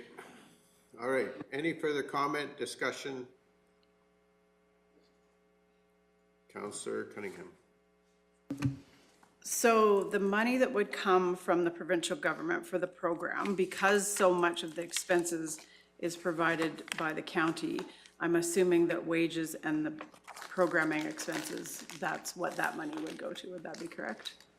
So the provincial grant funding and the requisition money all goes to the operation of the budget, yes, or of the programs. So it pays for staff, programming. It's our contribution to make sure seniors outreach keeps going and so on. So we are not paying a service fee to Kneehill County. Councillor Christie. If those numbers were documented, it wouldn't change the grant awardment from the province at all? No. That would be my only drive. So the provincial grant programming for FCSS is determined by the province, and then there's a matching component that's required by the municipalities. We are already contributing in excess of what we are needed to get the funding that we currently are getting from the province. So let's say it's a 75-25, just for the sake of argument. So we're probably, if it's a 75-25, we're probably right now contributing 35% kind of thing. So I could pull the budget and the numbers, but I don't have them right off. But we are over contributing compared to what we would have to already. And so if we put a dollar number to that, doesn't mean we get more grant from the province. It just shows us as having contributed a much greater portion to the program than what's required under the grant requirements. And by giving more, it's not, or by not documenting more, it's not gonna change the grant anyway. No, no. And so you'll see there's some resolutions coming forward, one through AM and one through RMA around FCSS funding. And again, that's really, the government will decide what they're going to do and what the parameters are, but we currently, they can increase our program grant funding quite a bit before we'd ever have to look at increasing our requisition. Go ahead, Mr. Hogan. Through Mr. Just to build on that, so the matching funding, when we talk about how FCSS is funded, so it's your close verification, it's an 80-20 split that is regulated. So it's not one we determine, that's one that's been determined by the province. In order to access their 80%, we have to put in our 20%. If we don't put in our 20, we don't get their 80. And so that's the minimum threshold to get that 80. As Reeve King has said, we're in excess of that currently, so anything we add to it wouldn't garner us more provincial dollars, at least not at the present time. If it came down to it, where that was, our funding was conditional on our contribution, you bet we'd document every cent and dollar. Well, then you just said that they only go to 80%. Of all our 20% is way bigger than what they think. They gotta pay more. Except for that's not how it works. Yeah. Convince them, not us. They say our 80% is this much, now you know what your 20% has to be. And we can put together a quick report on what we contribute in kind to FCSS. It will be a range, it won't be an exact figure because it changes each year to year, right? Some years we need less IT, some years we need more, ditto with HR. So it's not necessarily the exact same amount every year, but we can give a rough ballpark of what that is. Okay. Deputy Reeve Whitstock. I move the council approve the proposed 2024 Kneehill Regional FCSS agreement and authorize the Reeve and the CAO to sign said agreement. Okay, thank you for that motion, Deputy Reeve Whitstock. So the motion is council approve the proposed 2024 Kneehill Regional FCSS agreement and authorize the Reeve and CAO to sign said agreement. Any further discussion to the motion? Councillor Cunningham. So I just want to clarify in that motion that this is a 10-year agreement. Is that correct? Yes. Okay. Okay, so I'm just going to say, I'll reiterate, I love the program. Right when I started, we had an agreement with a company out west. I voted against it. I'm always nervous to do 10 years, and that's my only hesitation is this. So just so everybody's aware. Okay, thank you for that. So by approving signing of this agreement, we are approving the 10-year term. Go ahead, Mr. Hogan. I just, not that I want to delay this further, but I do want, I'm just wanting to double check because I don't believe there is a term expiry on, so the obligations in that one section are for 10 years that we're saying we'll take on as Kneehill County, but the agreement itself is open. So the agreement is in place until it's replaced by a different agreement or the thing is ended, just like the previous FCSS agreements. Yeah, so the current one that they're replacing or they're revising, it was from, I think, 2012, so it's 12 years old. Right, so the agreement will remain in place. We're obligated for the first 10 years of it to perform those functions. But it could be 10, 15 years before they revise this. It could be 7. Right? Yeah, and the language in the previous agreement said the obligations to be provided by Kneehill County and the town of Three Hills for a minimum of 10 years. So the language in the new agreement is the same as the language in the old agreement.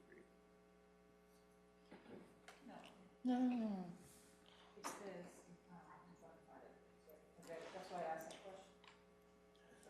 So page 328 of our package, specific obligations in the old agreement to be provided by Kneehill County and the town of Three Hills for a minimum of 10 years. And that's page 328 of 518 within the package today. Which is tough because it's 451 or more in this package. It's not 328. Yeah, it's got to be higher because I'm in 451 right now. Okay, well, Sorry. okay, no, that's What page of the agreement? page 4 of the old agreement. Oh, I'm Okay, opening then one. let's have to go back. It's 7, 6, 5. Page 4 of the old Okay. agreement. Here's 4.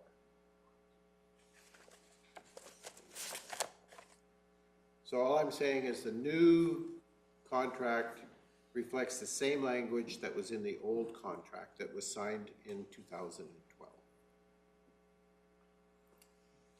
Go ahead, Councillor McGee. So just for clarification, this contract has no expiry date as far as being part of the services.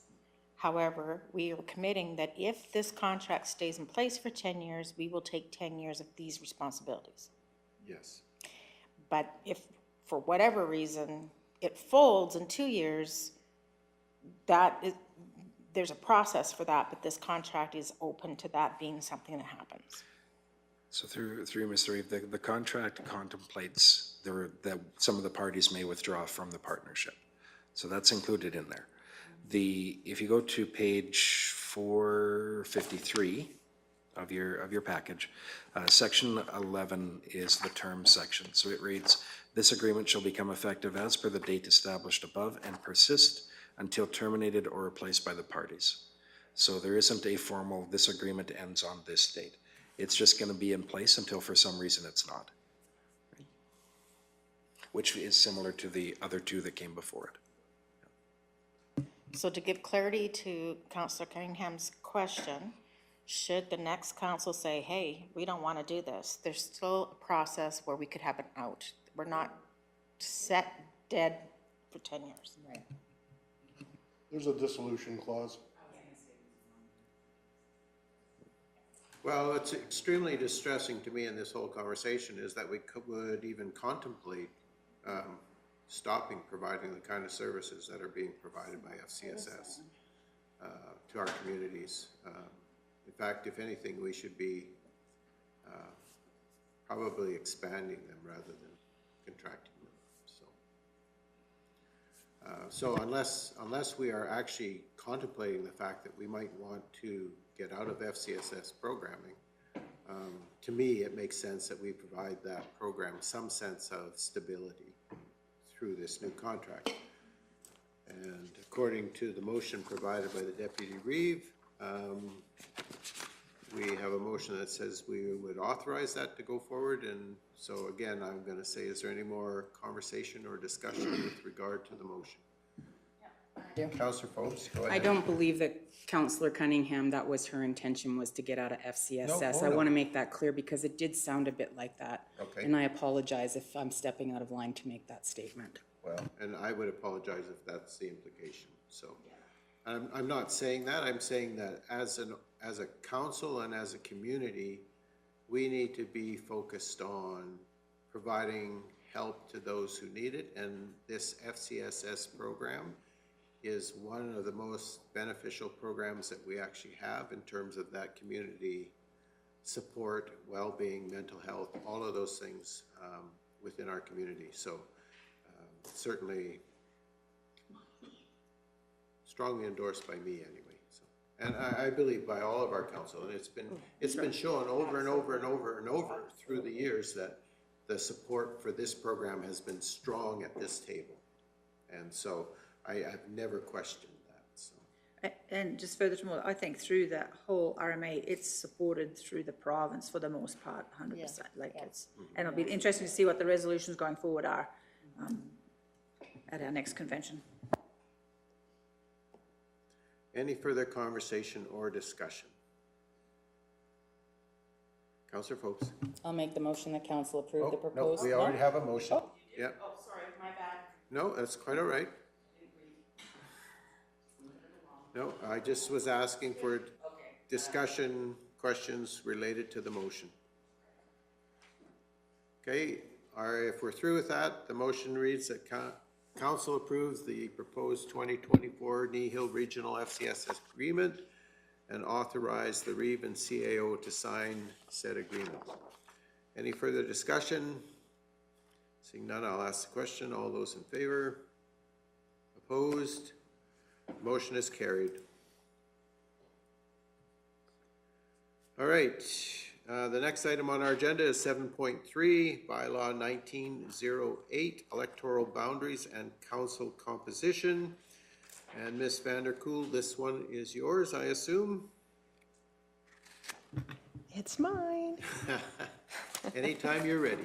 Thank you. I present to you today Bylaw 1908, Electoral Boundaries and Council Composition Bylaw. I'll first go over the background of this bylaw. The Municipal Government Act gives authority to councils to pass bylaws to specify the number of councillors comprising Kneehill County Council, divide Kneehill County into divisions, establish the boundaries of each division, as well as directing another title appropriate for the chief elected officials, which Kneehill County currently refers to as REEV and Deputy REEV. At the September 19th, 2023 Committee of the Whole meeting, the committee recommended to council to utilize internal resources for a ward boundary review for Division 4 and Division 6, with the objective of placing the entire hamlet of Torrington within a single ward boundary.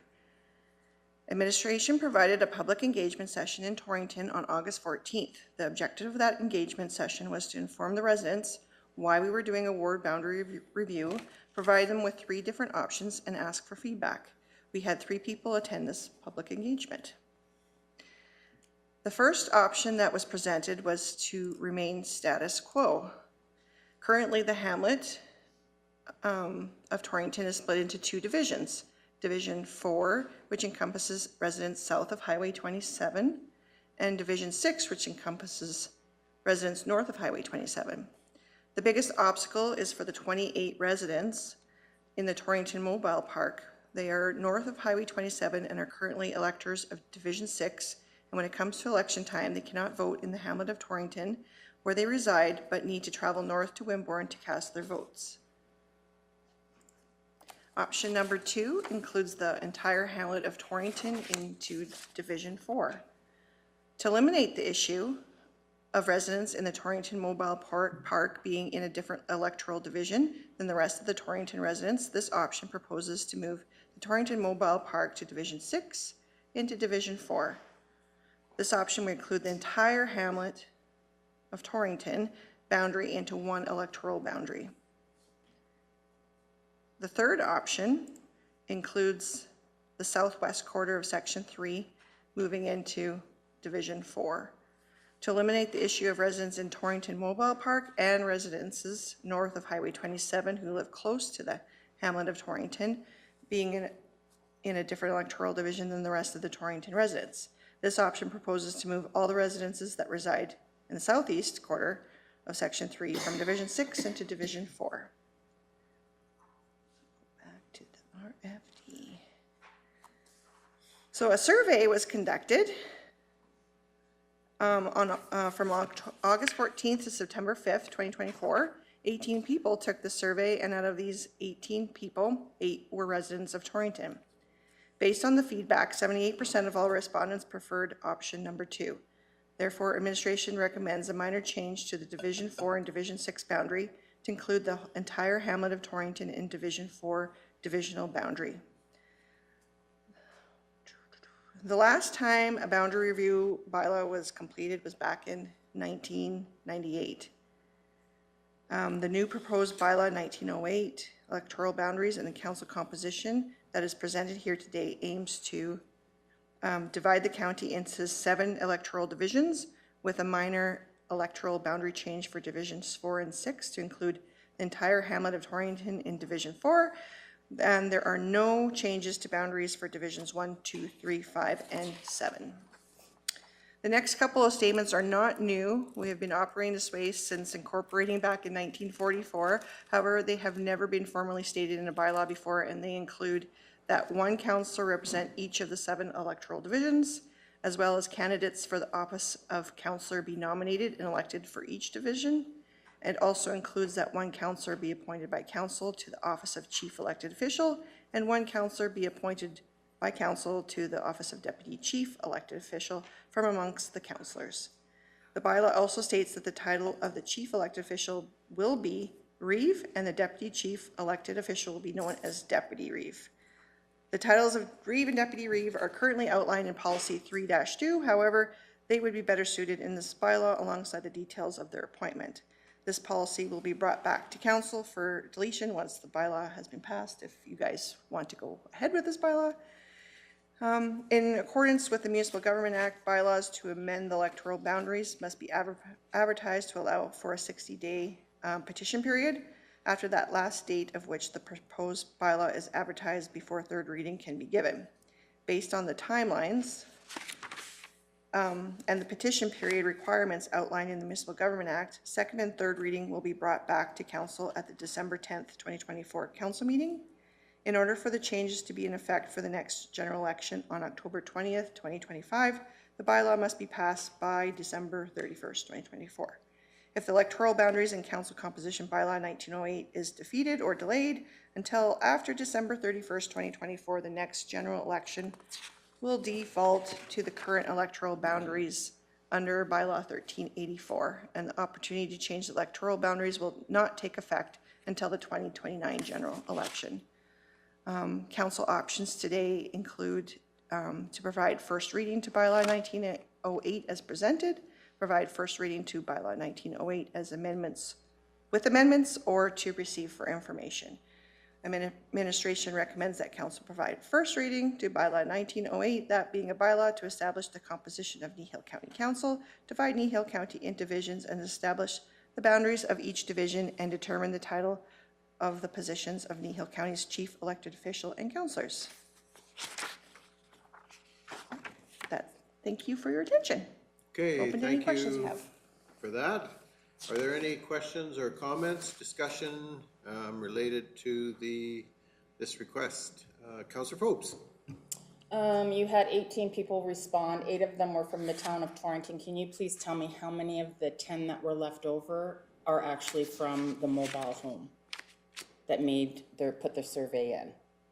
Because I'm just curious to know how many people from that park were actually engaged with this particular thing, because you know, and I both know that we've had a few residents that live in there that wanted this to change, but I didn't see them come out to our open house. So I'm just curious, is this something that they really want? Because I'm just looking. I didn't see how many people from the mobile home actually put a survey in.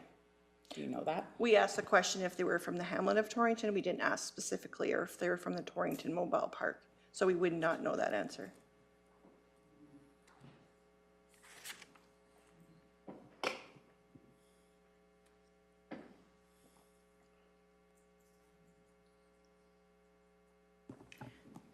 Any other, Councillor Penner? Just so discuss throwing it out there. To me, I like option 3. And the reason I like it, that's to include the full quarter. We talk about expansion and things like that. Are we better off to do it right now? There's a chance. I'm not saying that quarter is going to expand or whatever, but we're already on the north side of the road. Just putting it out there for discussion.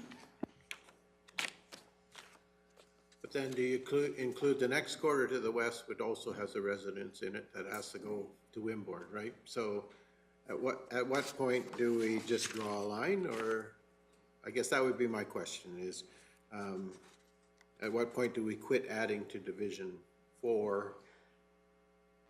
And I'm not going to allow Councillor Christie maybe to weigh in. No, I'm only saying it because it's part of that quarter. The trailer park is part of that quarter. That's the only reason I'm saying that. Okay. Councillor Christie. Absolutely. That was my thought. The only part that the trailer court is serviced by the services of Torrington. The acreages have their own well and sewer system, so that would put them somewhat offside of the hamlet policy. because their services aren't from the hamlet. That's kind of what the driver for me. The other part is the only comment I've ever had from the trailer court is, we gotta go to Wimborne to vote. What's that all about? Can't even vote in Torrington if they're from Division 6. I've had a few calls from the owner of the trailer court in the last 8 years, but that's the only feedback I've really had. Okay, thank you for that. Any other comment or question, discussion? So on the survey, there was 18 people who participated in the survey, and of the 18, the majority were saying option 2. That's correct, 78%.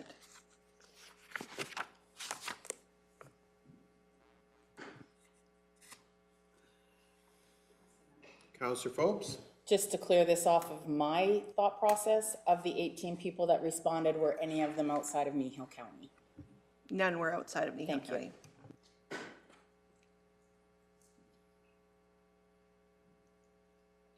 Any further discussion?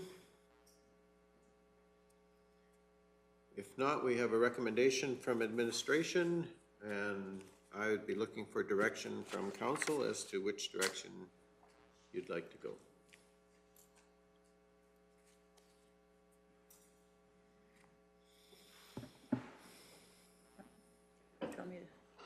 Do you want me to stop? Okay. Sure, Councillor Benner. If it's the same one, yeah. I'd make the motion that council provide first reading to bylaw 1908, that being a bylaw to establish the composition of Kneehill County Council, divide Kneehill County into divisions, and establish the boundaries for each division, and determine the title of the positions of the Kneehill County Chief Elected Official and councillors. And when making that motion, we recognize that basically what we're doing is including the trailer court into Division 6 and removing it from, or Division 4 and removing it from Division 6. Thank you for that help. Would you like me to include that council provide first reading to bylaw 1908 as presented? That being a bylaw to establish the composition, because as presented was with option number 2 with providing the trailer Sure. park. Okay. Councillor Penner? Yep. Friendly I'm fine with the amendment? friendly amendment, yep.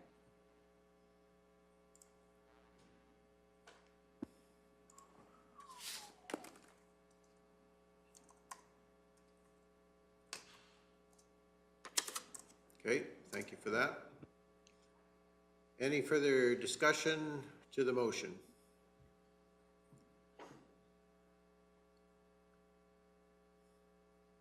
So the motion reads that council provide first reading to bylaw 1908 as presented, that being a bylaw to establish the composition of Kneehill County Council, divide Kneehill County into divisions and establish the boundaries of each division, and determine the title of the positions of Kneehill County's chief elected official and councillors.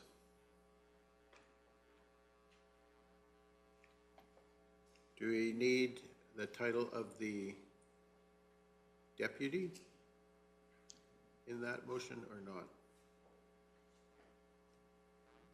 Because that was We could, right, chief elected officials. okay, there we go. Add an S. There we go.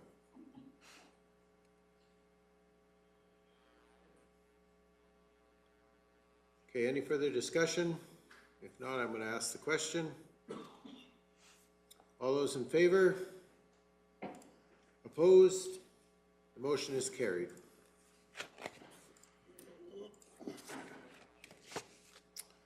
Okay, the next item on our agenda is 7.4, Southern Alberta Energy from Waste Association, request for letters of support. And Mr. Hogan, I assume you're taking this one. Thank you, Mr. Reeve, I am. The item that's before you is from the Southern Alberta Energy from Waste Association. They're making a request to their members to provide letters of support for some grant applications they're making.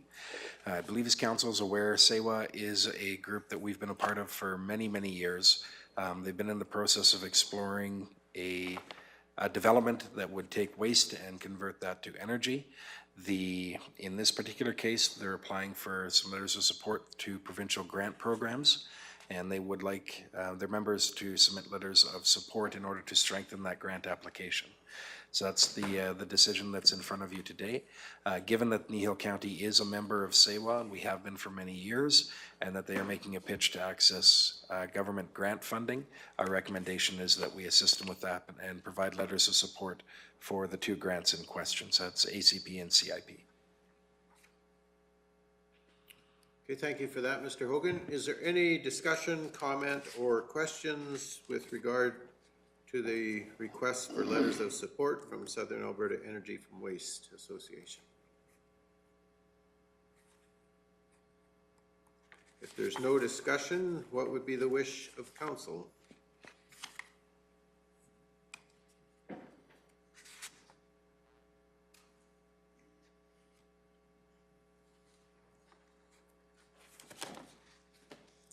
Deputy Reeve Whitstock. I would move that council direct administration to provide letters of support for the Southern Alberta Energy from Waste Association's ACP and CIP applications. Okay. And I do have a question. Have they determined where they're going to try to build this facility? Or do we get the money first and then determine?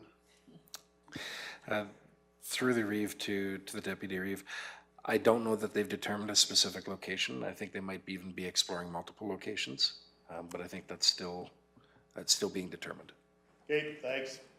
So just, Go ahead, just Councillor furthermore to it, there was down to 2 locations. This is back a while between in Vulcan County and down in Newell near Brooks there.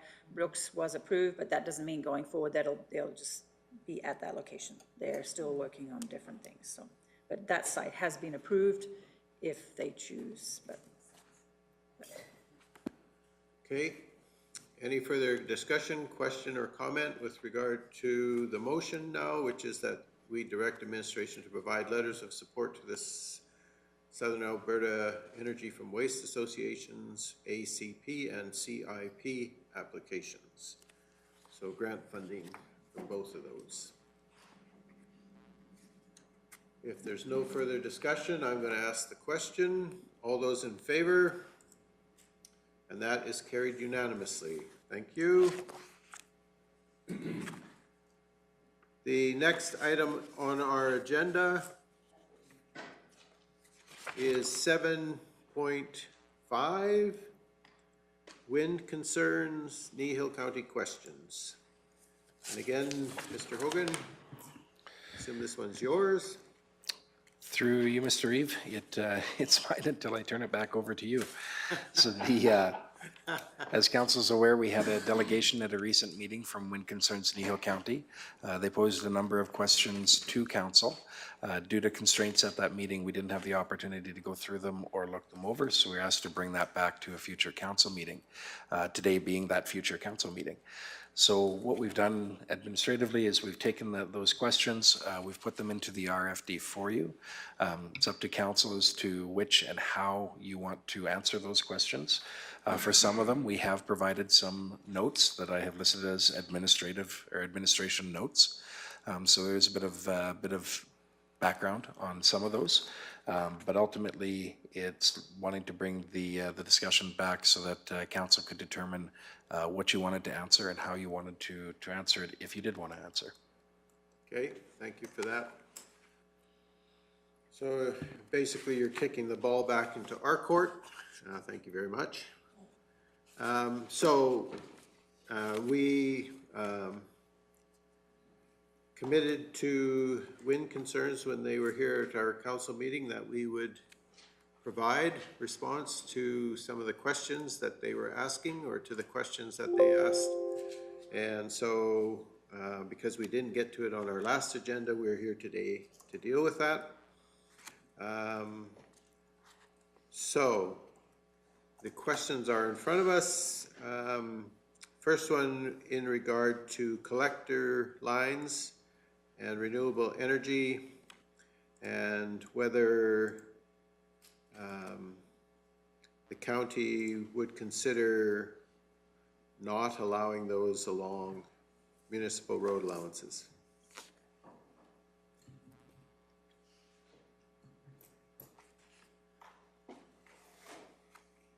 Are there any thoughts on that? Are we open to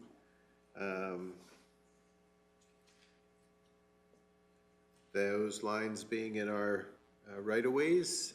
I note that administration has provided us the information that we regularly allow industry to operate in road allowances and the ditches and such installations as water, power, and telecommunication.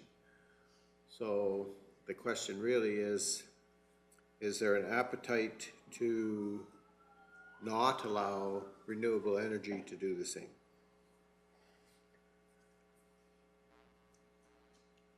Or any desire in that direction? Councillor Christie. Just an observation from the last facility that was put in Huxley. When they put the underground power lines in, the oil and gas companies were very lenient on crossing their lines. We do have 1/2 mile for sure that's in a ditch because the landowner didn't want those lines on their property. When the oil companies came back to cross the power lines, they didn't want to grant any access. So it's going to be a different dialogue this time. Yeah. Those oil companies are going to be really, really protective of their right-of-ways because that's what the power companies do now. Councillor Cunningham. So maybe a question for Mr. Zier. So can the collector lines be in the same areas as the water lines?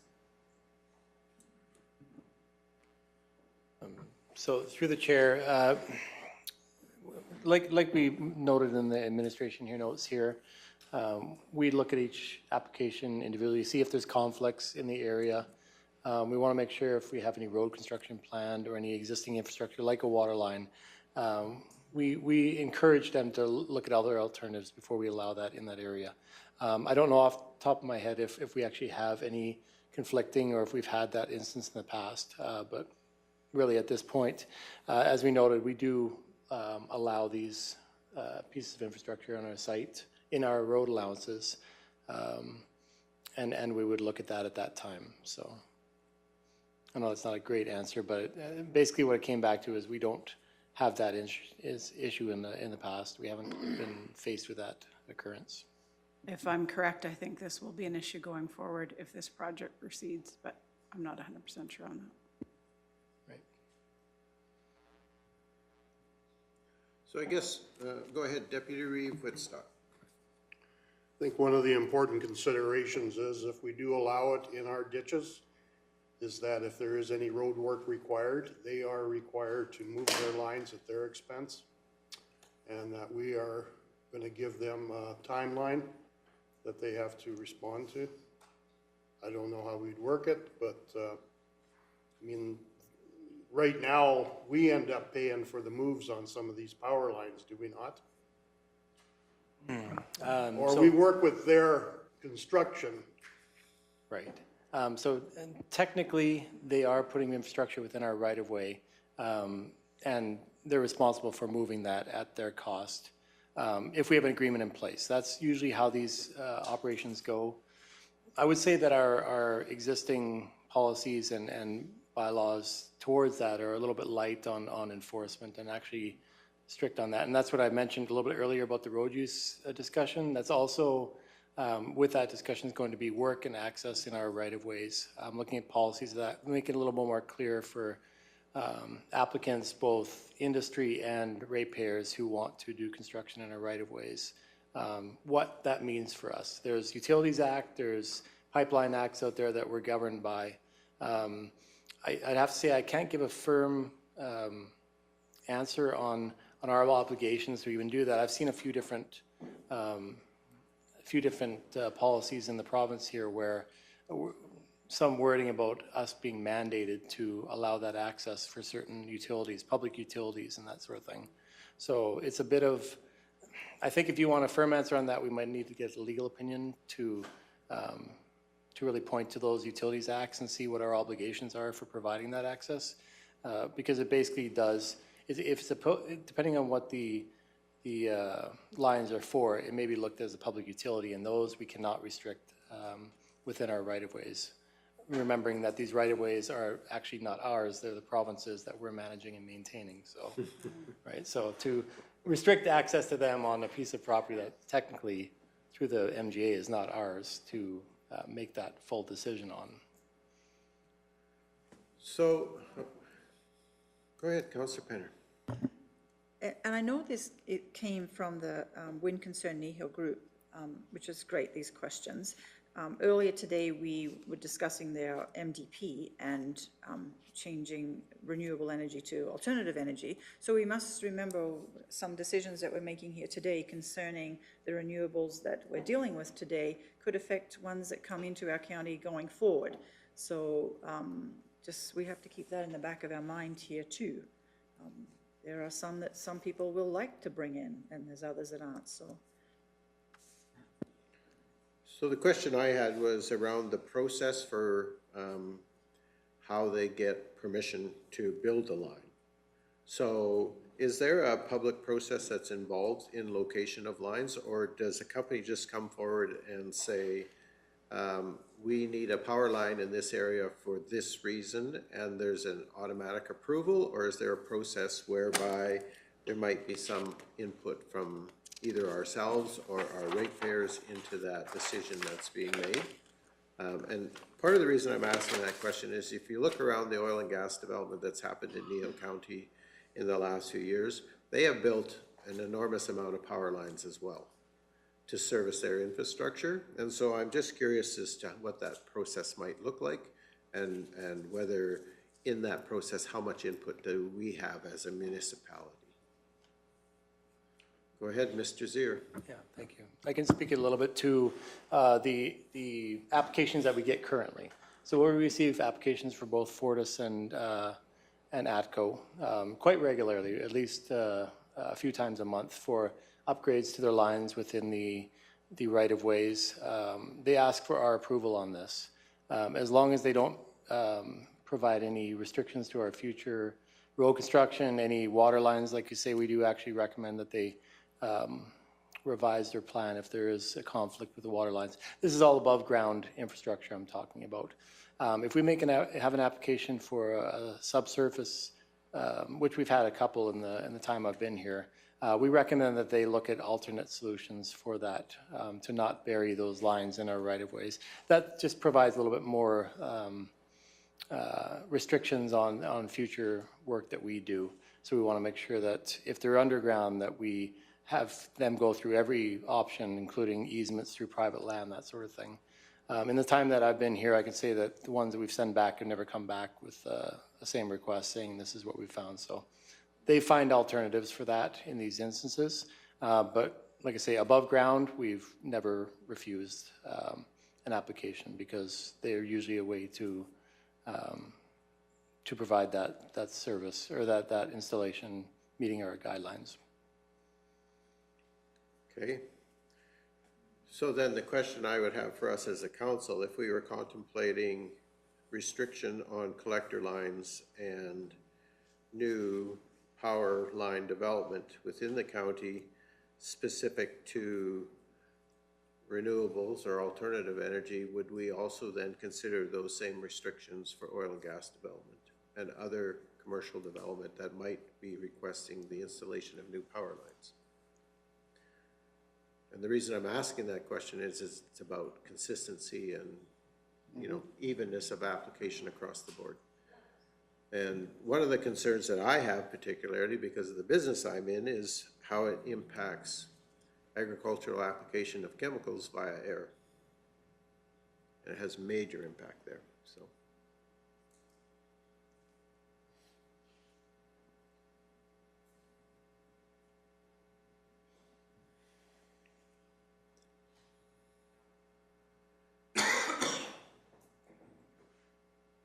So I guess I'm trying to drive the conversation because I recognize we're up against the clock today as well, but is there something that we wanted to do in this area, or is our response that we currently are not considering forcing or redirecting where those lines might be placed?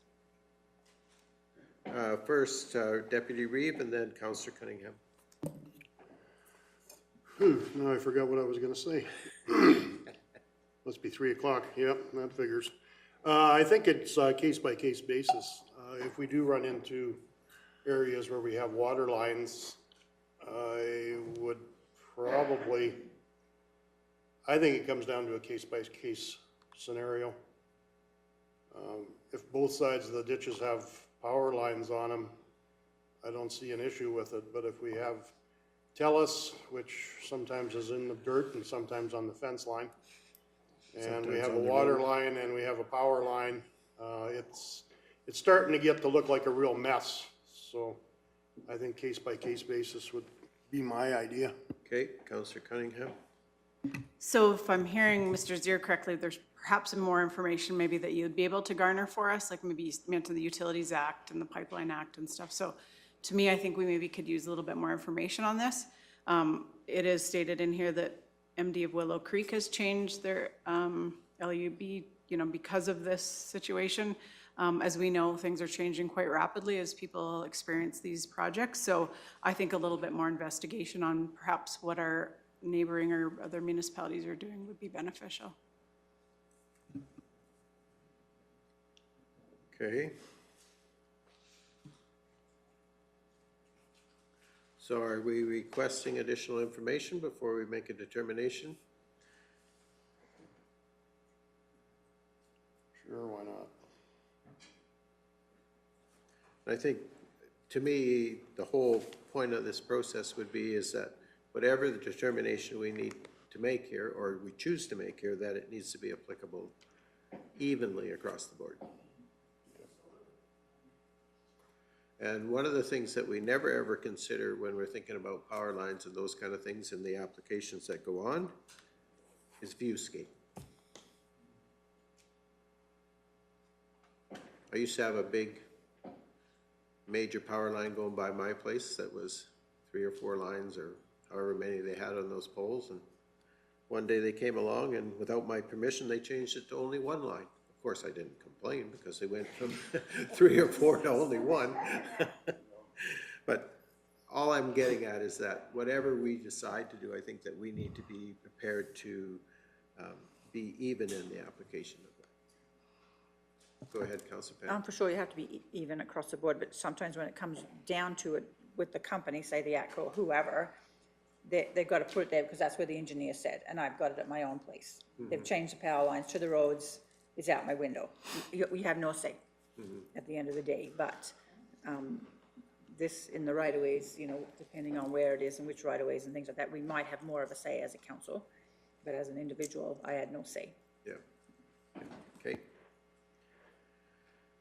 All right, shall we leave that one and move to, oh, Mr. Hogan, go ahead, absolutely. Thank you, Mr. Reeve. Just looking for some clarity. When we're seeing that council's looking for additional information, what is the additional information that you're, as a council, looking for? I think it's the policies that Mr. Zier referred to, the pipeline, and what was the other one? Utilities Act. Through the chair, the Utilities Act. Okay, so those 2 pieces of legislation or whatever they happen to be. Councillor Cunningham. And I had also mentioned I wouldn't mind a little, I mean, I can do it myself because I've done it before, but I wouldn't mind a little bit of an overview of what the other municipalities are doing. I've spoken at length with the Reeve of Willow Creek. They're, it's not going to sound right, ahead of us because I don't want to be ahead of this either, but they've had more projects than us, so they're perhaps more experienced with this. So I think to just maybe talk to other municipalities that have gone through these projects and see what they're doing with their LUBs and dealing with some of these things, I just think that would be good information for us to have before we make a decision. Okay, Councillor McGee. Okay, I need some clarity on what we're doing here. Because the question is, what is our position? And I believe what we're talking about is what do we want to have as position? So I read the letters, where are we currently? What is our current answer? Okay. If we're not comfortable with our current answer, then that means we're bringing administration a request to bring this topic forward for us to make a decision on what our position is or changing our position. Do you know what I'm trying to say? So we already have a process, we already do a certain thing. What is that process is what I read the question. Okay. We're talking about, are we comfortable with that process and do we want to change it now? I think that's an excellent question, but I think we need to be clear that those are 2 different things we're asking administration to do. Okay, good. good clarification. So currently, what we would outline in a response to this question would be, what do we do currently? This is the position that Kneehill County has, and until we as council change that position, that's the position of Kneehill County. But what I'm hearing And is, so if we want a conversation, a bigger part two conversation, is we want to bring forward to Cal an opportunity of discussion of whether or not we want to continue with status quo.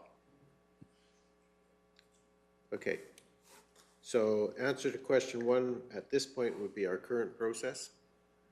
And then potential is we would be requesting a greater conversation around, do we actually want to change what our current process is? Okay. Does that help, Mr. Hogan? Thank you, Council, it does. Okay. All right. We're going to go on to question two. And question two says, why is the land use not required to be redesignated from agriculture to industrial, when in essence, that's what these projects are, industrial power plants? We did have a little bit of conversation around that this morning. The administration notes are, current land use bylaw lists types of renewable energy developments within agricultural zoning. The county sees applications after they've been approved by AUC. As AUC has already issued an approval, the county zoning does not impact the project moving forward. Forcing a rezoning would provide a venue through a public hearing for affected individuals to speak, but would not impact a decision. The project could move forward even if the county denied the rezoning. And go ahead, Councillor McGee. So my question then is, what would be the benefit of a rezone should we decide to do that? Why would we rezone? Does it affect the tax rate? Does it affect how we handle emergency services? Does anything of how we handle these cases change if it was designated differently? Go ahead, Mr. Hogan, I'm sorry. Thank you, Mr. Reeve. In response to Councillor McGee, none of those things change. It doesn't change the tax, it doesn't change the emergency response, it doesn't change any of those things. The one thing that would do, as we noted in here, is it would give a forum for people to speak to the development. The impact on that would be negligible. It would give them that venue, but at that point, by the time it gets there, the AUC has already made a decision on the project. So even if we did the rezoning, there is a high likelihood that, you know, if the intent was to take those concerns and introduce them to the AUC as part of the AUC process, the likelihood is that AUC process has already taken place, and that opportunity is missed. You know, maybe they ask for the rezoning first, in which case you would have that. Likely they've gone to the AUC first, so you might not even have that opportunity from it. But it would give a venue for people to say their piece regarding the development. The only other thing that might come from it is that if you were looking at a rezoning, the question would be rezoning to what? As Ms. Hazelton indicated earlier in the meeting, that's a function of where your uses in your different districts are located. You might have an alternate energy district that they relocate to, in which case you say, here are the setbacks. And you take those uses out of ag and out of those areas. Now, if the AUC makes a ruling and overrules us under the MGA, we'd have to change our land use bylaw to be in compliance with them anyway. But you might do that, and you might see some benefit on the other end of that rezoning in terms of other developments that they may come back with. So for example, if battery storage is a permitted use, they could make that application, it could be processed and it's moving on because it's a permitted use in that zoning, right? So you're reducing some inefficiencies that way. We've had instances in the past around the communication towers as an example on the existing one. That was a necessary function of making that development go forward. There wasn't a reason to deny that. So it does give you some opportunity to do that if you want to go there. The only caution that I give council in the discussions around that you've had in the MDP and around this one here is now that we've grouped these all into alternative energy, not all of those things are equal or the same. So I use the example of if you're talking whether it's collector lines or even ag land, Let me go to the ag land. That might be a better one to demonstrate the point. When you're talking about a solar field that's a couple thousand acres, that's very different than a 10-acre small modular reactor site. You know, so would you allow that 10-acre development on good farmland, or would you not? And that's not a question we've ever dealt with or answered, so we don't have an answer to that yet. But are you going to treat that the same way that you treat a wind tower or 1 million solar panels? You may or may not, right? So there's those questions there too. You know, we talked about whether it's geothermal or even hydro. Council in the past has discussed endorsing a study for them to develop hydro on the Red Deer River. There's ag land by the Red Deer River. So if that goes forward, theoretically, that ag land will get used up, right? So that's the only caution as you go through the discussion, I think, is if you're lumping all of these into alternate energy, they might not all be the same, and you might treat them differently depending on what they are. Deputy Reeve Woodstock. More of a question than a comment, I guess, but these developers, they do not own the land. They lease the land from the landowner. The landowner would be responsible to have that property rezoned if that is what we require. Am I correct in that assumption? Yes, like the application, through you, Mr. Reeve, the application would come it could come from a landowner or the landowner's agent. At some level, though, the landowner's signing off or endorsing that change. So if a company came in to seek that rezoning, we wouldn't look at that or entertain it unless the landowner had signed off on it. Okay, so if we're looking at 50 wind turbines, our per diems are gonna go through the roof if we've gotta do 50 rezonings. I think you could do, they might. Collectively?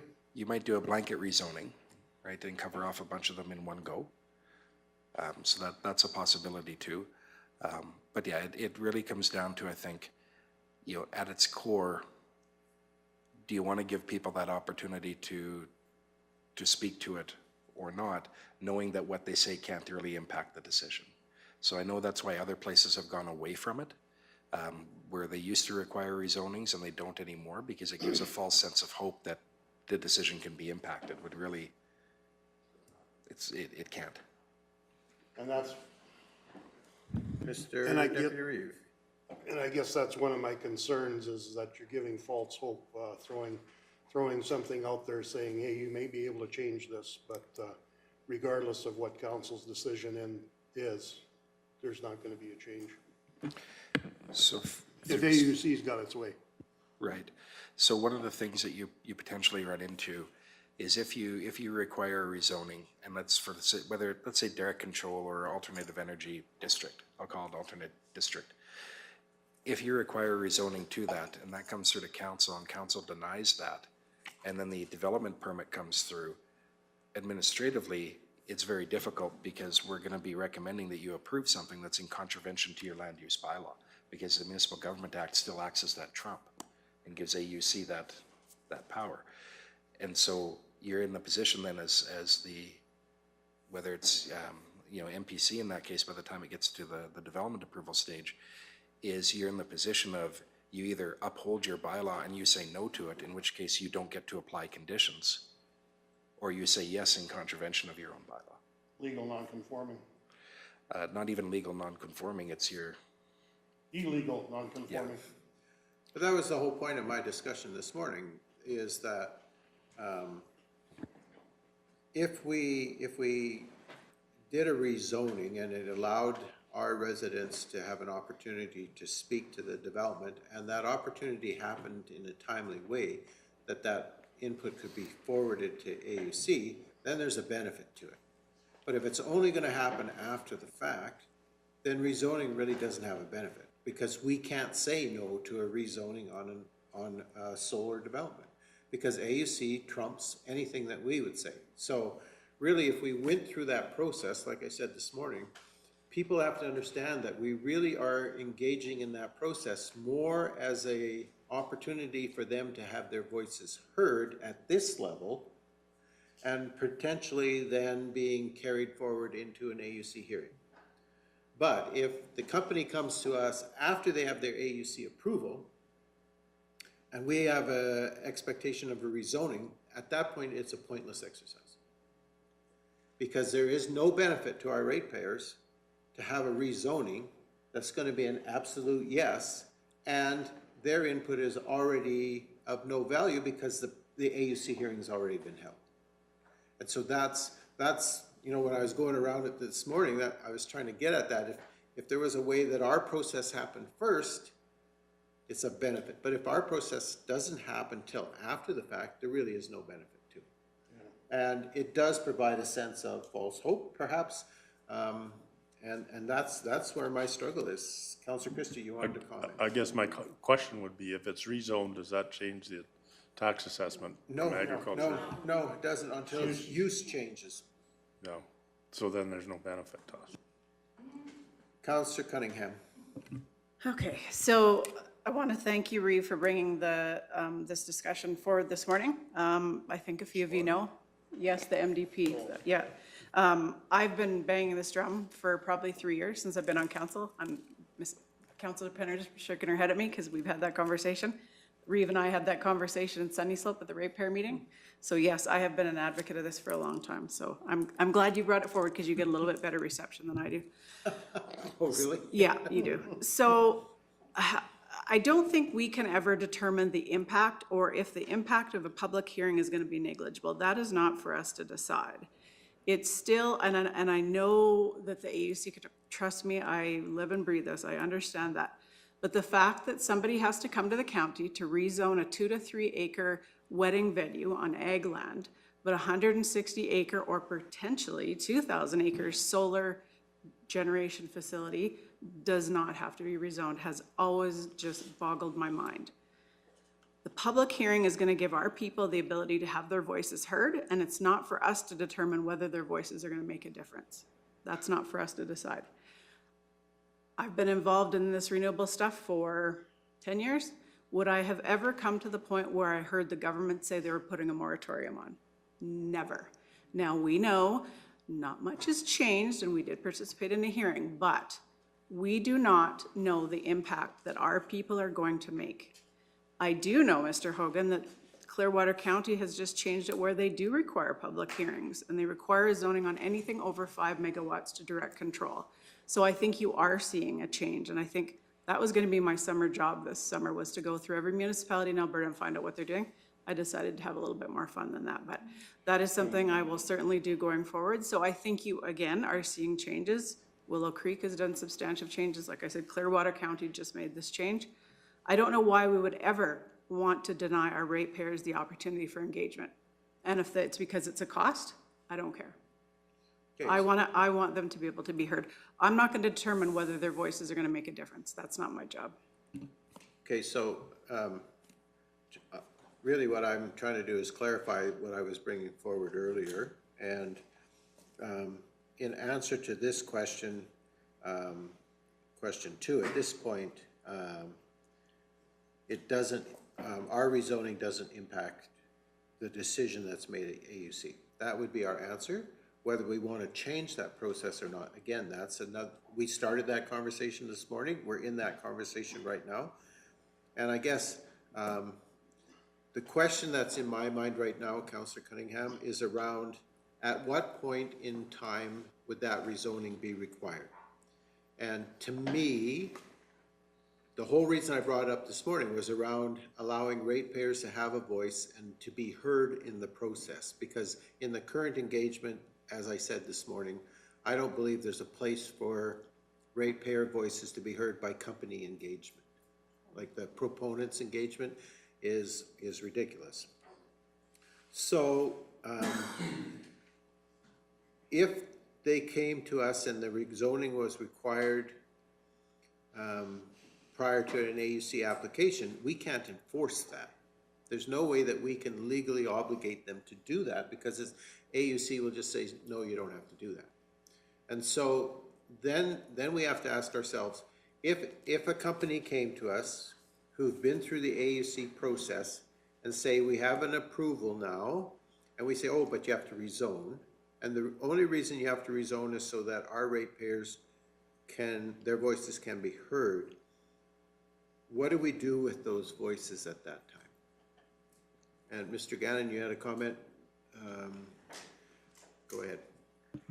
Thank you. On our process side, as far as administration goes, I do hear many of the different variables that are out there of putting something in without understanding a clear direction of what that decision matrix is with AUC, and sometimes we're quite baffled with that on our own.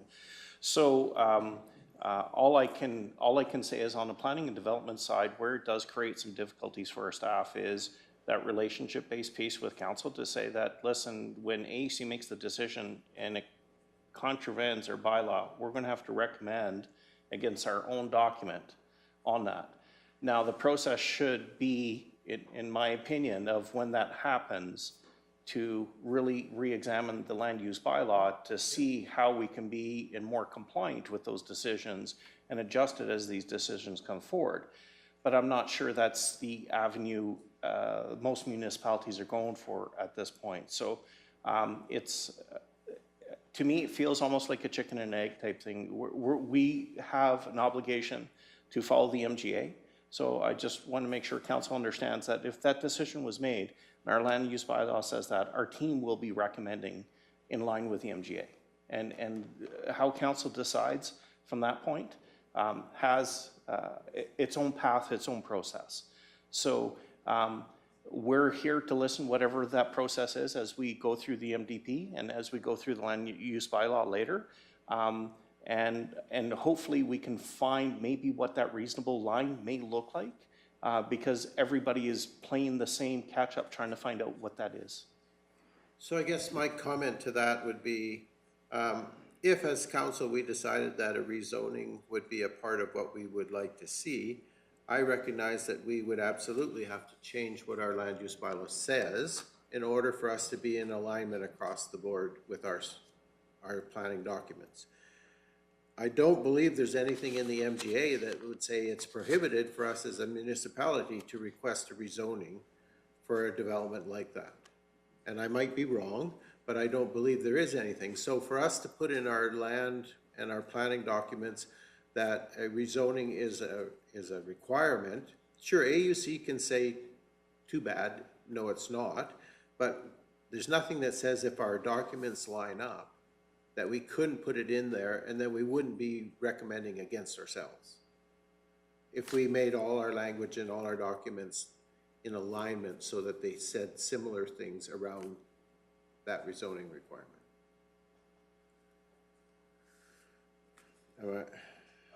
I don't know if I'm way off base or not.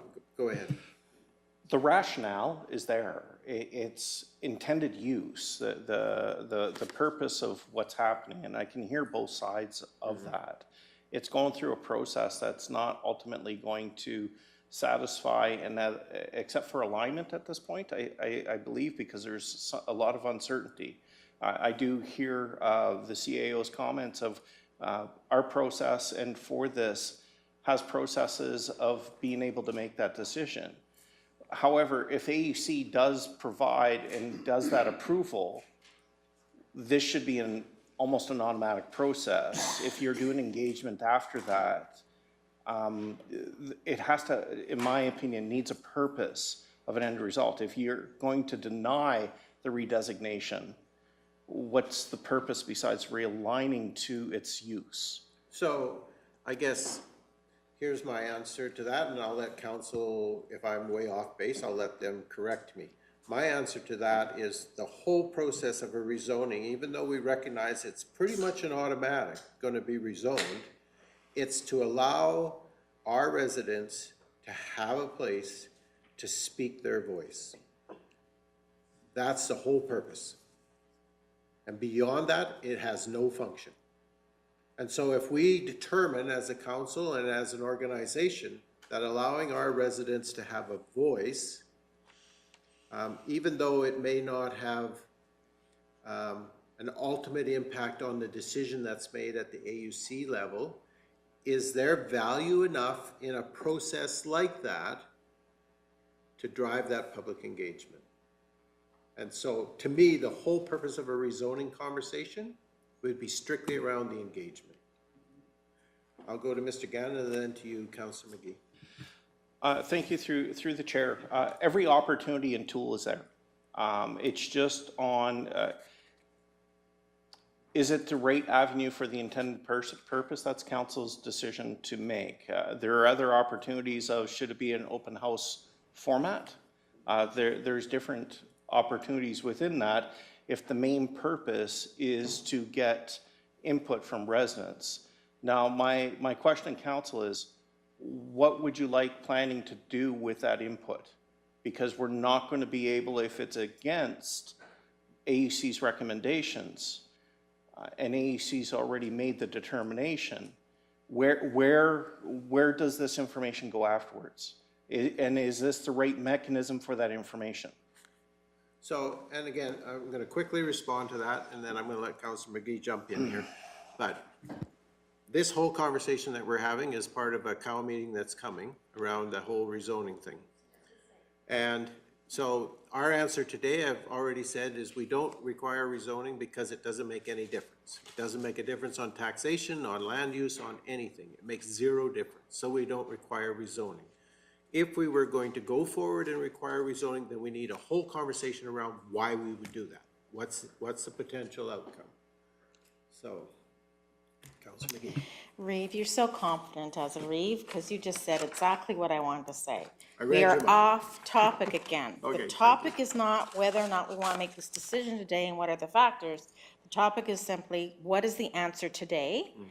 Plus, we'll add to them, we have already identified this as something we want to discuss further, and you will see it on an upcoming COW meeting. That's the answer. Okay, thank you for that. I'm sorry, but it's like 10 to 4, and Okay, I get tired. all right. I hadn't noticed. I'm just going to make one comment. Short comment, and then we're on to question 3. Well, because it was directed at me, so I deserve to have an answer. So I guess my question would be, why are other municipalities doing it? That's something we need to examine. We need to talk to them and find out, because if Clearwater County literally just changed it, why are they doing it? How are they doing it? What are they finding the benefit? Let's talk to them. Let's talk to the other municipalities.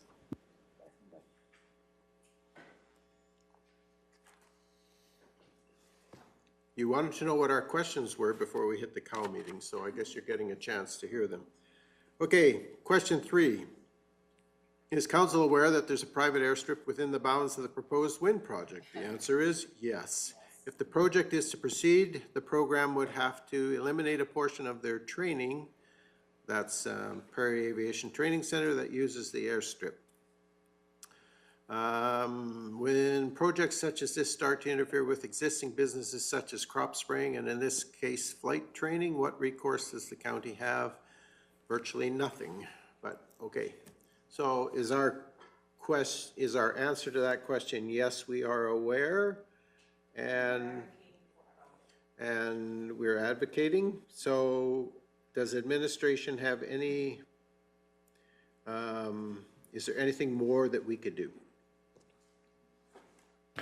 Through Mr. Reeve, no, and we didn't put notes on that one because we felt the answer that was yes, we're aware. Yeah. Okay. Question 4, there are a lot of concerns regarding the construction phase of the project. Should it proceed? Who is responsible for making sure the company stays accountable for such things as dust control, traffic control, bus route protection, soil degradation, weed control, and the list goes on. Kneehill County is the answer to that, is responsible for those things. Who is responsible for road repairs after the inevitable damage will be done? The companies who have the road use agreements with Kneehill County become responsible for road and road destruction. And so it's not our ratepayers ultimately who pick that up. Is there anything you wanted to add to that, Mr. Zier? First, I'll go to Councillor Cunningham.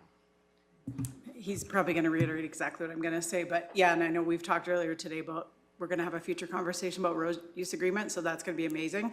As someone that just lived through being a councillor in a division that went through a construction of a project, we have to do better. I was getting about 20 to 25 phone calls a week in regard to speeding. I had ratepayers that were going out and standing on the road, trying to flag the workers down, tell them to slow down. So there's definitely something we can do to be better. So I think we're aware of the concerns, and I think going forward, we just have to have a more robust development agreement, road use agreement. for sure. Mr. Zier, did you want to comment? Thank you. So through the chair, definitely correct, we are going to have that conversation a little bit later about our future process. Just regarding our current process with road use agreements, anytime a new development comes in that may affect the condition of our road, we request that the developer does enter into a road use agreement with us. That is primarily, the primary focus, the primary reasoning behind that is to protect the road infrastructure that we have there. So looking at heavier loads, making sure we understand the routing of which roads they're proposing, and making sure that that road is able to hold up to the level of traffic that they're proposing on that. If it doesn't, then we recommend different routes or alternatively upgrading of those roads. We also talk about dust control for residential or intersections. All these conditions are placed on that road use agreement. An option we have here that we'll talk about later this fall is also providing, having the developer provide securities so that we have a bond, letter of credit in place that if the damage does occur, we have a method, a secure method of repairing it on our own if the developer refuses to. Just kind of wanted to point out that this is ultimately, it's a bit of a gray zone with this because the AUC does provide the approval on this. Our recommendation is that the road use agreement is part of that approval for it. Again, with a lot of the, we all have ultimate control of those roads, but if they choose to alternate their method or alternate their routing, we have limited abilities to control on that. So we request that the road use agreement, like I say, it's a typical condition approval through the AUC here, so we anticipate that would be approved. But we also want to be cognizant that we don't place any additional restrictions that we wouldn't, again, back to consistency with any kind of development we're looking at here, and talking about the private, the vehicular traffic. We don't restrict that currently in our road use agreements, mainly heavy loads, large vehicles, that sort of thing. Okay, and so that's part of the advocacy that we do as a municipality when we go to AUC to say we want our road infrastructure protected. And we want that as a condition in the development approval that they're doing. And one of the things I would also say after the last development they did for wind in the north part of Kneehill County is that they should not be allowed to use our roads as yard sites for material, trucks, and other. It was horrible. Okay, question 5. As you can see from the previous PowerPoint, viewscapes are an important concern to address. We are not in the 35-kilometer buffer zone regarding pristine views. What constitutes a pristine view, and will council be addressing this with AUC? And the answer is yes. We have addressed this several times with AUC, and we continue to use the example of what happens west of Calgary should happen east of Calgary, and that our views are no less valuable and worthy than any view anywhere else in the province. And just because you got $1 million homes on Coach Hill in Calgary does not necessarily mean that their view is greater, of more value than ours. And we've pounded that point to AUC, and we'll continue to do that. Okay, that's our answer. We appreciate our council's work regarding setbacks from wind energy conversion systems to 1.6 kilometers. Recently at a town hall meeting in Olds, our premier suggested that AUC is looking at setbacks from residences of 3 to 5 kilometers. This would be most welcome. Would our council agree to look at increasing the setbacks to adjacent lands, as at present the setbacks are not nearly large enough? So the question is, would we be interested in increasing the setbacks to adjacent lands? Yes or no? And again, go ahead, Councilor Penner. We had a big discussion on this when we were discussing the setbacks and stuff like that. We're trying to do as much as we can there's a lot that's mandated to us, but we did change it, so what we can do. Okay, so any other comments? Councillor Hopes.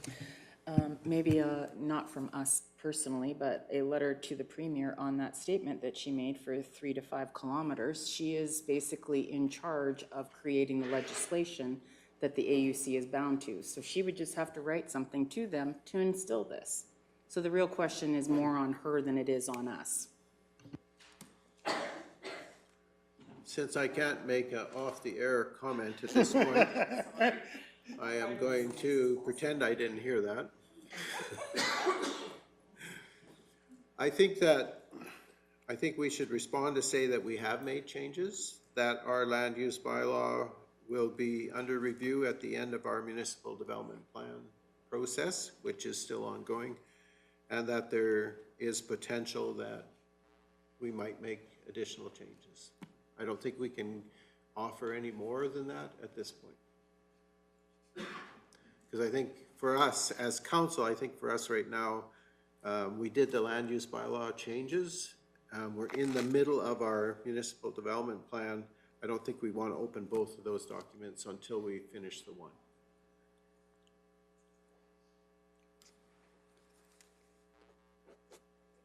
Okay, and question 7. We know that our municipality has been frustrated by previous proceedings with the AUC. We are also aware that you're in the process of drafting a document for AUC Rule 7 review.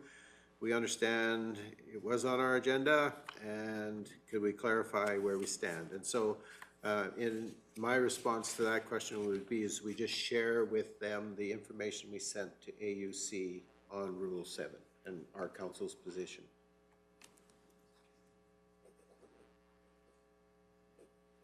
Any comment or other?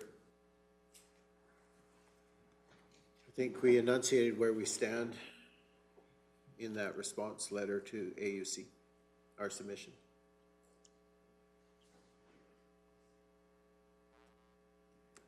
I think key in this whole conversation we're having today is that we know that coming to us at a COW meeting is a major conversation around a whole bunch of things that are in our MDP. Not the least of which is these renewable alternative energy projects and where we are with them. Councillor McGee. Would it be appropriate to ask administration to, when we respond to this letter specifically, that we also ask him to include a copy of the letter that we have on the Rule 007? Well, yeah, I think that's appropriate. Thank you. I think Mr. Hogan probably had made a note of that already.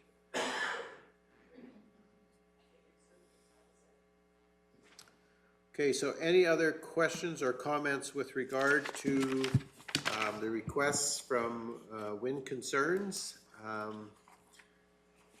We have provided our responses, and I know there was notes being taken all over around the room.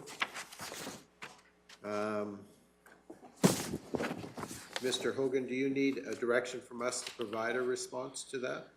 Through Mr. Eve, I don't believe we need a direction. I just was seeking the clarity on the outcome of that. So as you mentioned, I've got notes. The anticipated go forward on this is I'm going to draft a letter for the Reeve signature. And the only clarification, I guess, is council comfortable with once the Reeve signs that, we send that out, or does it need to come back here? Councillor McGee. I think it can go, but I would love to have a copy afterwards, just Yes, so absolutely. I know the verbiage myself. Gets filed under top secret. No,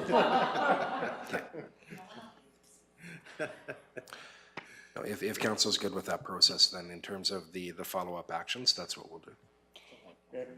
And I'm sure you can include that, you know, the overall feel of council, in response to this letter, I would love the group to hear that we've been working nonstop this entire term at trying to find ways to best advocate for our residents, and we're trying to be fair across the board for both parties, of course, but also to really be true to our strategic plan. And we appreciate the questions that help us give some direction, but at the same time, most of these things we already have been working really hard on. Okay, thank you for that. If there are no further comments, and if we're done with that particular item, I think I would like to deal with Minister Neudorf's response to our inquiry, unless somebody wants a break first. Okay, all right. Okay, so let's deal with the next two items on our agenda, and then we'll come back to disposition after we have a brief recess. So item 7.6 in our agenda is Minister Neudorf's response to our inquiries to the Premier, Renewable Energy. And the letter is enclosed for your enlightenment and was in our package as well. And Mr. Hogan, I see that you are on this one as well. Through Mr. Reeve, this one that's it's in front of us is really just putting the letter back in front of council. We had talked previously that we had been awaiting a response. We had actually just finished the process of Carolyn had of redrafting that letter and directly addressing it to every minister that we CC'd. In hopes of getting a direct response to them, and then this one came in and Carolyn had to frantically go gather those back up before they hit the mail, so. They were in the mailbag. Yeah, if we'd have known that, then we would have done that a month earlier, but so at any rate, this is really just providing for council's information. You sent that letter to the Premier. Minister Neudorf has responded on the government's behalf, and the response is attached for your information. Okay, so this is Minister Neudorf's response. If we were grading response to resolution, I would say incomplete, inadequate, and not sufficient. But that's my response. I don't know how you as council feel and where you would like us to go moving forward on this one. Well, you can tell where he wants us to go. Councillor Cunningham. I was gonna say no comment, but, Sorry. yeah. So basically, he's telling us that AUC's in charge and they don't really have a boss, which is essentially supposed to be him, but anyhow. My recommendation would be, I appreciate Carolyn pulling those back, but I would still send them. I would still send them to, I mean, obviously, I believe maybe Premier Smith has the letter, but I would send it to all the other ones, and I would also send it to the MLA. Because what I'm hearing from my ratepayers is that the MLA is not responding. So I would have no problem with resending the letter to, what I was told is a lot of times the CCs don't even get read. So I would send them directly. So I'll give you the rationale behind why we retrieved them. In the response that we received from Minister Neudorf is, he said, I am pleased to respond on behalf of the government of Alberta. And because of that, I felt that having received this response, for me to then ask the Ag Minister or the Finance Minister, or whoever else we CC'd in our letter to respond, that basically they're gonna go, didn't you see Minister Neudorf's letter, and why are you continuing to push this? And I think that what's more appropriate, from my point of view, is we respond to Minister Neudorf's letter, and we then send it to him, and we send it direct to the other ministers. So rather than resend the letter that we sent to the Premier, I think it's more beneficial for us to respond to where we see the deficiencies in Minister Neudorf's letter, to say, here's where you're not answering, you're not giving us answers to the questions we're asking. And so I would much rather go that route than have the Minister of Municipal Affairs or Minister of Energy or Minister of Environment and Protected Areas send us back Minister Neudorf's letter, which I think is going to be the likelihood that we would get. So go ahead, Councillor Cunningham. And I'm totally not against that, that's fine. I did just see a video clip of Minister Schultz talked a lot about wind energy in the last 2 weeks, so it's interesting she continues to talk about it. But anyhow, could we, in saying that, please send it to our MLA? Yep. And I did speak to our MLA about our letter to the Premier and addressed it specifically with him. And his response to me is, when I get a CC letter, I don't really pay attention to it. And I said, well, I want you to pay attention to it. And I mean, he committed to doing that. And then he also committed to making sure that he took his voice forward to say, somebody needs to respond to this. And I'll be honest, when I was in Red Deer at the Red Deer Polytechnic and addressing the Premier herself, and I asked about AUC, she said AUC is a quasi-judicial organization in Alberta, and we have to be relatively careful in how we approach them, and there was a number of other things around that. And I hate to say it, but in some ways I see AUC as a sacred cow, if you want to call it that, that's pretty protected. But then she also went on to say maybe we need to give AUC the same treatment as we gave AHS. And if you know what happened to AHS, it was... So anyway, my suggestion to you as council, and you can tell me whether you want to do this or not, my suggestion is we respond to Minister Neudorf's letter.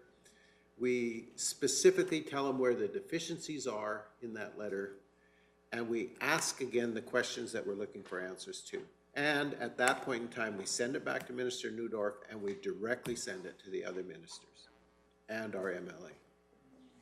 Yeah, because he sent his letter CC'd it to all the other ministers too, which they're not going to read. Councillor McGee.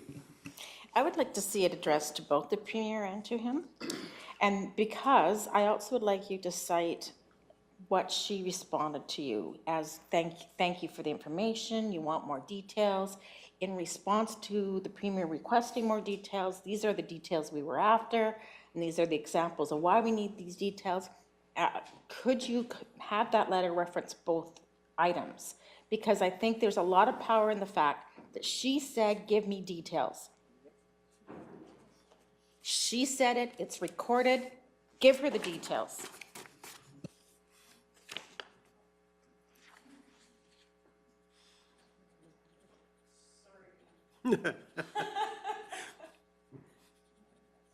I'm having to be very careful with what I say.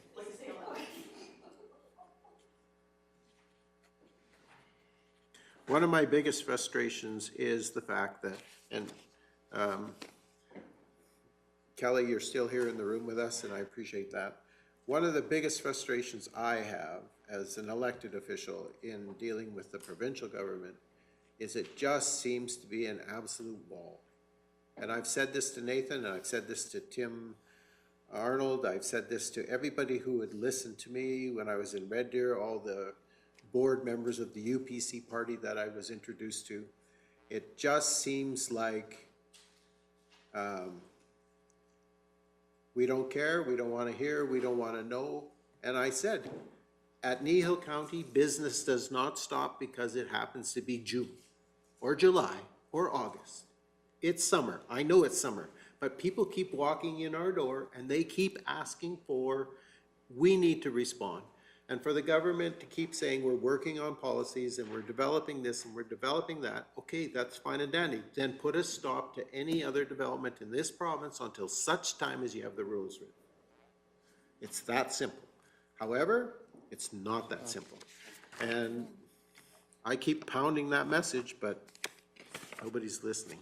So, except for in this room. And thank you. I know it's probably not appropriate for me to address you here today, Kelly Tainch, but just know that as a council, we have not given up on this issue, and we will continue to push and work on this. And that's the best that I can say to you at this point in time. Know that we are not necessarily happy with the outcomes that we're seeing either. And if you're frustrated and going crazy, let's have coffee one day and we can talk about our mutual frustrations. Beyond that, thank you for being here today, and I appreciate your ongoing interest in this issue. So very much appreciated. So thank you. So do we want to give some direction on Minister Neudorf's letter to administration. No, so you've heard my proposal for what we might do. Is there agreement? Do we want to put a motion in place that we action that item to make it move forward? Okay, so who wants to make the motion? I'd like to make a motion that we write a second letter to Minister Neudorf as well as to the Premier of Alberta requesting follow-up to Old's meeting as well as to the response we received to our original letter to Mr. Neudorf. And please wordsmith that motion in whatever makes sense on paper.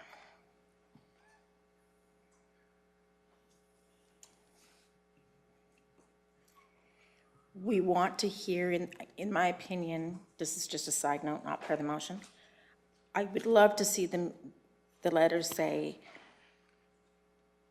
we want to hear that you do care, that this is not a letter of routine, but a letter of actual hearing and caring of our voice. Okay. So I would say that then what we're requesting is that we're directing administration to send a response to Minister Neudorf's letter to both him, the Premier, and the appropriate ministers. Which includes responding to the conversation in Olds. It was in actually Red Deer where I had. Red Deer, excuse me.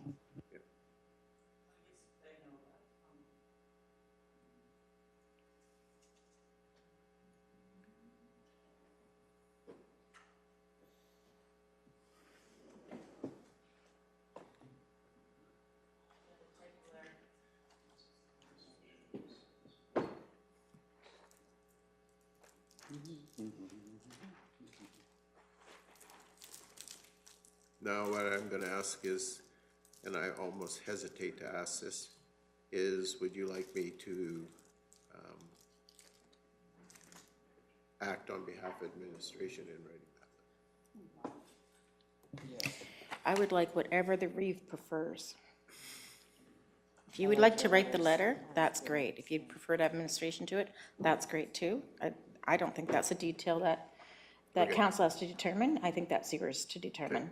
And Mr. Hogan and I'll arm wrestle. and just so I'm clear, I want the letter to be addressed to the minister and addressed to the Premier. It's not CC'd, but addressed to them. Yep. Okay. And the other ministers that we CC'd previously.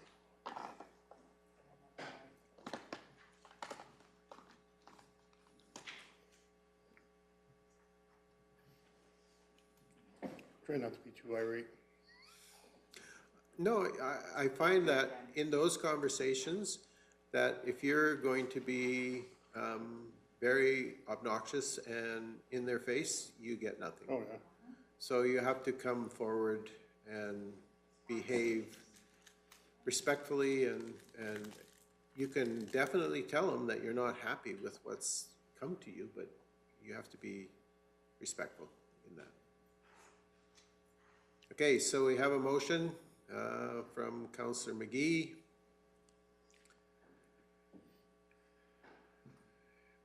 Any further discussion? I'm not seeing any. All those in favor? And that's carried unanimously. And I want to deal with 7.7 really quickly here, or very longly. Mr. Hogan, 7.7 county developer meetings, and just if you want to cover that one. Sure. Through Mr. Reeve to all of council, this item was brought to administration's attention by a member of council. It was regarding, I don't know if concerns is the right word, in the statements made by developers that they'd had meetings with the county. There seemed to be some concern about this. We thought we'd address it. Developers do meet with the county, and they meet with us regularly and constantly throughout the development process.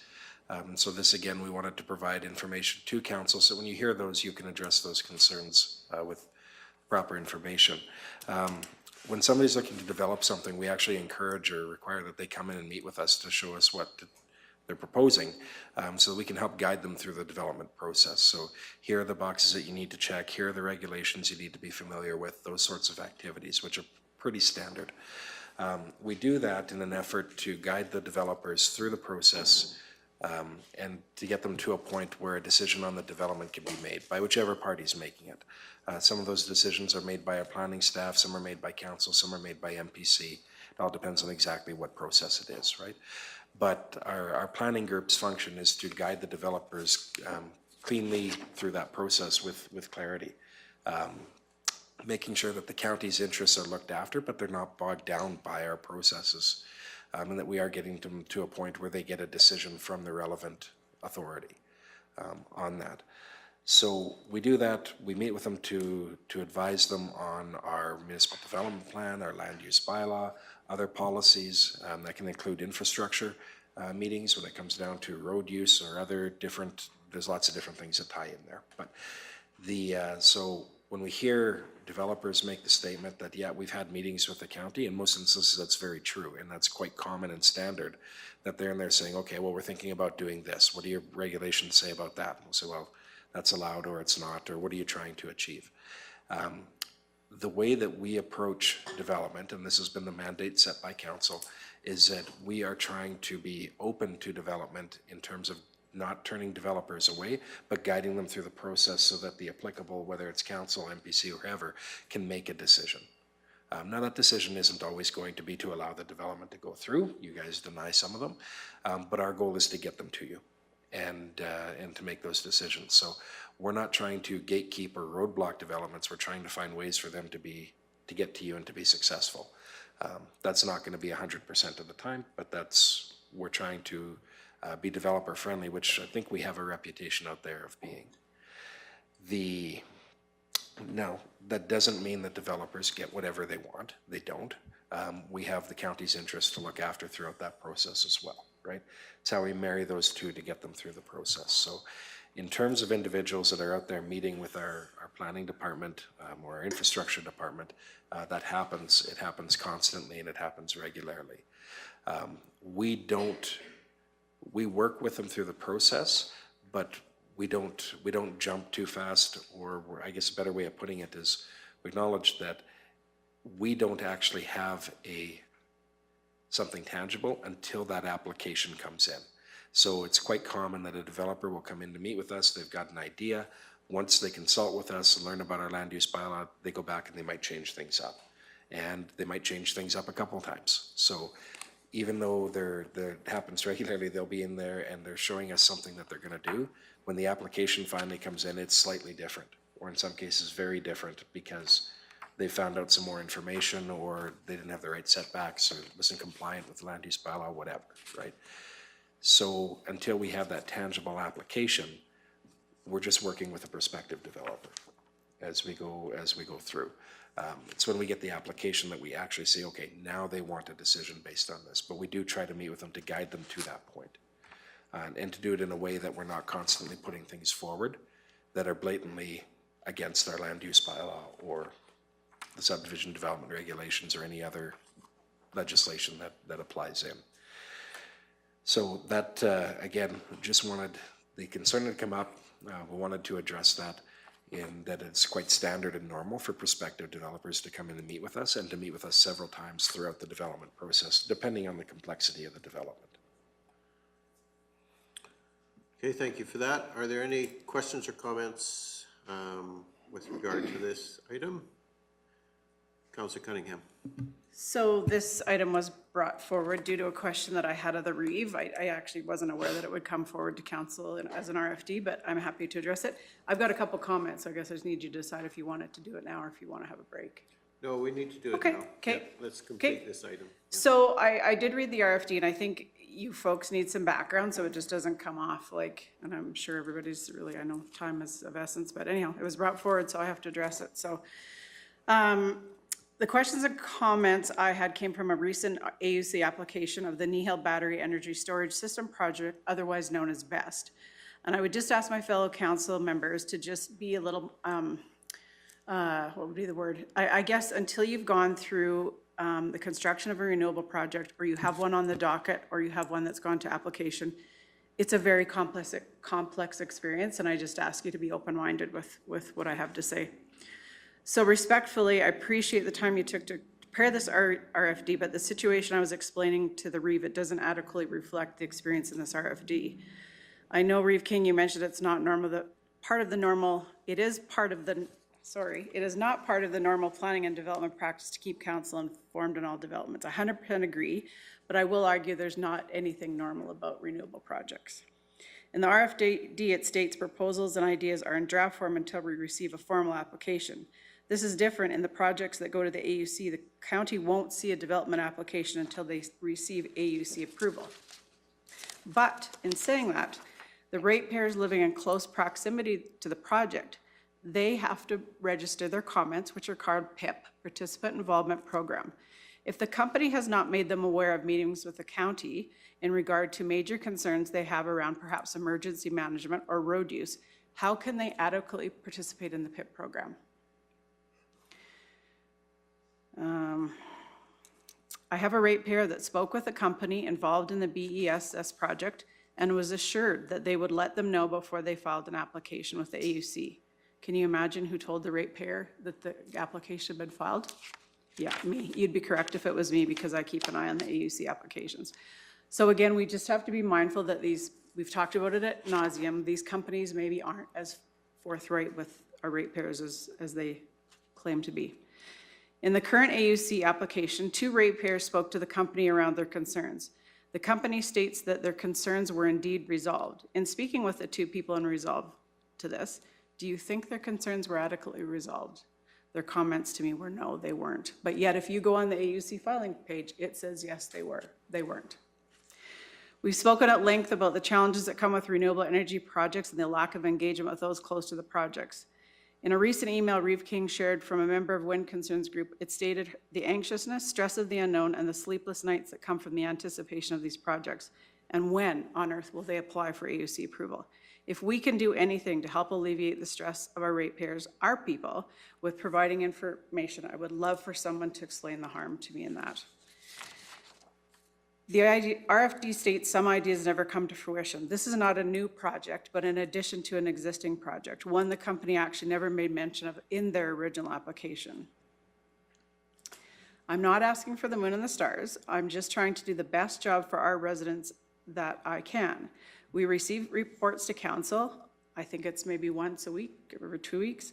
I know at times it changes. What would be the harm in a sentence or 2 saying we continue to engage with company XYZ around the BES project and consultations around emergency management and road use were discussed?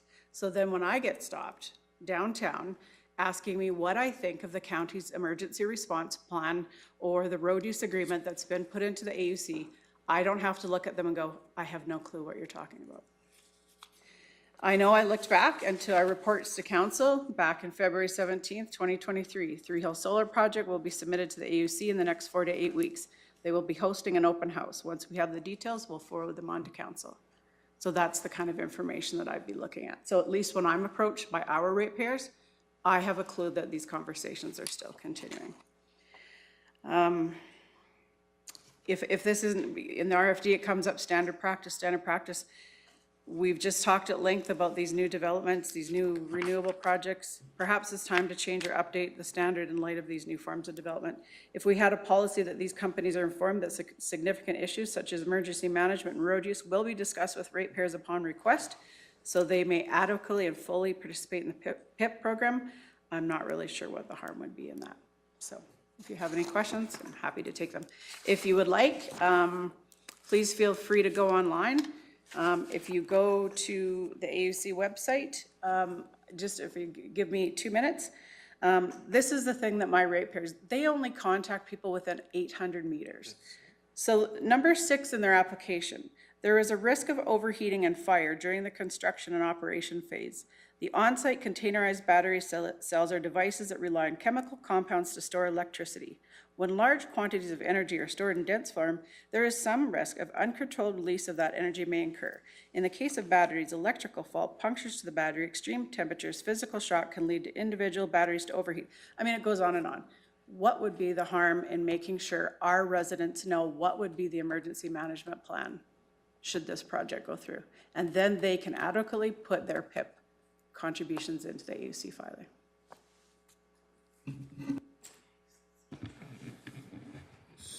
So first and foremost, do they develop an emergency plan with us, or do they just have to submit one to AUC?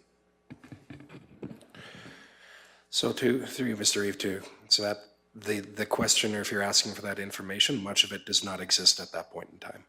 So in terms of having a development approval, the answer to the ratepayers, yes, they engage in those conversations with the county, but those plans are not finalized. They're not in, some of them aren't even in draft form until until you're going through the development process with us. So the answer is yes, they discuss some of those things with us. We make them aware of our concerns, we can double check with our planning group, but we're not reviewing a formalized document prior to it going to the AUC. Nor can we control what the company tells them. We have no way of enforcing that. So, and the only reason I'm asking that question is I know in this last approval that they gave to the Three Hills Solar project is there was a number of things that we as a county had requested involvement in or expressed concerns about related to their application. And in the decision that AUC made, they said things like, we recognize that the concerns of Kneehill County are not resolved, and we also recognize that they had some legitimate concerns on different things. However, the proponent of that project is never required by AUC to ever engage in conversation with Kneehill County. Never is made to come to us and say, this is a concern that you raised. AUC has mandated us to respond to your concern. All they have to do is create a response in their imagination or however on paper. They provide it to AUC, they file it with AUC, and then it's considered adequate. To me, it's just absolutely illogical and crazy that that's the process. So if we have a legitimate concern as an organization and AUC recognizes that, why are we then, the company, not mandated to engage with us to come up with a suitable answer? They just have to come up with an answer and file it with AUC. And maybe sometimes they have to distribute it. Because AUC is the boss. And so that comes to my point of why I said to the Premier, why is AUC basically running rampant and have a free get out of jail card for whatever decision they want to make? And why is the province not managing AUC? And her answer is, well, AUC is a quasi-judicial organization and we have to tread carefully, and I recognize all of those things, but they are responsible to Minister Neudorf and the Premier of Alberta and the government of Alberta. That's who they get their mandate from. That's who they operate under. Could you include that in your letter? I said it right to the Premier's face. In your letter again? And then let's publish the letter. No, I'm being off the cuff there, but. Open letter to the province. Go ahead, Councilor So Cunningham. what our ratepayers saw was when they go on the AUC filing, it's a total summary of all the conversations that have happened between the company and the county. So video conferencing, meetings, emails, consultations. There's 13 discussions points, which does include discuss the draft emergency response plan. Proponent asked for a follow-up with internal emergency stakeholders. A meeting was held with the manager of emergency services and the rural fire chief. So I guess this is information that our people would, I believe, deserve to know before they have to put their PIP in, because they're asking, are you confident that the emergency services will suffice? How do they know if they don't know what it is? And I think Mr. Hogan said it already, that we actually, even though we've engaged in that conversation, we don't know what the plan is either. Well, there's three, Mr. Reeve, there's that draft, but I think the answer to the ratepayer is saying, no, you're not confident. If you haven't seen it, you're not confident. Because we're providing, like, when we provide, as per your direction to you, that a company is looking to develop a renewable energy site in Kneehill County, we provide that information as per council's direction. The question here is, does council feel that's sufficient? I don't think it's necessarily reasonable that planning department have to report on every conversation they have with a prospective developer, renewable or not. Once there's a renewable site there, there's things that go with it. If the resident is being asked, are you confident with our emergency response plan, and they haven't seen it, their answer should be no. Because in draft form, it's not even approved yet. Yeah, and just before I give you a go at it here, Councillor Cunningham, one of the things that I've noted over time is that these companies tend to cast themselves in the best light possible in front of AUC. And so if they've had a conversation with Kneehill County, that's played to the maximum advantage for them. Whether that conversation happened to be an email that said we've submitted our application or not, they're going to say we've had 13 email conversations with Kneehill County. And the gist of those conversations are never divulged. And to me, it's an absolute farce what's going on, but anyway, don't get me started any more than I already am. Go ahead, Councillor Cunningham. And I'll just be quick. So Mr. Hogan, I totally understand what you're saying, but if Councillor Penner's neighbor is building a Quonset, she doesn't have to participate in an AUC hearing. So I understand that we don't need the planning department to be telling us every single thing that's happening, but when our ratepayers have to be involved in the PIP program, I just don't think it would hurt to give them a heads up. Because we had this discussion at Three Hills Discovery Night. And there is a portion of this, Reeve, that I do want to discuss in closed session, and it'll be disclosure harmful to personal privacy, section 17. Okay.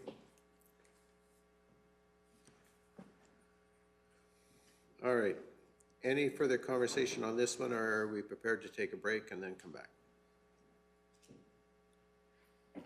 Okay, so what I'd be looking for is just a motion to receive for information the county developer report as presented. Deputy Reeve, Woodstock.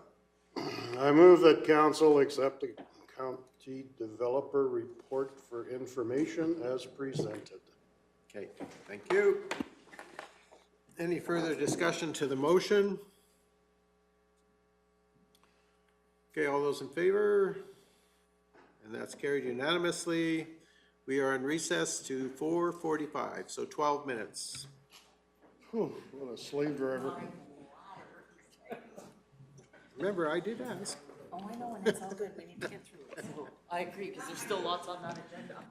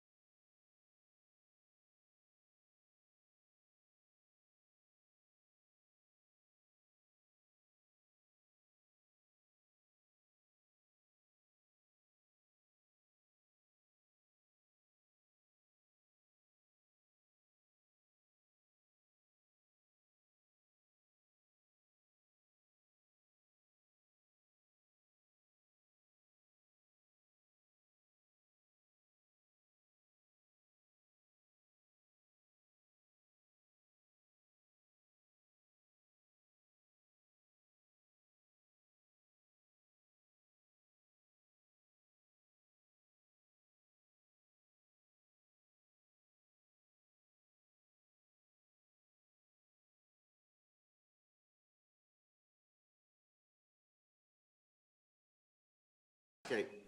I know it's earlier than I said the recess would be over, but we're going to call the meeting back to order in the interest of moving this agenda along. And I have a reputation of being a slave driver, so.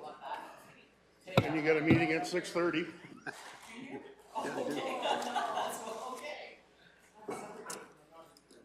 Okay, in our agenda, we are going to go to disposition of delegation and public hearing business. And the first one on our agenda is Community Futures Wildrose delegation. Ms. Vanderkool, this one's yours. I forgot about this one. So Chantel Sangster from Community Futures Wildrose presented the Workforce Development Strategy Report to Council this morning.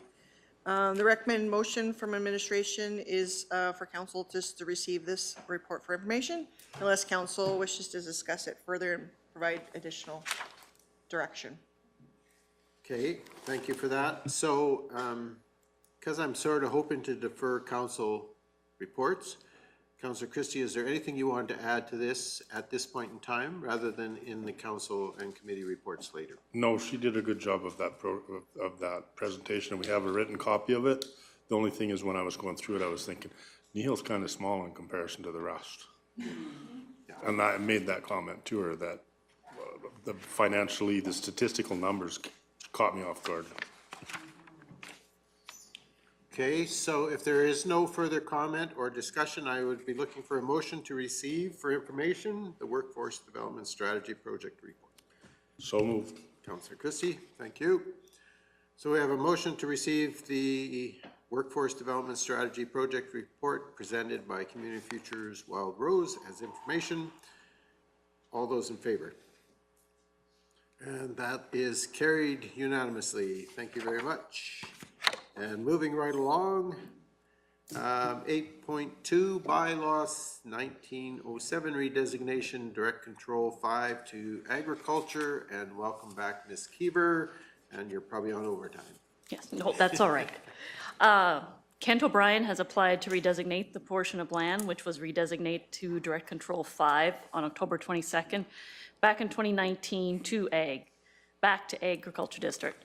The purpose of the direct control 5 was to provide an area where a micro-cannabis cultivation facility could be accommodated on a portion of the southeast of 1830-2024. Rezoning this land back to the agricultural district would allow for the potential of those uses, both permitted or discretionary, within the subject buildings and small areas surrounding it. The remainder of the parcel was never rezoned and remains designated agriculture. Under the MGA, applications for the redesignation of lands require a public hearing to be held prior to adopting the bylaw, creating the new district. First reading to this proposed bylaw was given on August 20th, 2024. All information and questions regarding the application were brought forward to the public hearing held earlier today on September 10th. Once a public hearing is closed, no additional information should be considered in the decision-making process. Redesignations are about the proposed use. A redesignation establishes a land use district and is not a permit to develop. As such, the redesignation focuses on overall site suitability and not specific conditions of the development. The applicant has indicated, as per his letter of intent, at no point was cannabis ever grown, stored, or produced in the existing building or on the surrounding lands. The area originally redesignated was 1,224 square meters. Should this application receive third reading, the rezoned lands would return to the agricultural designation. And at this point in time, there are no further applications for any new development. Okay, thank you for that. Are there any questions for the planner at this point in time? So we know what we're doing. We're going backwards from direct control to agriculture, and it's a small portion within this entire property. If there are no questions, what's the wish? Deputy Reeve Whitstock. I would move second reading to proposed bylaw 1907 for the purpose of amending land use bylaw 1808 by redesignating 1,224 meters squared on the portion of southeast of 1830-24 west of 4th from direct control district 5 back to agricultural district. Okay, thank you for that motion. Is there any discussion to the motion? I'm not seeing any, so the motion is that we remove second reading of proposed bylaw 1907 for the purpose of amending land use bylaw 1808 by redesignating 1,224 meters squared on a portion of southeast 1830-24 west of 4 from direct control 5 district back to agriculture district. We know what we're doing. All those in favor? Okay, and that is carried unanimously. Who's third? You have a question? Just ask the question. Okay. Okay. So is there an appetite to do third and final reading? If so, someone care to move that? Councillor McGee. I'd like to move that council provide third and final reading to proposed bylaw 1907 for the purpose of amending land use bylaw 1808 by redesignating 1.224 meters squared on proportion of southeast 1830-24 west of 4 from direct control 5 district back to agriculture. So are you sure you don't want to redesignate the whole 1,224 square meters as opposed to the 1.224 meters squared? My apologies. I accept that friendly amendment. Hey, it's 4:45, I get it. That's just to show I was paying attention. Okay, so we have a motion to provide third and final reading to proposed bylaw 1907 for the purpose of amending land use bylaw 1808 by redesignating 1,224 meters squared on a portion of southeast 1830-24 west of 4 from direct control district 5 back to agriculture district. Any further discussion? Seeing none, all those in favor? And that is carried unanimously. So thank you very much, Ms. Keever, and we appreciate your time. Yeah, yeah. Just recuse yourself. Yeah. So the next item on our agenda is 8.3, 2024 property tax payment plan request from Pinecliff Energy, and Councillor Phobes has requested to not be involved in this vote since she wasn't here when the presentation was made. So if we would just note in the minutes that she did not participate in the vote. And welcome back, Ms. Nyman. We appreciate your time as well, and any time that you're ready. Okay, good evening, Council. So I have the Pinecliff Energy request for decision. So Pinecliff Energy has presented to Council today requesting that we defer the collection of their current taxes into 6 payments, starting in October, and the final payment being in March. Pinecliff Energy is a natural gas producing company that operates within our borders. So this company currently is in good standing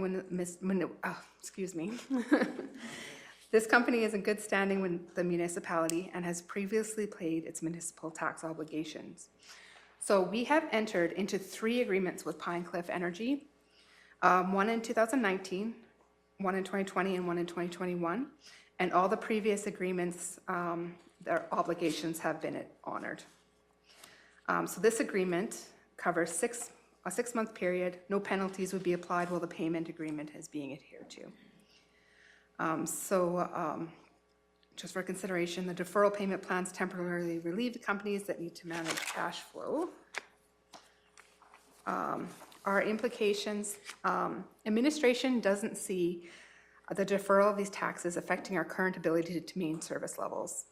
The deferral of payment beyond the tax due date does affect county cash flows. However, administration is able to plan for the defined payment terms more accurately than for arrears taxes without payment plans. Payments made in 2024 would cover the requisition portions that we are obligated to make. Council has 3 options: to accept the requested tax deferral agreement, deny the requested tax deferral agreement, or request further information. Our recommended motion is that Council agrees to enter into a tax deferral payment agreement with Pinecliff Energy Ltd. to pay the 2024 taxes over a 6-month payment plan from October to March with no penalties to be assessed. Okay, thank you for that. So we're aware of what we're discussing here. They've requested that we consider a 6-month payment plan for their taxes, and they would start paying in October, and the last payment be made in March 2025. Yeah. Payments are approximately $600,000 plus, and the total tax bill is $3.6 million. somewhere is, in there. yeah. Okay. Any questions or discussion related to the request that we provide a tax deferral payment agreement with Pine Cliff Energy Limited? Councillor Christie. If not, I'd make the motion to enter into a tax deferral payment agreement with Pine Cliff Energy Limited to pay the 2024 taxes over a 6-month payment plan from October 2024 to March 2025 with no penalties to be assessed. Okay, thank you for that. So we have a motion that we agree to enter into a tax deferral payment agreement with Pine Cliff Energy Limited to pay the 2024 taxes over a 6-month period from October 24th to March 2025 with no penalties to be assessed. Any discussion to that motion? Not seeing any, so I'm going to ask the question. All those in favor? And that opposed? Oh, right, you can't vote. It's carried unanimously. Thank you. See, we're all starting to lose it here. All right. Thank you, Ms. Nyman. Very much appreciate the fact you gave us your time and stuck around to help us get this done.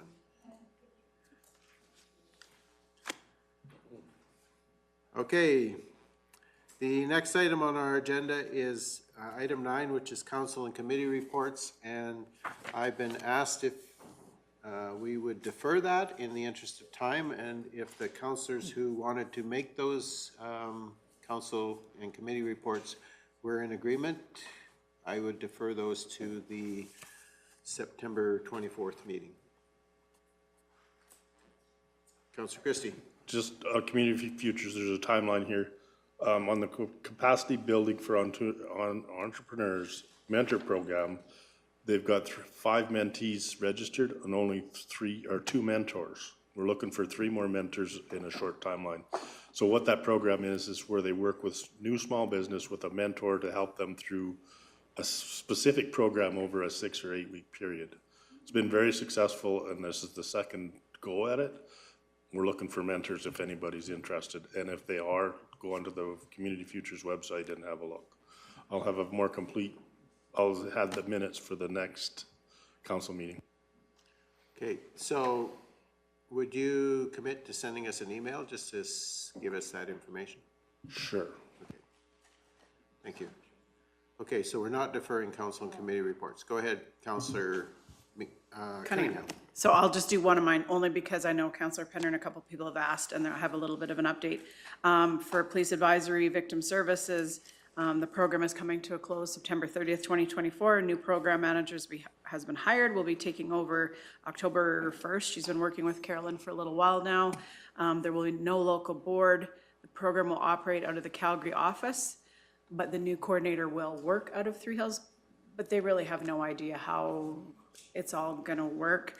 And again, just thanks to Carolyn Kung for her 30 years as an advocate and then coordinator. And there will not be a transportation program at this time. They will not have access to a vehicle, so a lot of times they transport people from rural to the city for various reasons. Won't have that at this time. So there's a lot of unanswered questions. So I'll keep you up to date when things go forward. Okay. All right. So then if council's in agreement, we'll defer the rest of the council and committee reports to our next council meeting on the 24th. And so at this point, maybe what I would like to have would be just a motion to accept the reports that we received at this point in time. So moved. Okay, thank you, Councillor Hobbs. Presented, maybe? And defer the remainder.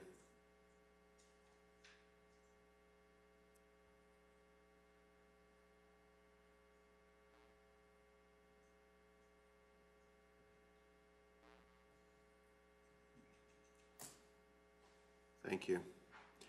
Thank you, Councillor Phobes, for your motion. The motion reads that we receive for information the reports that were presented and defer the remainder of the items to the next council meeting.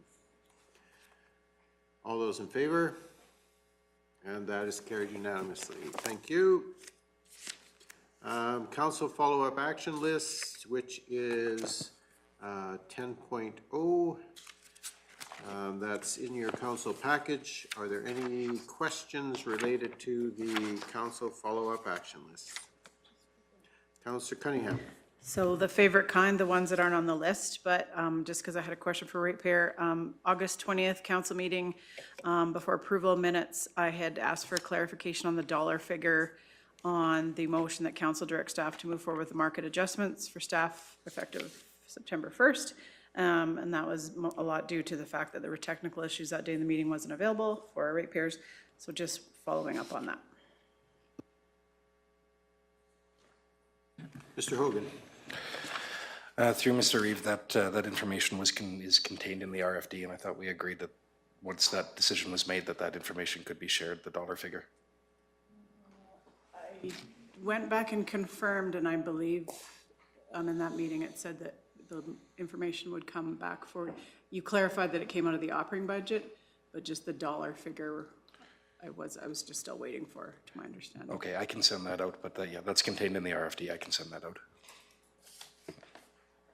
Okay, thank you for that. Are there any other questions related to the council follow-up action list?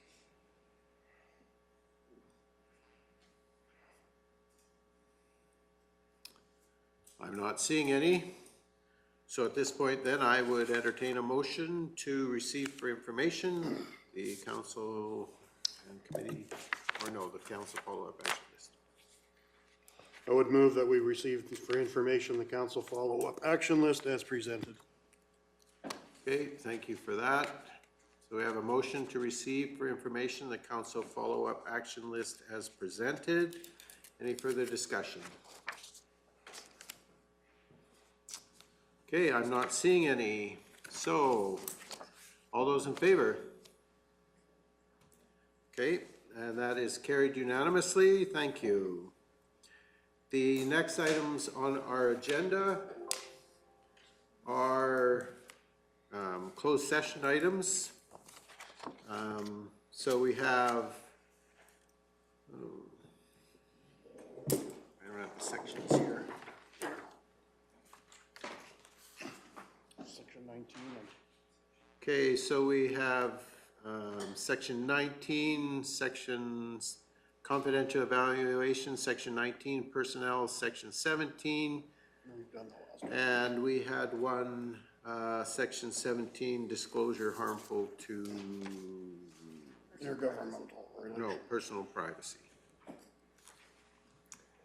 Okay, so can I have a motion that we go into closed session? First one today. Okay. So moved.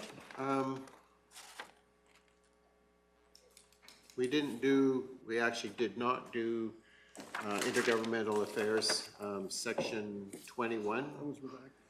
No, this is a different one. Yeah. Okay, sorry. So we do have 4 items for closed session. Motion from Councillor McGee that we go into closed session. So we have confidential evaluations, personal, we It's on the have, screen here. yeah, and intergovernment relations. So section 17, 19, and 21. All right, all those in favor, closed session? And that's carried unanimously. And so I'm going to say we're going to do the one on intergovernmental relations first.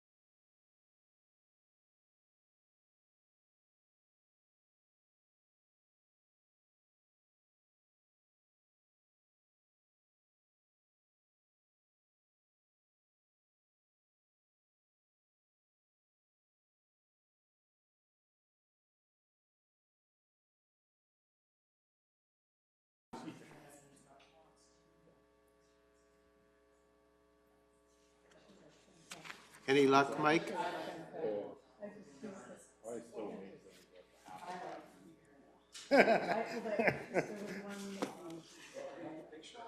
Oh, you got a picture, yeah.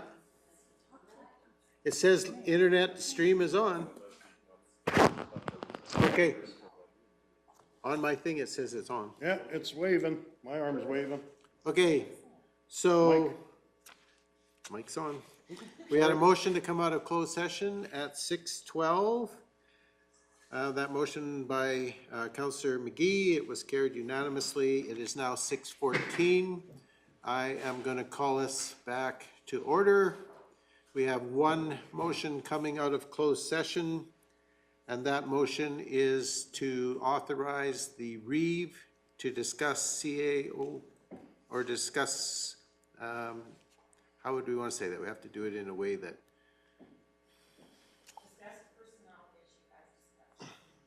Okay, to proceed with personnel issue as discussed. There we go. And that was a motion from Councillor McGee again. Okay, so the motion is to authorize the REEV to proceed with the personnel